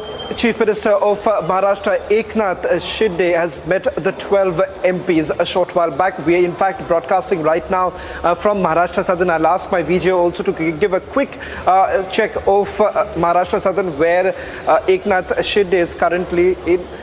He would be stepping out in a short while from now. We are given to understand that 12 MPs who met Agnipath Shinde a short while back. This is after we're given to understand that the parliamentarians were in the parliament and they've returned. They've met Agnipath Shinde. And important to point out here is that these 12 MPs of the 19 have now moved towards the Agnipath Shinde camp. Important to point out here is that this comes as a huge blow to Uddhav Thackeray once again, who's not been able to keep his flock together. A short while back also, Sanjay Raut has put out a statement where he's essentially said that those who want to stay in the party can stay, those who want to leave the party, they can. But having said that, senior leaders of the Shiv Sena have also raised this concern that if everyone is to be expelled from the party, who exactly will remain with Uddhav Thackeray? Let me also bring in my colleague Alisha Nair, who's joining us from Mumbai. Alisha, Agnipath Shinde meeting 12 parliamentarians, massive blow to Uddhav Thackeray. Well, of course, it's something a blow to Uddhav Thackeray because all of 18 MPs, where 12 MPs has already joined hands with Eknath Shinde. And importantly, we know that yesterday, while taking a meeting after the presidential election, where Eknath Shinde went to Trident Hotel to meet all his MLAs, and of course, in the meeting, this MP were present via video conference, and what have been discussed is what the decision that has been taken by Chief Minister Eknath Shinde to appoint a new executive committee. We know that he has already, dismissed the previous, that is Uddhav Thackre's National Executive Committee, and he's appointed Deepak Kesarkar as the chief spokesperson. But now is the matter of 12 MPs who are with Eknath Shinde. And Shavan, if I can read out all those 12 MP, the name that has been accessed by Republic TV, which has clearly stated that Shrikant Shinde, son of Eknath Shinde, Dhairyashil Sambhajirao Mane, Sadashiv Lokhande, Hemant Godse, Hemant Patil, Rajendra Gavit, Sanjay Mandalik, Srirang Bharne, Rahul Shivale, Pratap Rao, Ganpatrao Jadhav, Krupal Tumane, Bhavna Garfli. So these are the 12 MPs who has joined Eknath Shinde, and what we know that the letter has already been given to Lok Sabha Speaker Om Birla, where MPs itself went to the parliament, and they went to Lok Sabha Speaker office, where they have submitted a letter clearly stating that this is the Shiv Sena, which is why now Rahul Shivale should be appointed as the group leader, because for now we know that Vinayak Raut is the group leader, and even the counter letter that has already been given by Vinayak Raut and Arvind Sawant, there are 3 to 4 MP from Uddhav Thackeray faction which went to meet Om Birla and given a letter clearly stating that he has been appointed, Vinayak Raut has been appointed as the group leader. So there should not be any misunderstanding, and of course they should not, whereas Lok Sabha Speaker should not entertain any other who gives a letter or appoints any other person for the Shiv Sena parliamentary party. But what we know that the letter has already been given, and what we have been told that Eknath Shinde will be having a series of meetings, because today he is in Delhi. There is a meeting with the BJP top brass, because important to know that tomorrow is something will be likely, which is a cabinet expansion, for which he needs to discuss with the top brass, and tonight only he will come back to Mumbai. Right. Well, all eyes would certainly be on the visit back to Mumbai, where the cabinet expansion is likely to take place. Remains to be seen who gets the plum portfolios of the home and the urban development. That in itself an indication of how exactly is the alliance firming up.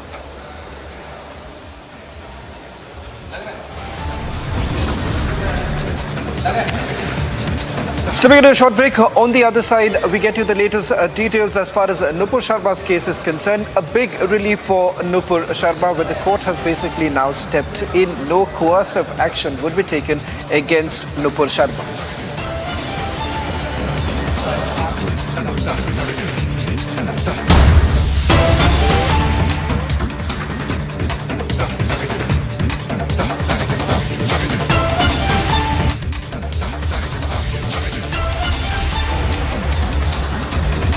Getting in some more breaking news right now. There's a big disclosure in Nupur Sharma's case that's coming in. An intruder, in fact, basically came in from Pakistan to target Nupur Sharma. In fact, in a short while from now, we'll also put out the picture of the intruder. We give it to understand that he had basically infiltrated with the sole aim of carrying out an attack on Nupur Sharma. This is another massive threat that has come into Nupur Sharma. A short while back, when the hearing was actually taking place, Nupur Sharma's counsel has once again reiterated the fact that she's been facing multiple death threats. In fact, she's also requested for more security. Let's also go across to our reporters to get in more details. This appears to be another major death threat to Nupur Sharma. In fact, the details that are basically also emerging from the hearing that took place a while back, where she was granted relief. Not just that, no coercive action would be taken against Nupur Sharma. More importantly, for the next 10 days, we are given to understand that no such action would be taken. They've also highlighted the fact that there's a lookout notice against Nupur Sharma, but states have been directed not to take any action. This comes in the backdrop of multiple death threats against Nupur Sharma. A big disclosure. Let's also put out the picture of the intruder, the Pakistani intruder, getting in more details with regards to where has he exactly infiltrated from. Let's just take you through some of the details that's coming into our newsroom right now. In fact, we're being told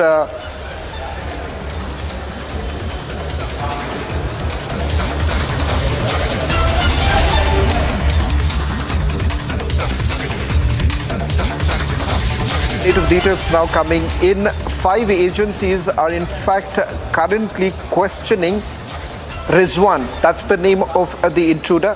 Questioning is basically taking place in Ganga Nagar Police.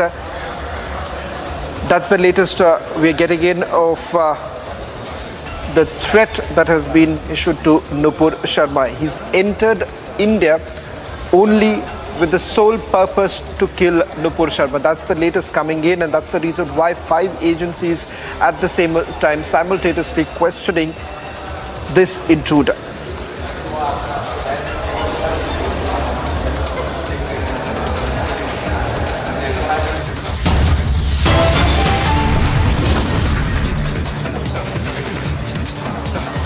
On the other side, Top Court says no coercive action till 10th of August.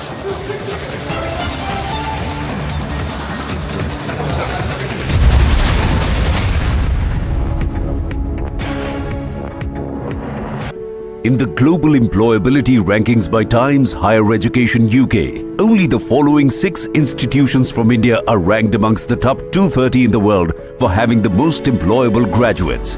IIT Delhi, IISc Bangalore, IIT Bombay, IIM Ahmedabad, IIT Kharagpur and Amity University.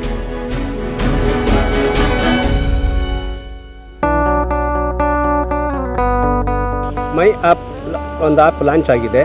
ಇದು ಒಂದು auto ಡ್ರೈವರ್ಸ್ಗೆಲ್ಲ ತುಂಬ ಹೊಸ ಅನುಭವ. ಹಾಗಾಗಿ ಯಾವುದೇ ತೊಂದರೆ ಇಲ್ದಿರ ಇದನ್ನು ನಾವು ಎಲ್ಲ ಆಟೋ ಡ್ರೈವರ್ಸು ಉಪಯೋಗಿಸ್ಕೋಬೋದು. ದಿನಕ್ಕೆ 29 ರೂಪಾಯಿ ಹಾಗೂ ತಿಂಗಳಿಗೆ 499 ರೂಪಾಯಿ. ಯಾವುದೇ ಒಂದು ಕಮಿಷನ್ 30% ಕಮಿಷನ್ ಇಲ್ದಿರ ಇನ್ನೊಬ್ಬ ಅಗ್ರಿಗೇಟ್ಸ್ಗೆ ನಾವು ಕೊಡ್ದಿರ ನಮ್ಮ ಸಂಪಾದನೆ ಹಣನ ನಾವು ತೊಗೊಂಡೋಗ್ಬೋದು. ನಾವು ಕಷ್ಟಪಟ್ಟ ಹಣ ನಮ್ಮ ಹತ್ರನೇ ಇರುತ್ತೆ.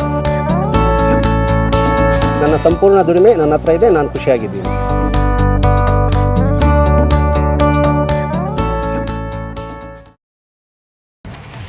The father of the victim, Ramalingam, has approached the Supreme Court to appoint their own doctor to conduct a second post-mortem.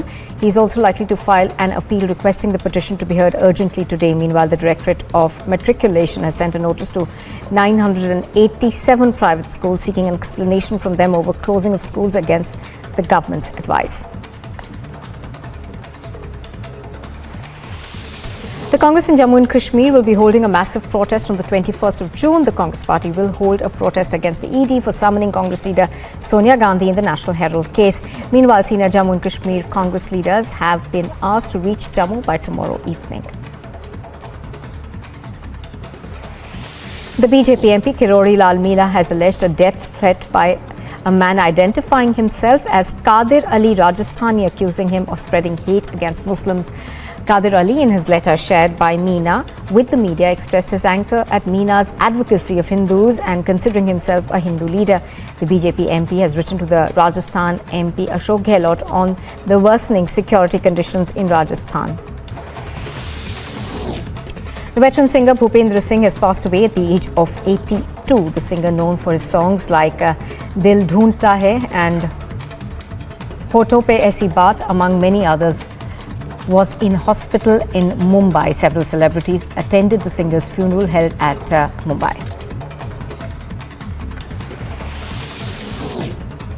A fire broke out in an electric bike showroom in Pune, damaging at least 7 bikes in the Ganga Dham area of the city. No injuries have been reported in the incident, with the fire tenders being in place immediately. Pakistan's Prime Minister Shehbaz Sharif, after facing an embarrassing defeat in the Punjab Assembly by-polls on Monday, hinted at completing his coalition government's tenure and not giving in to early elections, and demanded the ouster of Imran Khan, who is currently riding atop his popularity wave in the country.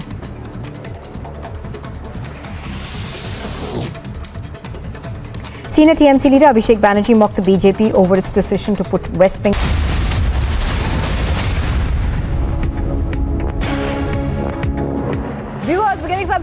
updates coming in from Kalakuruchi case. The SP, Selva Kumar, has now been transferred. I repeat, the SP, Selva Kumar, has now been transferred. And this is the big news coming in, viewers, right now. There is a new, in fact, a person who has taken over as SP right now. If I'm saying it correctly, he is a DC Pakalavan, who is now appointed as Kallikuruchi SP. So we have got big news right now. Kallikuruchi SP, Selva Kumar, has been transferred. Now, this is coming in after that a terrible incident with a Tamil Nadu schoolgirl who has died by suicide. We saw a lot of protests there happening as well. Now, this case pertains to a 17-year-old girl who was studying in class 12 of a private residential school there. And this is a big update coming in from Kalakuruchi. Much more coming up on the other side of this very short break.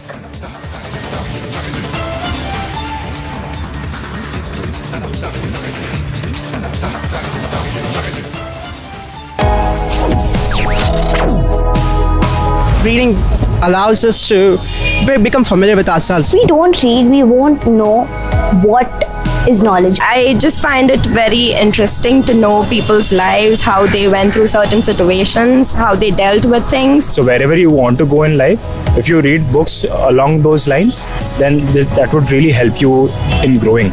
Reading could mean a million different things to every individual.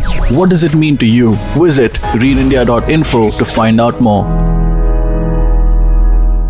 A cloudburst over the India-Tibet border flooded a few villages in Himachal Pradesh's Kinnaur district, but no loss of life was reported. The cloudburst occurred in Chango and Shalkar villages at around 7, damaging a small bridge, a crematorium and several orchards. The former athlete P.T. Usha will take oath as the Rajya Sabha MP. P.T. Usha and legendary music composer Ilaiyaraaja could not be present in the Rajya Sabha yesterday for unknown reasons.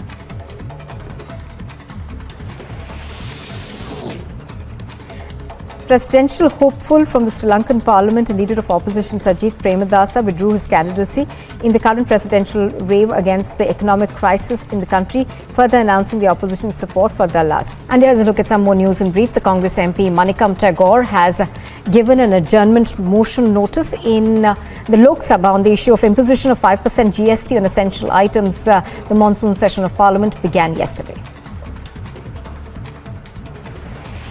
The RSP MP N.K. Premachandran has also given an adjournment motion notice.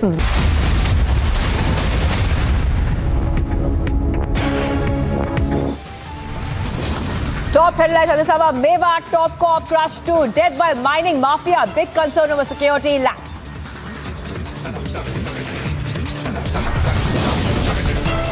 Massive anger over death of police officer for doing his job. Opposition claims lapse. State government says more arrests soon. Big win for Nupur Sharma. Top court says no coercive action till August 10th.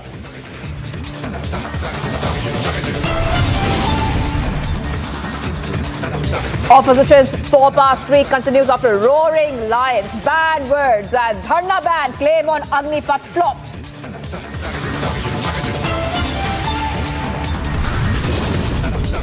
From Mumbai to Delhi, Republic leads phone tapping scandal investigation. Questions tainted Mumbai top cop Sanjay Pandey.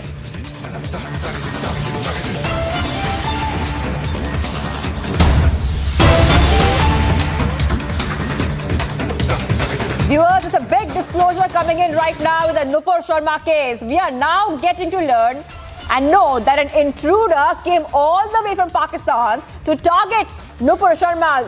A shocking story coming in right now. This is coming just after Supreme Court has granted Nupur Sharma interim protection from coercive action till August 10th. That had come in from the Supreme Court. It was a relief for Nupur Sharma. But what we are learning so far, that it's a big disclosure in the case against Nupur Sharma and what's happening there in the Nupur Sharma case. We are getting to learn that an intruder came from Pakistan to target Nupur Sharma. I'm being joined by Amardeep on the phone line. Amardeep, take us through this big disclosure which is coming in. We believe multiple agencies are also investigating this case.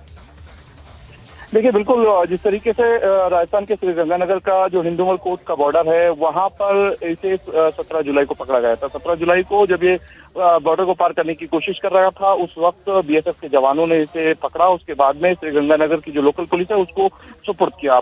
Local police ने जब इससे पूछताछ की, चूंकि यहाँ से ज्यादातर नशे की तस्करी होती है, इंटरनेशनल बॉर्डर पे से लगातार नशे की पूरी चीजें निकलती है, तो इसी बिहाफ पे इससे पूछताछ और गहरी हो गई। और जब ये संतुष्टि से जवाब नहीं दे पाया तो रिजवान से जो चीजें मिली हैं, हमारे पुलिस सूत्रों ने बताया है कि इसके पास से एक चाकू बरामद हुआ था, मैप बरामद हुआ था।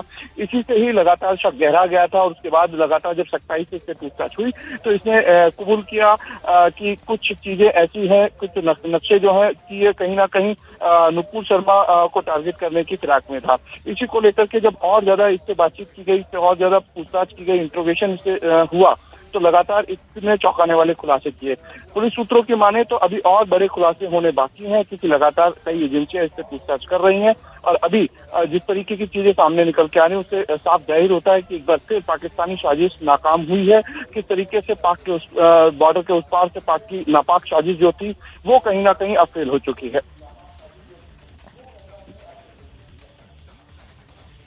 Right. What are the details do we have right now? Okay, I will come to you later. We are being joined by. All right, we're being joined by a guest right now on the phone line. Vikram Singh is joining us on the phone line. Thank you for joining us. The former UP DGP is joining us. Thank you. All right, this is a big news coming in, Mr. Singh. We are seeing another massive threat to Nupur Sharma. Could you just take us to what you think is happening here? Because Nupur Sharma is already facing a threat here. She had approached the Supreme Court. But now we are seeing that an intruder is coming all the way from Pakistan. And right now, of course, agencies are, investigating this case. Mr. Singh. This adds a whole new dimension to the mass hysteria that we are seeing, unfortunately, for the last 21 days now. And I would say that I would compliment the BSF for apprehending, but not now, to thoroughly interrogate who has watched him, who has a knife, and what's his task that has been assigned to him, and where is his funding from. All these questions will have to be answered, and anyone who is competent or in suspicion will have to be brought and subjected to protracted and professional interrogation to end once and for all. We cannot being the most hunted person on the planet. No, it cannot. We are a democracy, a vibrant judicial and a police and administrative system, and anyone who chooses to have a knife in his or her hand, well, there will be consequences. And I do hope the BSF and the police are listening. It cannot be a free-for-all. And those who feel that it can be a free-for-all or Talibani regime, well, they should better realize that we have a constitutional government in position. And those who want to go by the constitution, they are welcome to go to Afghanistan and other 8 countries where the Sharia law is in operation. Here we have the constitution, the IPC, the CRPC, we will go there. But I must compliment the BSF for the very excellent recovery and the arrest that they have made. But the follow-up has to begin now. All right, thank you for joining us. Dr. Vikram Singh, former UP DGP, joining us here on Republic TV. An intruder of yours has come from Pakistan to target Nupur Sharma. That's what we have learned. And multiple agencies are also, in fact, looking into this case. And this is happening, of course, as the Supreme Court has given relief to Nupur Sharma till August 10th, where the Supreme Court has said a couple of things as well in that case, where the Supreme Court has said that she is going to get interim protection from coercive action till August 10th. Remember, Nupur Sharma had knocked the doors of the Supreme Court in a request, a stay on her arrest in the 9 FIRs lost against her and the clubbing of the FIR. So in that case, what we can tell you, viewers, is that she has got some protection so far. No action on Nupur Sharma till August 10th. It's a relief coming in for Nupur Sharma right now. So this is the big news coming in, viewers. Remember that while hearing Nupur Sharma's plea, Supreme Court has directed as an interim measure that no coercive action should be taken against her till the next hearing on August 10th. All right, we're getting some more news coming in on the intruder, which has come from Pakistan. Now, the man during initial interrogation has told officials that he came to the border as he wanted to visit Ajmer Sharif Dargah, but later told them that he also wanted to harm former BJP spokesperson Nupur Sharma for her remarks against Prophet Muhammad. That's what officials are telling us. We're getting some more details on this intruder who has come all the way from Pakistan, now being investigated by multiple agencies right now. He's being investigated. Interrogation is happening. What he has said during interrogation, we have got those details. I'll just repeat them once more. He has told officials that he came to the border as he wanted to visit Ajmer Sharif Dargah, but later told them that he also wanted to harm, I repeat, harm former BJP spokesperson Nupur Sharma from her remarks against Prophet Muhammad. So that is the big news coming in at this point of time. Big revelation on the intruder. SP Ved is joining us on the phone line. Thank you for joining us. This is the big news coming in. We're getting some shocking details as well, Mr. Ved, about the intruder, when he's saying some shocking things like he had come to visit the Dargah, but he also wanted to harm Nupur Sharma. See, this clearly establishes that ISI is actually trying to take advantage of this unnecessary controversy of Nupur Sharma's statement on Prophet Muhammad. I think they want to destroy India, and they want to send their operatives to execute Nupur so that there are communal rights in this country. And you have seen this earlier happening in Udaipur, Jaipur. That was also on the instructions and training of the ISI, and this clearly establishes how they are trying to fish in troubled waters, and their one and only aim is to destroy this country by engineering communal rights and fissures between the two communities. All right, thank you for joining us, Dr. SP Ved, former Jammu and Kashmir DGP, on the phone line with us on this big news which is coming in. Massive admission by Intruder from Pakistan. This is big news we have been tracking. Much more coming up on the other side of this very, very short break. Viewers, we continue to get you the fastest updates here at Republic TV. From Mumbai to Delhi, Republic leads phone tapping scandal investigation. Questions tainted Mumbai top cop Sanjay Pandey.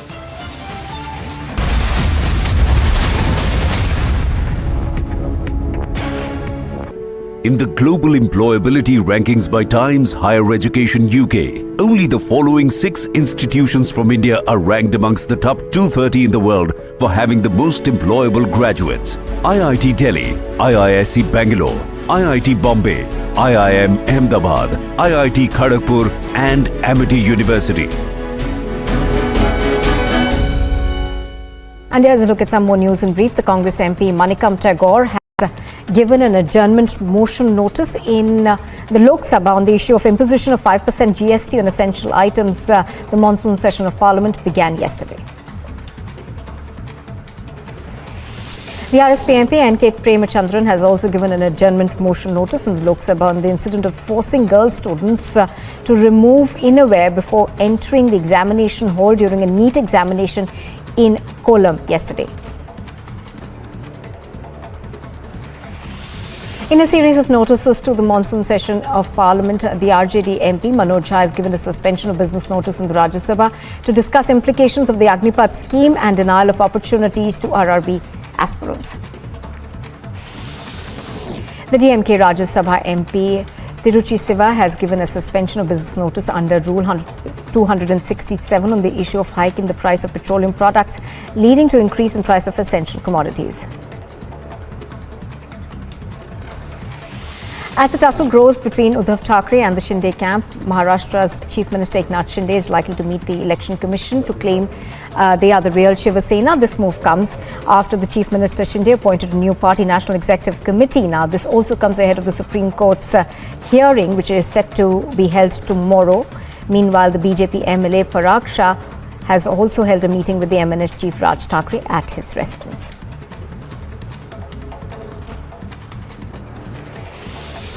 The Kerala Youth Congress Vice President K.S. Sabrinathan will appear before the Assistant Commissioner of Police Shagumugam at 10 would have appeared by now, of course, in connection with the alleged protest against Chief Minister Pinarayi Vijayan inside a flight. And here's a look at some more news in brief. Opposition staged a protest at Parliament, raking up a plethora of issues from misinformed Agnipath protest to GST imposition. The army then went on record, fact-checking the opposition of the bizarre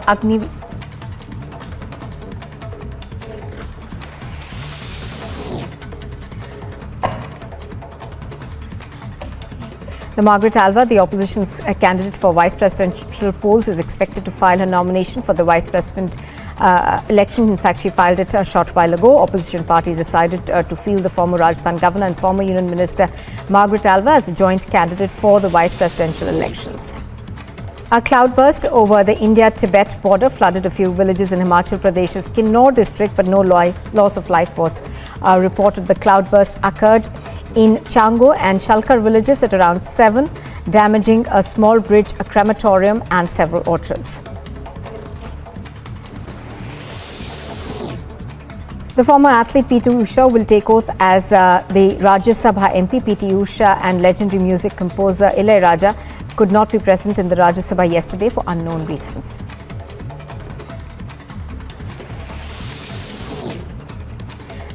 Presidential hopeful from the Sri Lankan Parliament and leader of opposition Sajith Premadasa withdrew his candidacy in the current presidential race against the economic crisis in the country.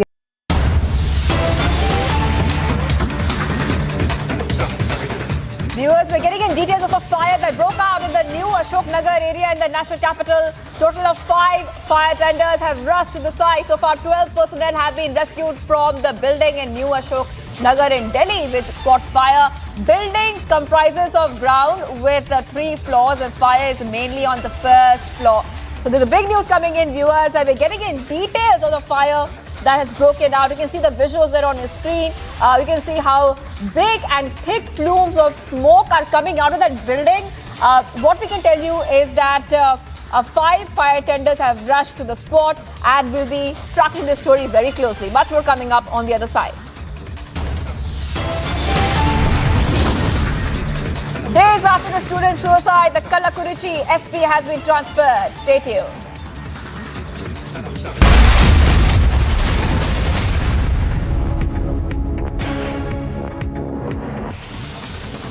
The DMK Rajya Sabha MP Tiruchi Siva has given a suspension of business notice under Rule 267 on the issue of hike in the price of petroleum products, leading to increase in price of essential commodities. As the tussle grows between Uddhav Thackeray and the Shinde camp, Maharashtra's Chief Minister Eknath Shinde is likely to meet the Election Commission to claim they are the real Shiv Sena. This move comes after the Chief Minister Shinde appointed a new party National Executive Committee. Now, this also comes ahead of the Supreme Court's hearing, which is set to be held tomorrow. Meanwhile, the BJP MLA Parag Shah has also held a meeting with the MNS Chief Raj Thackeray at his residence.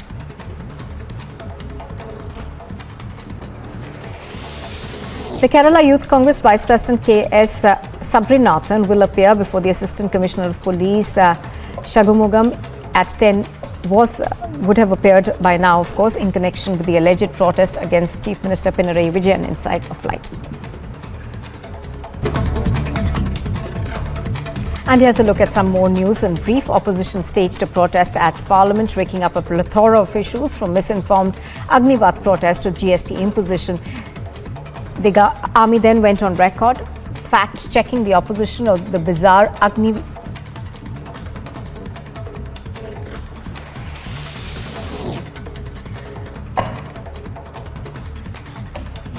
Margaret Alva, the opposition's candidate for vice presidential polls, is expected to file her nomination for the vice president election. In fact, she filed it a short while ago. Opposition parties decided to field the former Rajasthan governor and former Union Minister Margaret Alva as the joint candidate for the vice presidential elections.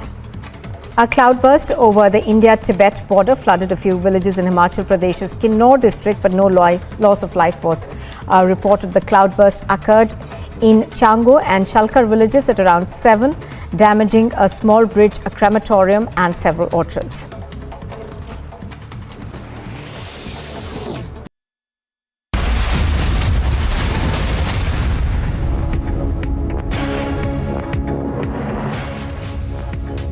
The battle for leadership of Shiv Sena is getting intense day by day.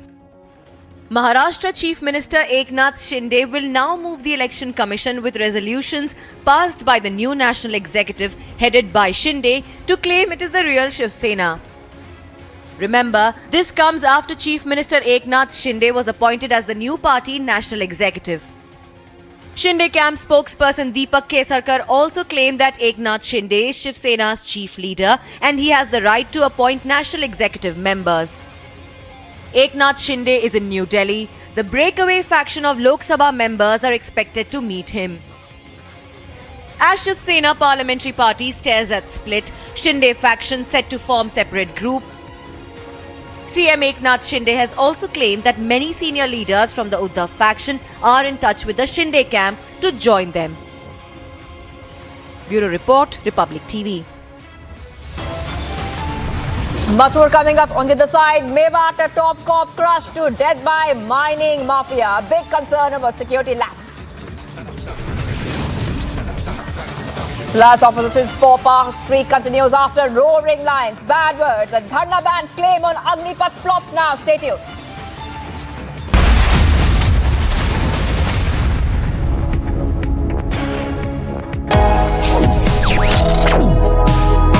Reading allows us to become familiar with ourselves. We don't read, we won't know what is knowledge. I just find it very interesting to know people's lives, how they went through certain situations, how they dealt with things. So wherever you want to go in life, if you read books along those lines, then that would really help you in growing. Reading could mean a million different things to every individual. What does it mean to you? Visit readindia.info to find out more.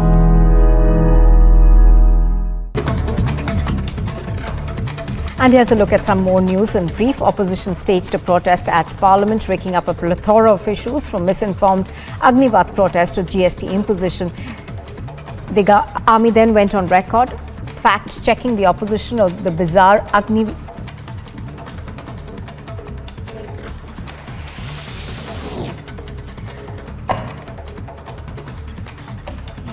Margaret Alva, the opposition's candidate for vice presidential polls, is expected to file her nomination for the vice president election. In fact, she filed it a short while ago. Opposition parties decided to field the former Rajasthan governor and former Union Minister Margaret Alva as the joint candidate for the vice presidential elections.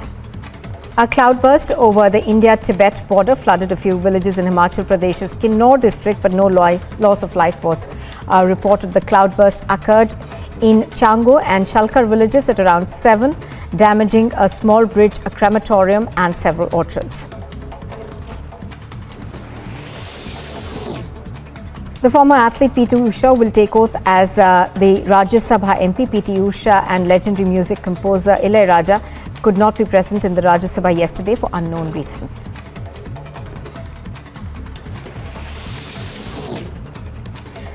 Presidential hopeful from the Sri Lankan Parliament and leader of opposition Sajith Premadasa withdrew his candidacy in the current presidential race against the economic crisis in the country, further announcing the opposition's support for Dallas. And here's a look at some more news in brief. The Congress MP Manikam Tagore has given an adjournment motion notice in the Lok Sabha on the issue of imposition of 5% GST on essential items. The monsoon session of Parliament began yesterday.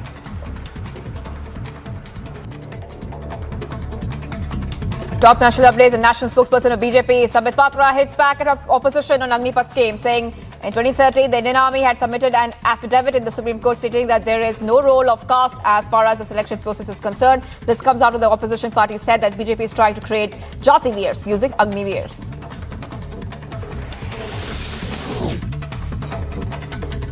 Addressing senior officials at the state video conferencing, UP CM Yogi Adityanath said roads were for people to commute and that no religious activity should be allowed to hinder traffic. Adityanath asked officials to ensure that there was no display of firearms in the religious yatras and processions and issued directives to establish health posts on the yatra routes.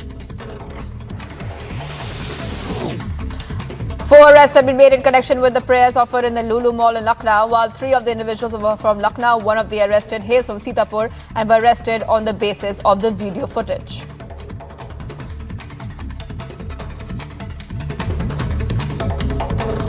Well, much more coming up on the other side. From Mumbai to Delhi, Republic leads phone tapping scandal investigation. Questions tainted Mumbai top cop Sanjay Pandey. Stay tuned.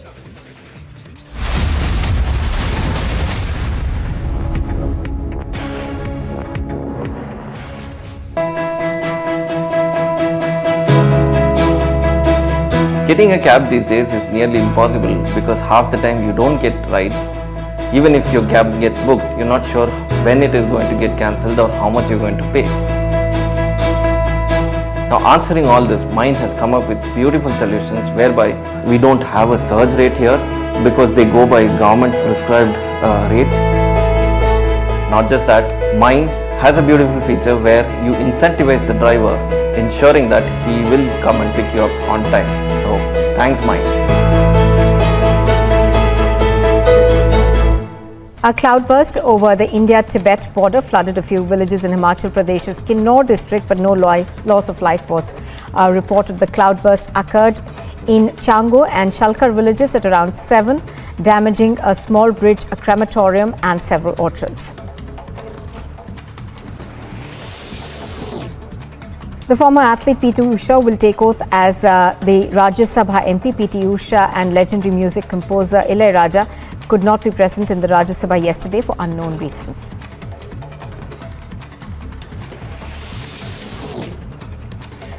Presidential hopeful from the Sri Lankan Parliament and leader of opposition Sajith Premadasa withdrew his candidacy in the current presidential race against the economic crisis in the country, further announcing the opposition's support for Dallas.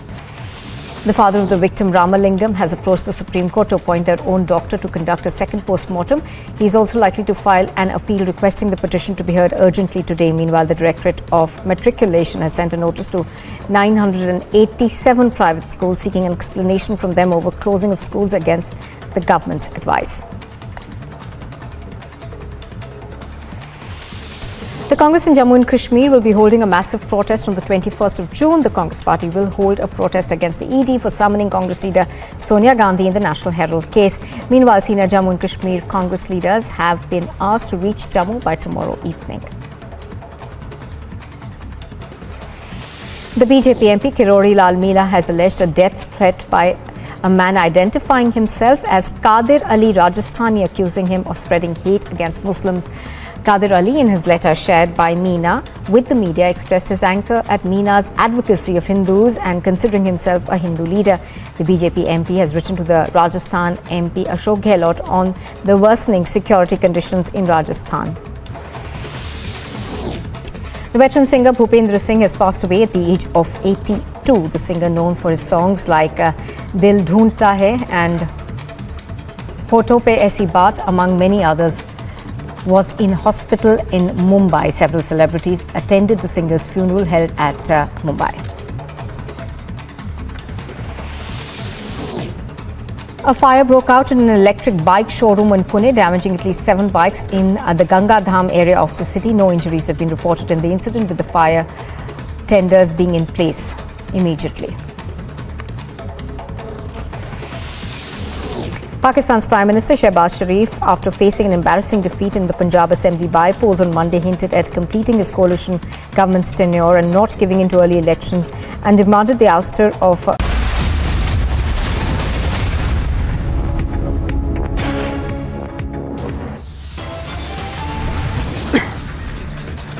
Big relief for former BJP spokesperson Nupur Sharma. SC says no coercive action till the next hearing on August 10th.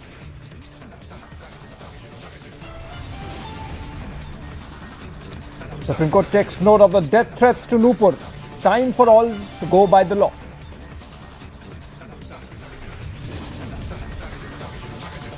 And in a related big development in Nupur Sharma case, Pakistani intruder allegedly sent to India to target Nupur.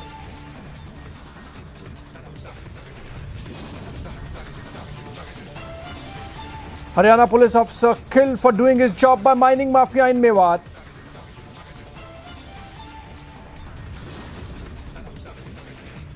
And opposition now gives a caste spin to the Agnipath scheme. Army destroys fake narrative.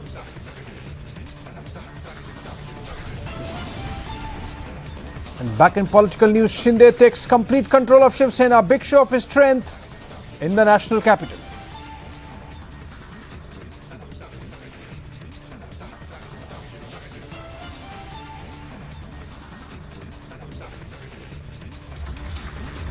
Well, we are getting in details that an intruder was sent from Pakistan to target Nupur Sharma. This development comes on the same day the Supreme Court also took note of the threats issued to her. The Supreme Court has also said no coercive action will be taken till the next hearing. All right, Amardeep is live with us. This man has been caught from Sri Ganganagar, we believe. Amardeep, if you can tell us more details. What's his name, from where was he headed from, and where was he going, and what was his objective, where all his interrogation is taking place? Amardeep.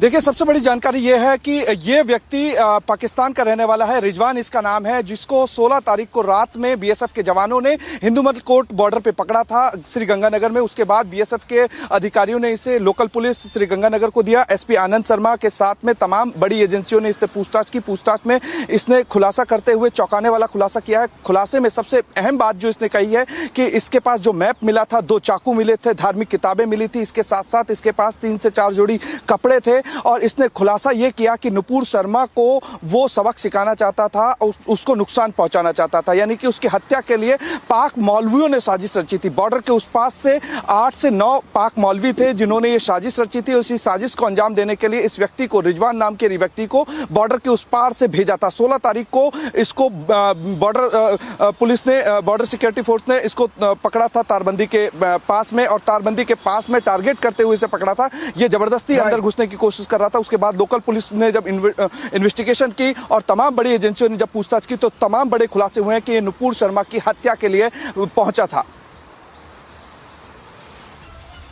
Right, sounds serious that someone in Pakistan conspires to eliminate Nupur Sharma and also manages to send in an assassin who has caught right inside India from Sri Ganganagar in Rajasthan. Let's listen into this policeman from the state. देखिए, दिनांक 16-17 जुलाई की मध्य रात्रि पर एक व्यक्ति जो है वो बॉर्डर का पिलर क्रॉस करके फेंसिंग के पास आ गया था, जिसको बीएसएफ के गार्ड्स ने चैलेंज करके उसको अरेस्ट किया और उसके बाद उसको हिंदूमल कोर्ट पुलिस थाना को सुपुर्द किया। हमने उसमें एक एफआईआर दर्ज की। एफआईआर दर्ज करके जो multi agency joint interrogation committee है उसको फॉर्म करके वो शुरू करी। आज शाम को जॉइंट इंटरोगेशन कंक्लूड हुआ है। जीआईसी से जो प्राइमरी तथ्य जो बाहर आया वो ये है कि इस व्यक्ति का नाम रिजवान अशरफ, सन ऑफ मोहम्मद अशरफ, उम्र 24 साल, निवासी कुठियाल शेखा, पाकिस्तान का है। इसके पोजेशन में एक बैग मिला है जिसमें कुछ कपड़े, कुछ धार्मिक किताबें, 2 चाकू, एक बड़ा एक छोटा, पानी की बोतल और कुछ खाने का सामान है।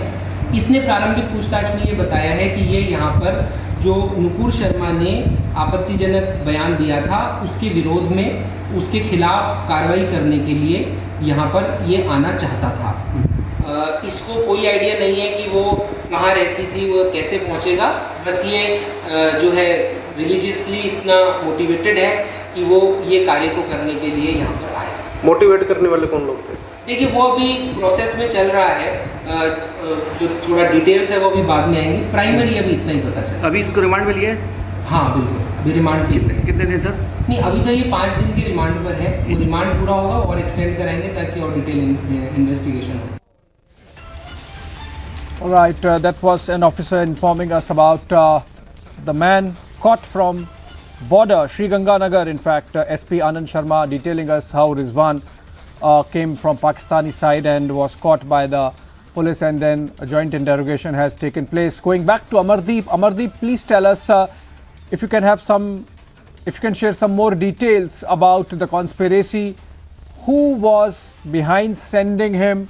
And is it Pakistani deep state trying to foment trouble in India, or is it a bunch of Maulvis, given the fact that Pakistani society itself is so radicalized? And let's not forget that even the Udaipur killing of Taylor Kanhaiya Lal has had a Pakistani link. देखिए सबसे बड़ी चीज ये है कि गौस और रियाज वो हत्यारे जिसने कन्हैया की बर्बरता के साथ में हत्या की थी। इन लोगों का भी पाकिस्तान से संपर्क था। व्हाट्सएप ग्रुप में पाकिस्तान के नंबर पाए गए थे और ये लगातार पाकिस्तान में बात करते थे और डिटेलिंग में ये पता गया था कि ये पाकिस्तान गए भी थे और पाकिस्तान में जाकर के ट्रेनिंग लेकर के आए थे। कहीं ना कहीं अब वापस से जो चीजें जुड़ती हुई नजर आ रही है वो पाकिस्तान से जुड़ती हुई नजर आ रही है। सबसे इंपॉर्टेंट चीज ये है कि ये इसके पास से जो धार्मिक किताबें मिली हैं कहीं ना कहीं वो दावते इस्लाम से जुड़ी हुई हो सकती हैं। दूसरी चीज ये है कि इसके पास में जो 2 चाकू मिले हैं, एक छोटा और एक बड़ा, कहीं ना कहीं वो एक ही तरीके का चाकू है। जिस तरीके की ट्रेनिंग गौस और रियाज पाकिस्तान से लेकर आए थे उसी तरीके का हूबहू कहीं ना कहीं चाकू पुलिस सूत्रों का कहना है कि यहां भी मिले हैं। तो कहीं ना कहीं वो जो पूरी डिटेलिंग है, जो चीजें इनपुट जुटाने की कोशिश एनआईए कर रही थी, अब ये इनपुट और ज्यादा बड़ा होता जा रहा है कि पाकिस्तान की साजिश थी। दूसरी तरफ 8 मौलवियों की ये साजिश जिसकी वजह से यहां पर ये नुपुर शर्मा का कत्ल करने के लिए बॉर्डर के उस पार से जबरदस्ती आना चाहता था। ये रिजवान नाम का व्यक्ति 24 साल का युवक है जिसको पूरा ब्रेन वॉश किया गया था और इसी काम के लिए इसको एक मैप दिया गया था जिसमें तमाम पूरी के पूरी एक रूट मैप था पंजाब से होते हुए दिल्ली किस तरीके से पहुंच रहा है। और ये रूट मैप जो था, इस रूट मैप में पूरी डिटेलिंग थी कि कहां आपको जाना है, कहां आपको मदद मिलेगी, कहां सारी चीजें करेंगे, जिस पर पूरी जांच एजेंसियां जो है तसल्ली से सारी चीजें पूछ रही हैं और इन्वेस्टिगेशन कर रही है। Amardeep, how easy is it to really cross the international border and come to Indian side? Is there no fencing and electrified fencing, we are told? And where was he headed to? Was he coming to Delhi or was he going to Ajmer? What was his destination before he could get to Nupur? देखिए सबसे बड़ी चीज ये थी कि जैसे ही ये zero pillar पे पहुंचता है, हिंदूमल कोर्ट के बॉर्डर पे जीरो पिलर पे जब ये पहुंचता है तो बीएसएफ के अधिकारियों ने, बीएसएफ की जो चौकी इंचार्ज था, जो बीएसएफ की लगातार पेट्रोलिंग हो रही थी, उन पेट्रोलिंग के अधिकारियों ने इसको सतर्क किया, इसको बोला कि आप जीरो पिलर पे खड़े हैं, आप वहीं रहिए, आप बॉर्डर क्रॉस करने की कोशिश ना करिए। उसके बाद इसको जब 2 से 3 इंटीमेशन किया गया, उसके बाद ये लगातार बॉर्डर के करीब आ रहा था तो उसको पकड़ा गया वहां से और एक कह सकते हैं हिदायत दे करके इसको पकड़ा कि आप बॉर्डर के इस तरफ आ चुके हैं, आप इंडिया के साइड में हैं और आप जीरो पिलर को क्रॉस इस तरीके से नहीं कर सकते। इसके बाद बॉर्डर फोर्स ने इसको जैसे ही पकड़ा, बीएसएफ के अधिकारियों ने इसको पकड़ा तो इंट्रोगेशन हुई। उसके बाद लोकल पुलिस ने जब इससे कड़ाई से पूछताछ की तो इसने तमाम खुलासे किए और वो खुलासे किए जो चौंकाने वाले थे। क्योंकि जिस तरीके से इसके जो बैग था उस बैग में से एक पानी की बोतल, 2-3 जोड़ी कपड़े, एक रूट मैप मिला था, रूट मैप के अलावा 2 खंजर और उसी तरीके के खंजर हूबहू जिस तरीके के गौस और रियाज ने बनाए थे, यहाँ बनाए थे। यानी कि वो ट्रेनिंग पाकिस्तान से लेकर के आए थे और पाकिस्तान से जब ट्रेनिंग लेकर आए थे हूबहू उसी तरीके का कत्ल करने के लिए जो चाकू। जी Amardeep, we are sure you will be able to get us those pictures of the weapons he was carrying, but please tell us, has he clearly admitted that he was coming to kill Nupur Sharma? Alright, another breaking news development coming in. This time it seems a relief for Ansal brothers from Delhi court in connection with the Uphaar fire tragedy that had taken place in the 1990s. In the evidence tampering case, in fact, Delhi's Patiala House Court has said that due to advanced age, we are releasing Ansal brothers on the imprisonment already undergone. That's a development coming in from Patiala House Court of Delhi in connection with the Uphaar fire tragedy. In fact, the case related to tampering of evidence and the Ansal brothers have got some relief being let off on the grounds of age. And the Delhi court has reduced the sentence of Gopal Ansal and Sushil Ansal, the 2 brothers, and other convicts to the period undergone in the case. They had challenged the conviction of sentence of 7 years and some part of which they had already spent behind bars, it seems. And now the court has accepted that whatever period they have spent in jail, that suffices given their age. So Ansal brothers, Gopal Ansal and Sushil Ansal, both having been punished in connection with the Uphaar fire tragedy in the Uphaar cinema, when about 100 people had lost their lives because the cinema caught fire and there were no escape routes proper. And it was a huge tragedy when it happened in Delhi. And Ansal brothers, having been convicted earlier, now a Delhi court being little lenient on them. We have a victim, Neelam Kohli. Neelam Krishnamurthy. We have a victim, someone from the victim family, Neelam Krishnamurthy. Welcome, and please tell us, how would you respond to this court order which is giving some relief to the Ansal brothers and sort of waiving off their remaining term? Neelam Krishnamurthy ji, if you can tell us please, how would you react to the Patiala House Court being... Yes, please. Yes, today's judgment has been very disappointing. I'm reminded of 19th August 2015 when the Supreme Court had allowed Ansals to walk free by paying a fine of 60 crore. The session judge today has repeated the history again. Just because they're rich and powerful, he does not see how serious the offense is. They're actually encouraging the people to tamper with the evidence, and it's actually gone, the message has gone. The law of the land is not the same for rich and powerful. My own experience with the judiciary today, it is not meant for ordinary citizens. It is only meant for giving relief to the rich and mighty. So an ordinary citizen in this country should not even make an attempt to come to the courts to seek justice. My faith in the judiciary was restored on 8th of October 2021 when the CNN Pankaj Sharma convicted these people and set them behind bars. But the session judge Dharmesh Sharma has let us down. After giving us a hearing, after upholding the conviction, he has allowed them to walk free. If this judgment is absolutely compromised, and the judge had no business to give them a period undergone. They do not realize the pain that the people have undergo when they come to the court and stand here for hours together. 25 years of my life I've spent in the court, and I've been deprived justice. I want to ask the CJI, Chief Justice of India, when he said injustice will lead to anarchy. I think he's absolutely right, and that's what I need to do. I said in 2015, I should have picked up a gun and shot these people. Yes. And I say that again today. I made a biggest mistake of coming to the court. Ma'am, we absolutely empathize with your anger and sentiment. But do you still have some legal recourse left? Well, there's a legal recourse of filing an appeal. And when the victims file an appeal and the High Court takes decades for the appeal to be heard. When it is for the accused, the appeal was heard within no time. I want to know, the bigger question here is, how many accused are languishing in jail after the first conviction?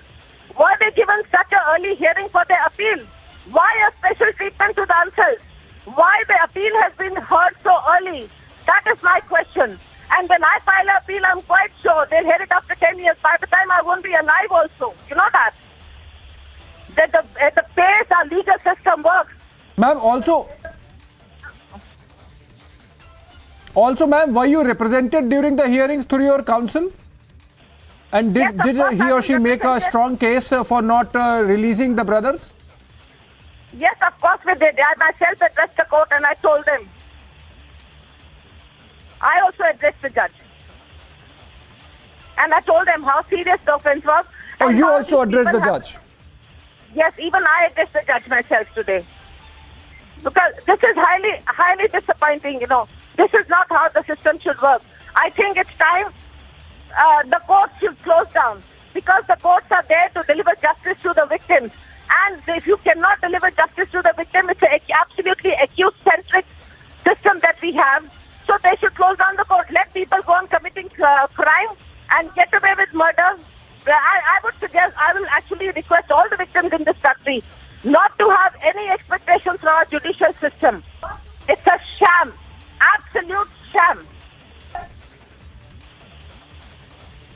Ma'am, since you were there in the court today, have you been given an opportunity to file an appeal, and pending that appeal, the accused not be released, or they would be released irrespective of your appeal?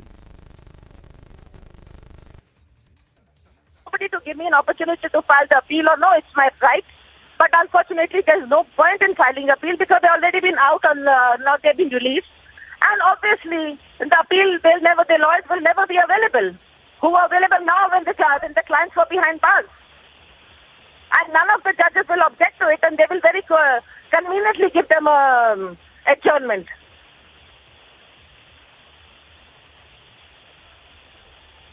Right. Our executive editor, legal and governance affairs, also joins us, Ridham Anand Bharadwaj. Ridham, a lot of angst and anger amongst the victims, as amplified by Ms. Neelam Krishnamurthy there. If you can join in, and Ms. Krishnamurthy suggests that the system is so loaded against the victims that she has a sense of helplessness on today's verdict.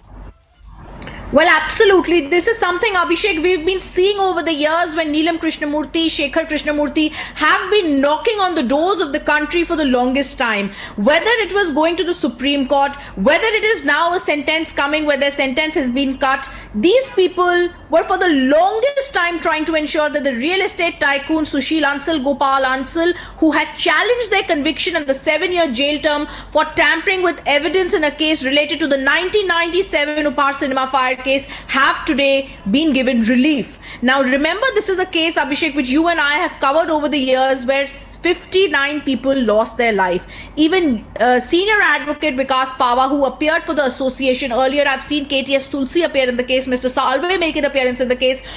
The court was told that 20,000 pages of 9 hand-picked critical documents that related to Sushil and Gopal Ansal and others were either mutilated, destroyed or obliterated. The ultimate result was not just restricted to tampering of evidence, but also to secure the acquittal of Sushil Ansal and Gopal Ansal and H.S. Panwar is what had been argued. The case, of course, we all remember, is related to the tampering with the evidence in the 1997 fire tragedy case, where they were convicted and sentenced to 2 years in jail earlier by the top court of the country. The Supreme Court had, however, released them earlier on the period already undergone on a condition that they paid 30 crore fine each, to be used for building a trauma center in the national capital. There were others who had been convicted, but I want to go across to details coming from our colleague Sambhav, who says that the court had said we have to consider their age. So it is on age grounds today that Judge Dharmesh Sharma passed the order, and as we're trying to get the copy of the order, we'll also say the court has said Delhi's Patiala House Court reduces the sentence to the period undergone in the case, saying we have to consider their age. Even as we're going to try and speak to the lawyers, we're going to try and speak to the victim's kin, they are definitely feeling a sense of huge loss right now, because this is a battle they've been fighting, Abhishek, in several courts of the country. Earlier, we also remember, Abhishek, the Delhi court had upheld the conviction of the Ansal brothers, but it is saying it is now going to be to the sentence that they've already undergone. This was upheld on the conviction of Gopal Ansal, Sushil Ansal in connection, like I said, with the tragedy. And even as this was happening, I remember the Magistrates Court on November 8th last year had said and given them this term for tampering evidence. It took the longest time, I remember, when it came to Neelam Krishnamurthy, Shekhar Krishna. Yes, Abhishek. Just an interesting question. I was going through these papers, and about 20,000 pages either torn, removed, mutilated, some of them very critical documents. It must have been a massive operation, Ridham. Well, absolutely. That is exactly what Vikas Pava, who appeared for these people before the court, had said. These were critical documents, like you mentioned. It was about those people and about how there were lapses in security at that time, Abhishek. And there was chaos, I remember. We also reported from the site of Uphaar fire tragedy at the cinemas itself much later, where we saw what had happened. There were people who were distraught. They were coming to the courts. And I remember the Uphaar Tragedy Association always trying its best to ensure that these people were finally given some sort of sentence. That sentence came much later. Yesterday, in fact, the city court upheld the conviction of the barons in the evidence tampering case. So yesterday what had happened was the Delhi's Patiala court had said yes, there was evidence tampering. We agree that there was evidence tampering.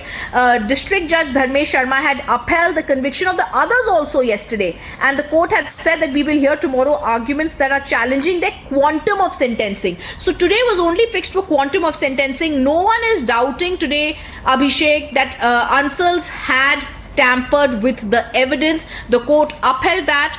only on grounds of their age. Today, the court has said we are going to reduce this sentence. I also remember the magistrate court saying they had attacked the very purity. Yes, Abhishek. One more question, only in February this year, the High Court in fact refused to suspend the sentence. And now we have a lower court actually, if you look at it, waiving off some part of the term that was slapped on them. So the victims obviously can go in and appeal and knock the doors of the High Court now? Well, there was a Sessions Court, Abhishek, before which the Ansals had challenged their conviction order of 20th-21 December 3rd, refusing to suspend their sentence. They moved the Delhi High Court, but the sentence was upheld. You're absolutely right. Now they've moved to the lower court. There will be the public prosecutor and others who argued in the case who will say that this case brought a bad name to the well-tested criminal justice delivery system, but also eroded the confidence and trust of the common man in it. And that really is what this is about. Whether it's this case, whether it's the Nitish Katara case, these cases and these people have become legendary for the way they've been fighting in the corridors of power and the legal corridors, Abhishek, to try and get justice. Today, what is happening is once again going to be put to test on the test of the common man whose trust has once again been eroded. Right. Thank you so much, Ridham. On the one hand, we have long arms of the law, and on the other, we have long gestation period before we get justice in the courts. I think the victims obviously would knock at the doors of the higher courts. So moving on, the story about frisking of girl students during the NEET scam. NEET exams, I beg your pardon, and some report on that. Have a look. The National Testing Agency issued a statement with regards to the NEET frisking case. The NTA said that the Centre Superintendent and Independent Observer as well as City Coordinator of Kollam District have stated that they did not find any incident of a female who was asked to remove her innerwear at the NEET examination centre. The testing agency further clarified that there were no complaints to anyone during or immediately after the examination. Adding to that, NEET does not permit any such activity alleged by the parents of the candidate. This comes after a complaint was filed by the parent of a candidate appearing for the NEET test at Mar Thomson Institute of Information and Technology. In the complaint accessed by Republic, the parent has alleged that his ward, a female, was asked to remove her innerwear even though the dress code mentioned in the protocols has no mention of the same. Bureau Report, Republic TV. A short break, but on the other side, opposition now gives Caste a spin to the Agnipath scheme. Army destroys the fake narrative. Also, Shinde takes complete control of Shiv Sena. Big show of strength in the national capital.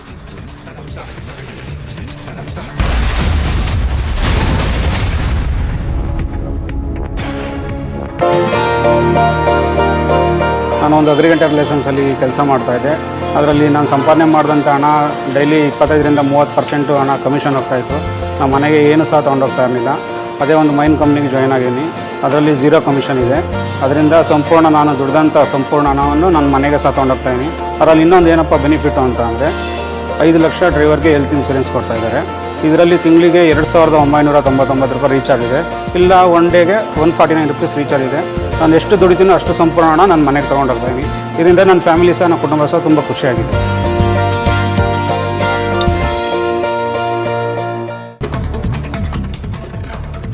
And here's a look at some more news in brief. Opposition staged a protest at Parliament, raking up a plethora of issues from misinformed Agnipath protest to GST imposition. The army then went on record fact-checking the opposition of the bizarre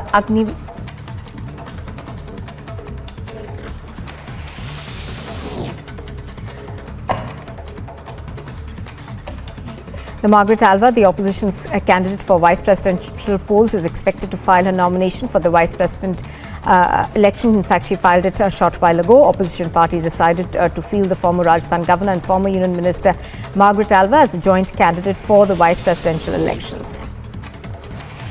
The father of the victim, Ramalingam, has approached the Supreme Court to appoint their own doctor to conduct a second post-mortem. He is also likely to file an appeal requesting the petition to be heard urgently today. Meanwhile, the Directorate of Matriculation has sent a notice to 987 private schools seeking an explanation from them over closing of schools against the government's advice. The Congress in Jammu and Kashmir will be holding a massive protest on the 21st of June. The Congress party will hold a protest against the ED for summoning Congress leader Sonia Gandhi in the National Herald case. Meanwhile, senior Jammu and Kashmir Congress leaders have been asked to reach Jammu by tomorrow evening. The BJP MP Kirori Lal Meena has alleged a death threat by a man identifying himself as Qadir Ali Rajasthani, accusing him of spreading hate against Muslims. Qadir Ali, in his letter shared by Meena with the media, expressed his anger at Meena's advocacy of Hindus and considering himself a Hindu leader. The BJP MP has written to the Rajasthan MP Ashok Gehlot on the worsening security conditions in Rajasthan. The veteran singer Bhupendra Singh has passed away at the age of 82. The singer, known for his songs like Dil Dhoondta Hai and Hoton Pe Aisi Baat, among many others, was in hospital in Mumbai. Several celebrities.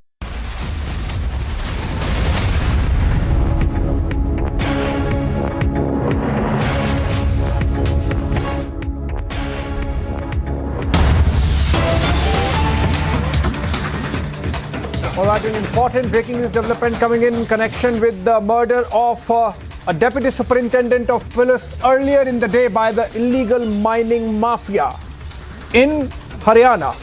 Now, reports suggest that an encounter has taken place between the cops and the mining mafia, in which one of those accused has been shot at and taken into custody.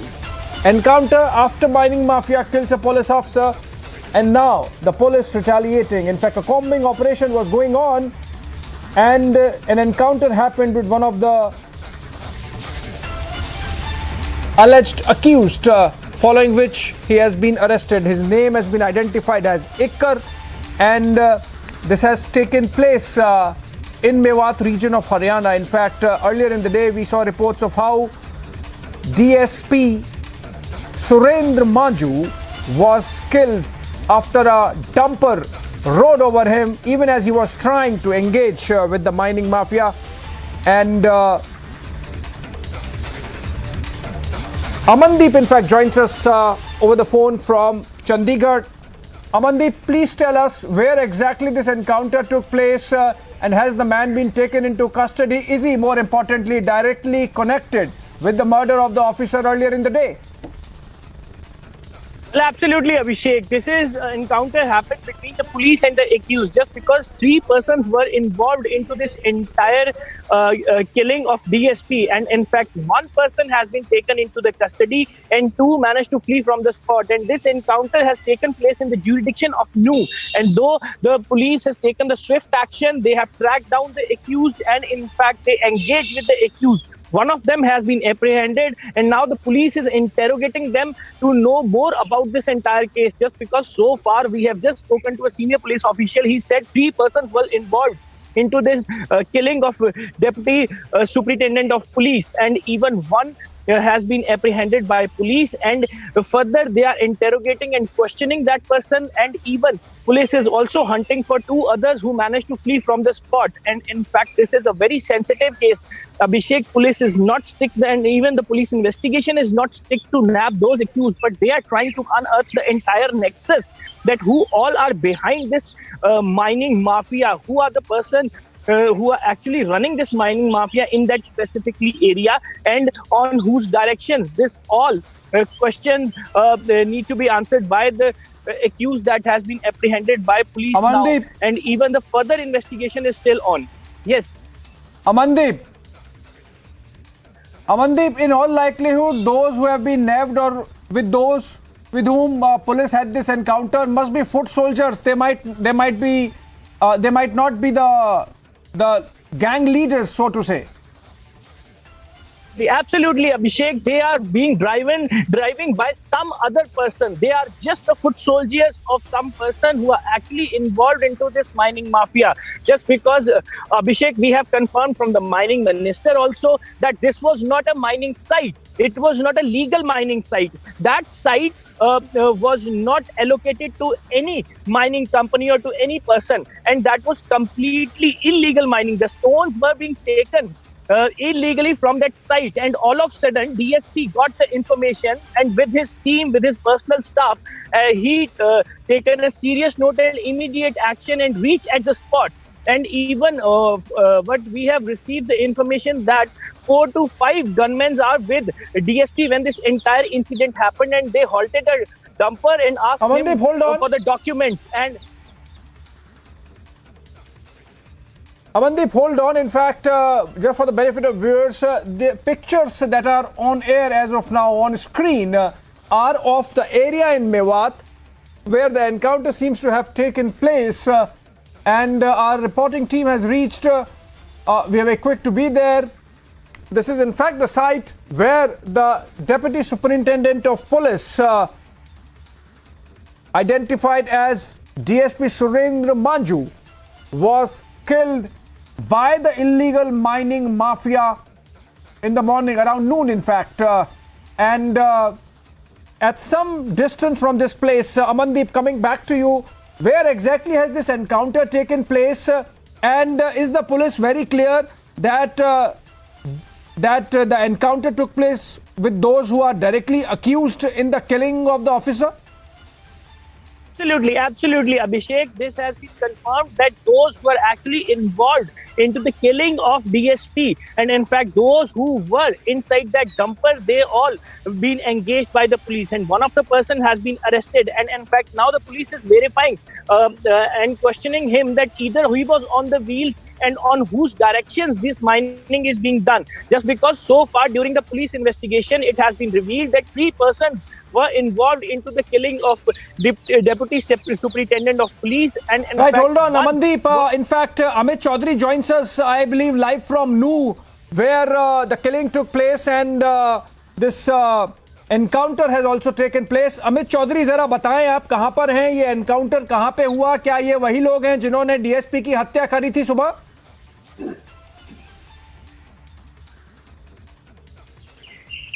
All right, I think we lost there Amit Chaudhary, our colleague from Republic Bharat. We'll try to connect with him again. He has reached the spot in Nu where the encounter has taken place. Amandeep, coming back to you, the information that we are getting is that this encounter has taken place.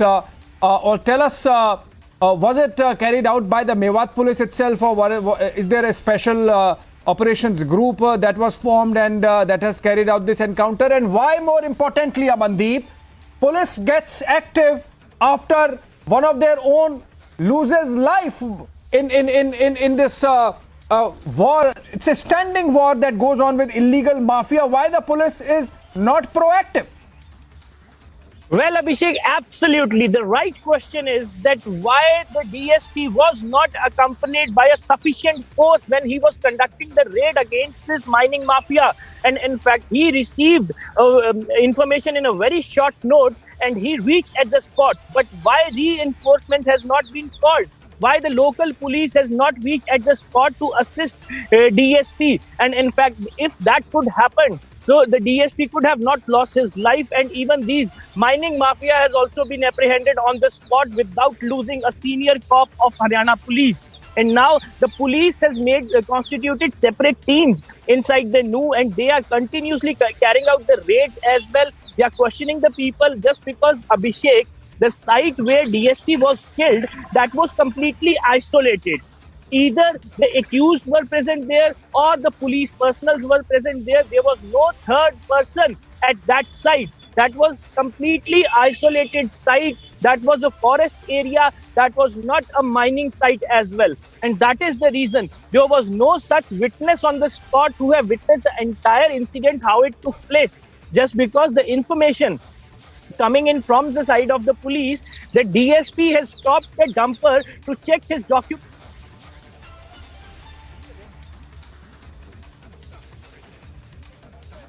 even instead of showing the documents, they have just mowed down the DSP and even managed to flee from the spot. But now one person has been apprehended after getting engaged, and even they have identified that total three persons has been involved into the killing of DSP. But police investigation, Abhishek, I'm again mentioning, is not very much restricted to arrest these accused who are actually involved on the spot. Basically, they are trying to uproot the entire nexus of illegal mining. All are beneficiaries of this mining. Yes. Right, Amandeep. Keep tabs of the developments there. Police finally acting. Just hope that they were a little proactive and they would not have lost one of their own in the clash with the mining mafia, which happened earlier in the day. Let's move on and on to some neighborhood reports. This one from Sri Lanka.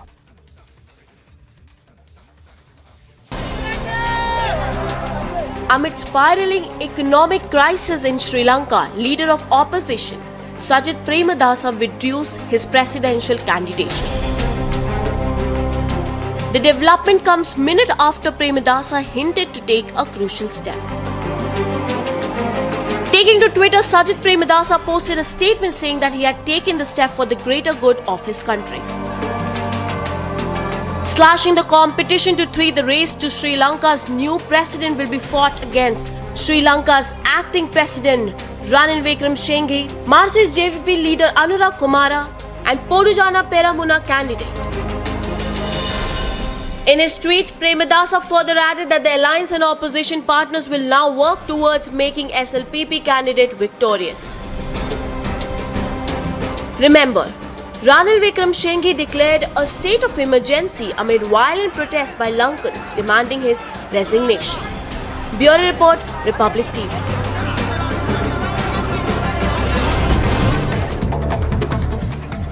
Top national updates. And national spokesperson of BJP, Sambit Patra, hits back at opposition on Agnipath scheme, saying in 2013 the Indian Army had submitted an affidavit in the Supreme Court stating that there is no role of caste as far as the selection process is concerned. This comes after the opposition party said that the BJP is trying to create Jati Veers using Agniveers. Individual ने इस पे PIL दाखिल किया था supreme court में और कहा था कि जातीय और धर्म के आधार पर क्यों ये कॉलम होते हैं इंडियन आर्मी में।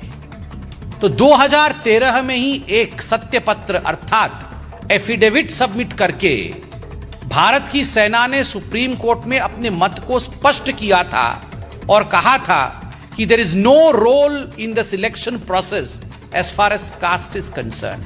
कोई रोल नहीं है। Addressing senior officials of the state via video conferencing, UP CM Yogi Adityanath said roads were for people to commute and that no religious activity should be allowed to hinder traffic. Adityanath asked officials to ensure that there was no display of firearms in religious yatras and processions and issued directives to establish the posts on the yatra routes. पहले कहा कि सड़कों पर या पूजा के लिए या किसी भी अन्य कार्यक्रम के लिए कोई जगह नहीं होनी चाहिए और इसको किसी भी प्रकार की अनुमति नहीं दी जानी चाहिए। जो शासन ने पहले से व्यवस्था बनाई है उसको हम सख्ती से लागू करें, इन चीजों को तय करें। Four arrests have been made in the connection with the prayers offered at the Lulu Mall in Lucknow. While 3 of the individuals were from Lucknow, one of the arrested hails from Sitapur and was arrested on the basis of the video footage. A cop was run over by a truck near Mewat in Haryana, bringing about speculations of the mining mafia of the state being involved in the killings. Ministers of the state government were questioned by Republic as they maintained ignorance in the matter. With Maharashtra's CM Eknath Shinde in New Delhi holding a meet with at least 14 MLAs from the Lok Sabha ready to change their sides, it looks to be that several MLAs of the Shiv Sena wish to see themselves a faction separate from that of the Uddhav camp, with the reports coming about the party wishing to approach the speaker for the same. The war for the Shiv Sena grows intense by the day as Maharashtra CM made a significant power change in the Yuva Sena, the youth wing of the Shiv Sena. Undermining Yuva Sena President Aditya Thackeray's position in a manner, CM Shinde resigned the current secretary of the organization and appointed a secretary instead. Security was beefed up at the house and office of Shiv Sena MP Hemant Patil of Hingoli, Lok Sabha, who joined the Eknath Shinde faction recently in Maharashtra's Nanded. A school secretary, principal, school correspondent and 2 teachers have been sent to 15-day remand in connection with the suicide case of a minor in Tamil Nadu's Kallakurichi. Response to the deceased girl's father's plea, the Supreme Court refused to grant an interim stay on a second post-mortem ordered by the Madras High Court. The Supreme Court further agreed to hear a plea by the parents of the school girl from Kallakurichi, seeking urgent hearing of petition, seeking to include a medical expert of their choice in the team that will conduct the autopsy. Viewers, we continue to be live and breaking and much more coming up on the other side. Big relief for former BJP spokesperson Nupur Sharma. Supreme Court says no to coercive action till next hearing on August 10th. Plus, Delhi court reduces Ansal brothers' sentence in Uphaar tragedy case. Victims' families say they feel let down.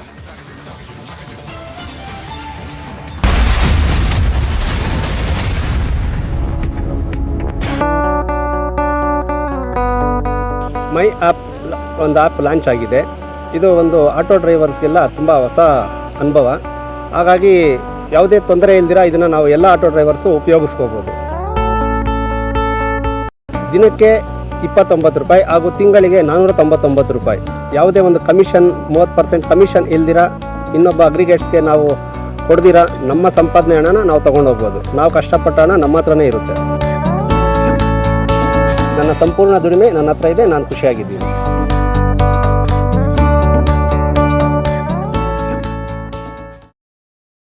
A cloudburst over the India-Tibet border flooded a few villages in Himachal Pradesh's Kinnaur district, but no loss of life was reported. The cloudburst occurred in Chango and Shalkar villages at around 7, damaging a small bridge, a crematorium and several orchards. The former athlete P.T. Usha will take oath as the Rajya Sabha MP. P.T. Usha and legendary music composer Ilayaraja could not be present in the Rajya Sabha yesterday for unknown reasons.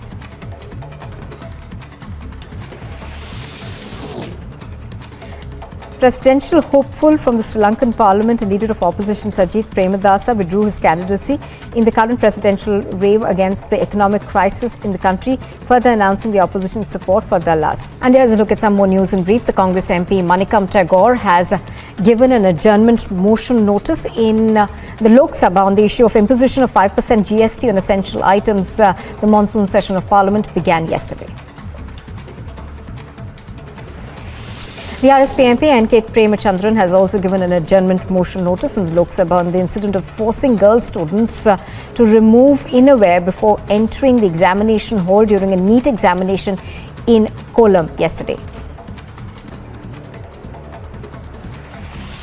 In a series of notices to the monsoon session of Parliament, the RJD MP Manoj Jha has given a suspension of business notice in the Rajya Sabha to discuss implications of the Agnipath scheme and denial of opportunities to RRB aspirants.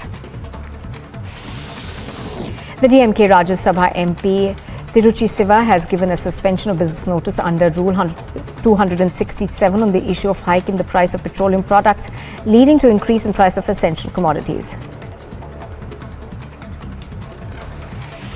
As the tussle grows between Uddhav Thackeray and the Shinde camp, Maharashtra's Chief Minister Eknath Shinde is likely to meet the Election Commission to claim they are the real Shiv Sena. This move comes after the Chief Minister Shinde appointed a new party National Executive Committee. Now, this also comes ahead of the Supreme Court's hearing, which is set to be held tomorrow.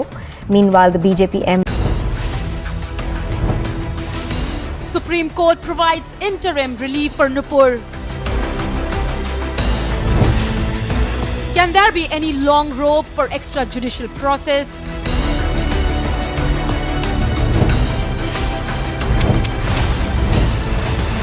Is it time for all sides to go by the law? Roundup debates at 9 p.m.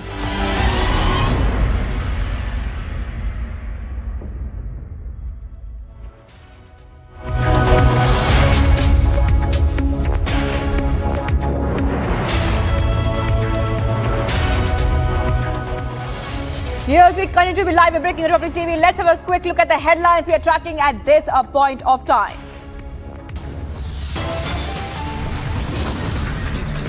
Big relief for former BJP spokesperson Nupur Sharma. Supreme Court says no coercive action till next hearing on August 10th.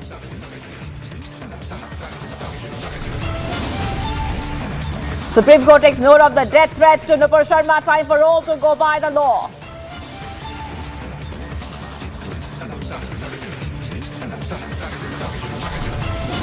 Big developments in Nupur Sharma case. Pakistan Intruder allegedly sent to India to target Nupur.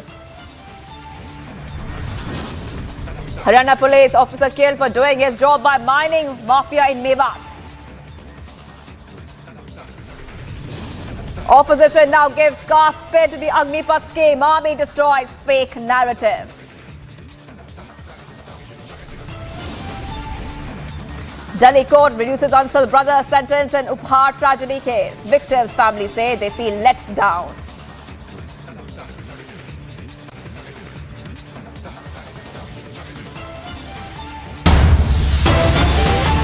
Viewers, we're getting some breaking news at this point of time. The Haryana DGP has now responded to the killing of the police officer. The police says he made an attempt to stop illegal mining and was killed for that. First Haryana DGP response on cop murder has now come in. In fact, he says he had made an attempt to stop illegal mining and was killed for that. This is the big news coming in. We're getting the response from the Haryana DGP. First Haryana DGP response here on Republic TV, where he has made a couple of points. What we have been telling you earlier also when we broke the story, that the DSP was in fact killed for stopping illegal mining. Let's have a look at what the Haryana DGP said. First reaction. सबसे पहले तो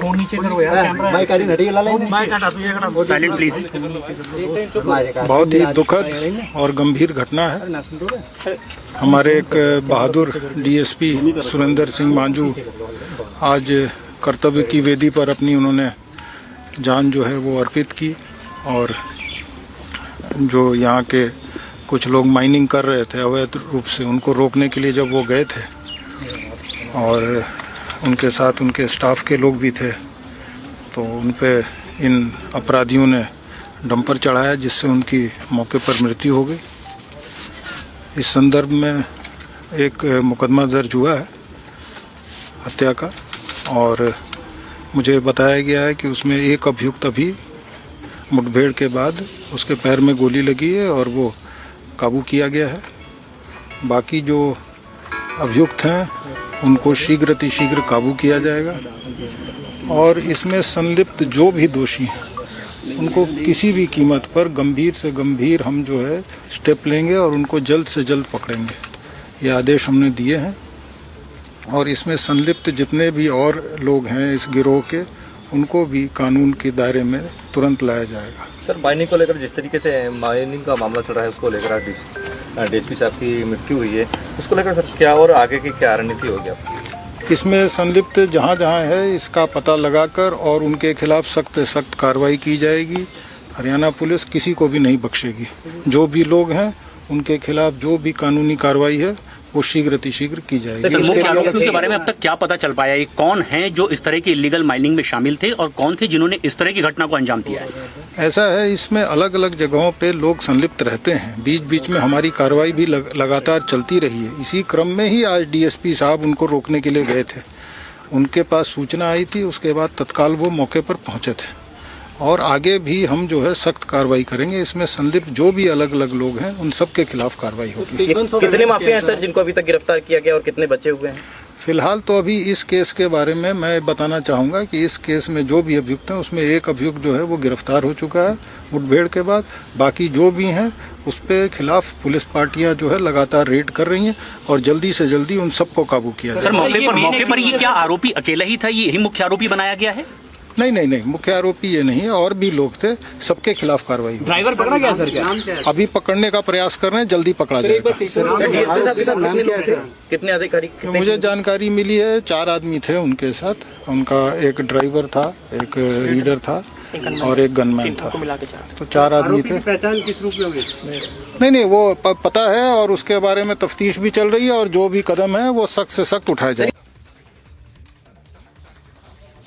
All right, we are being joined by Lomas live from Mewat, from the site of the crime, where the crime has happened. Okay, I just want a quick update from you, Lomas. We also heard the Haryana DGP saying that stringent action will be taken. What are you picking up from there?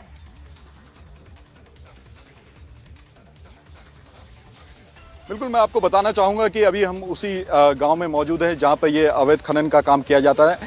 हम पंच गांव में मौजूद हैं और उसी spot वाली जगह पे मौजूद है। आपको मैं तस्वीरों के माध्यम से दिखाना चाहूँगा। यहीं पे सुरेंद्र कुमार की लाश यहाँ पे पड़ी थी, जो जब वो आए थे यहाँ पर, जो गैर कानूनी अवैध तरीके से खनन यहाँ पे चल रहे थे, उसको रोकने के लिए यहाँ पे पहुँचे थे। और उसके बाद जो डंपर का ड्राइवर है, जो उसके साथी है, उन्होंने वहाँ पे पूरी तरीके से उनको रौंदते हुए यहाँ से निकल गए। आप देख सकते हैं यहाँ पे ब्लड के स्पॉट पड़े हुए, यहीं पे उनकी लाश पड़ी थी।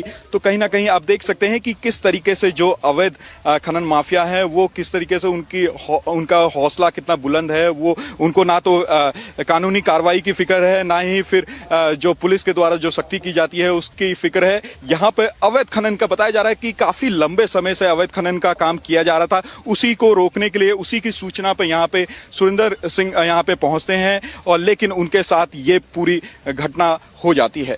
जी। All right, thank you so much, Lomas, for joining us from the crime scene there in Mewat.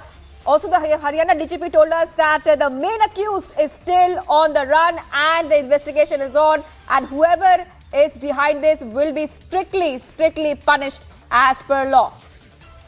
We're taking a short break right now. Much more coming up on the other side after the short break. We continue to be live and breaking. Opposition now gives caste spin to the Agnipath scheme. Army destroys fake narrative. And Delhi court reduces Ansar brother's sentence in Uphaar tragedy case. Victims' families say they feel let down. Stay tuned. स्वागत करतो, धन्यवाद देतो आणि सर्व 12 खासदार जे आहेत आपले, त्यांनी आज लोकसभा स्पीकरकडे पत्र दिलं.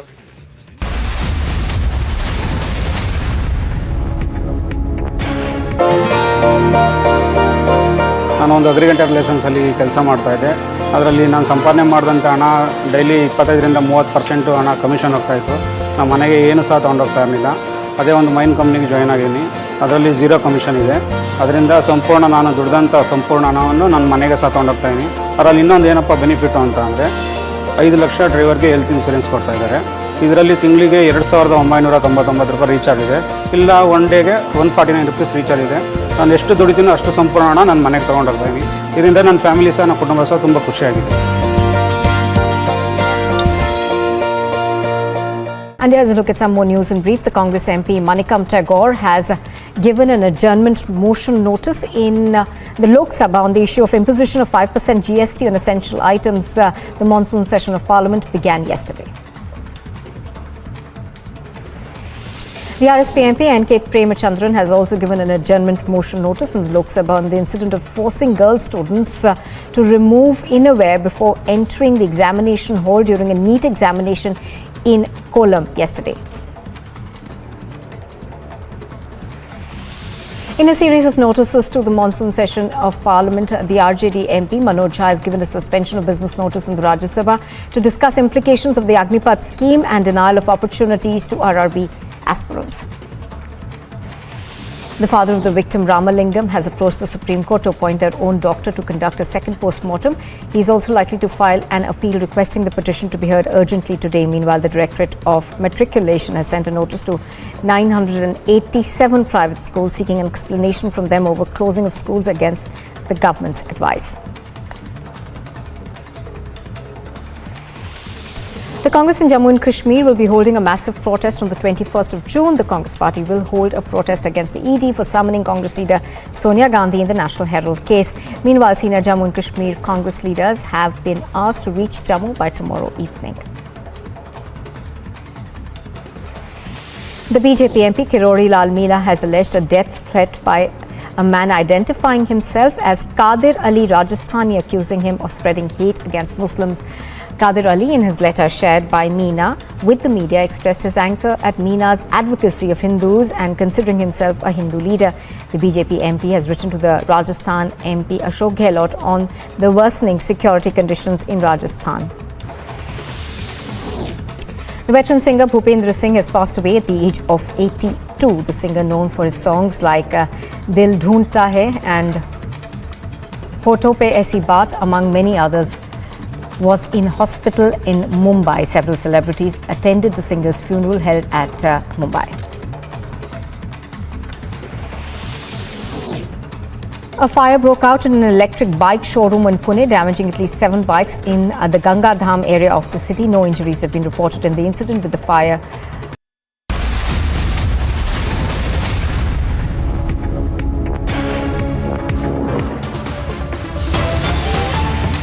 We're getting some breaking news at this point of time. Viewers, just coming in. Shinde, Eknath Shinde, Maharashtra CM, meets with Om Birla with those 12 MPs. This is a big news coming in, viewers, right now. Fast and hectic developments coming in from Maharashtra. But right now, Eknath Shinde was also in Delhi, and he has, in fact, met Lok Sabha Speaker Om Birla with those 12 MPs who have expressed interest in his faction. This is the big news coming in at this point of time, viewers. And those are the visuals. Those are the visuals on your screen of that meeting which has taken place. And this is the visuals of the Eknath Shinde camp meeting the party MPs as well, and meeting those 12 MPs with Om Birla, the Lok Sabha Speaker. There are 12 MPs there, and this is in fact, another move there by the Eknath Shinde camp to in fact consolidate his position as the real Shiv Sena.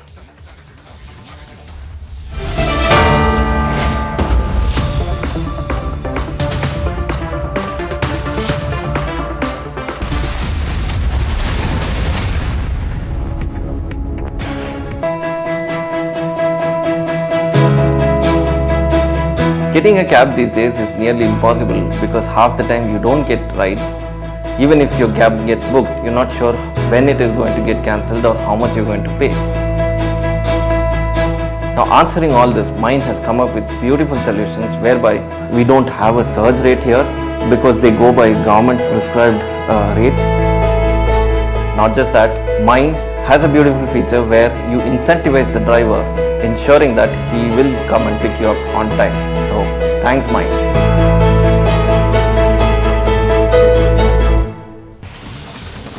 The DMK Rajya Sabha MP Tiruchi Siva has given a suspension of business notice under Rule 267 on the issue of hike in the price of petroleum products, leading to increase in price of essential commodities. As the tussle grows between Uddhav Thackeray and the Shinde camp, Maharashtra's Chief Minister Eknath Shinde is likely to meet the Election Commission to claim they are the real Shiv Sena. This move comes after the Chief Minister Shinde appointed a new party National Executive Committee. Now, this also comes ahead of the Supreme Court's hearing, which is set to be held tomorrow. Meanwhile, the BJP MLA Parag Shah has also held a meeting with the MNS Chief Raj Thackeray at his residence.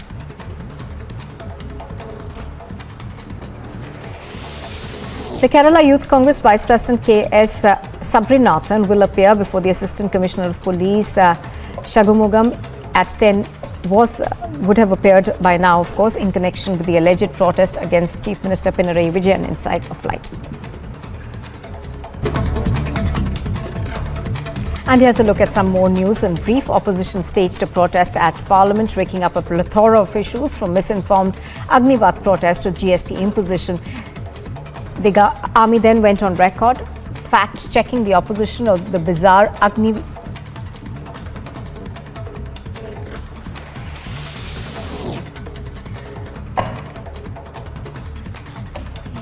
Margaret Alva, the opposition's candidate for vice presidential polls, is expected to file her nomination for the vice president election. In fact, she filed it a short while ago. Opposition parties decided to field the former Rajasthan governor and former Union Minister Margaret Alva as the joint candidate for the vice presidential elections.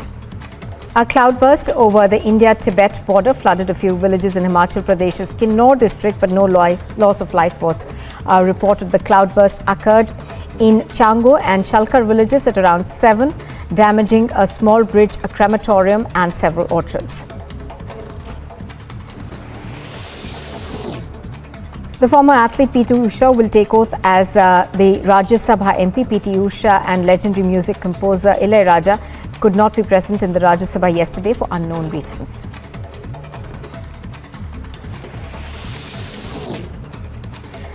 Presidential hopeful from the Sri Lankan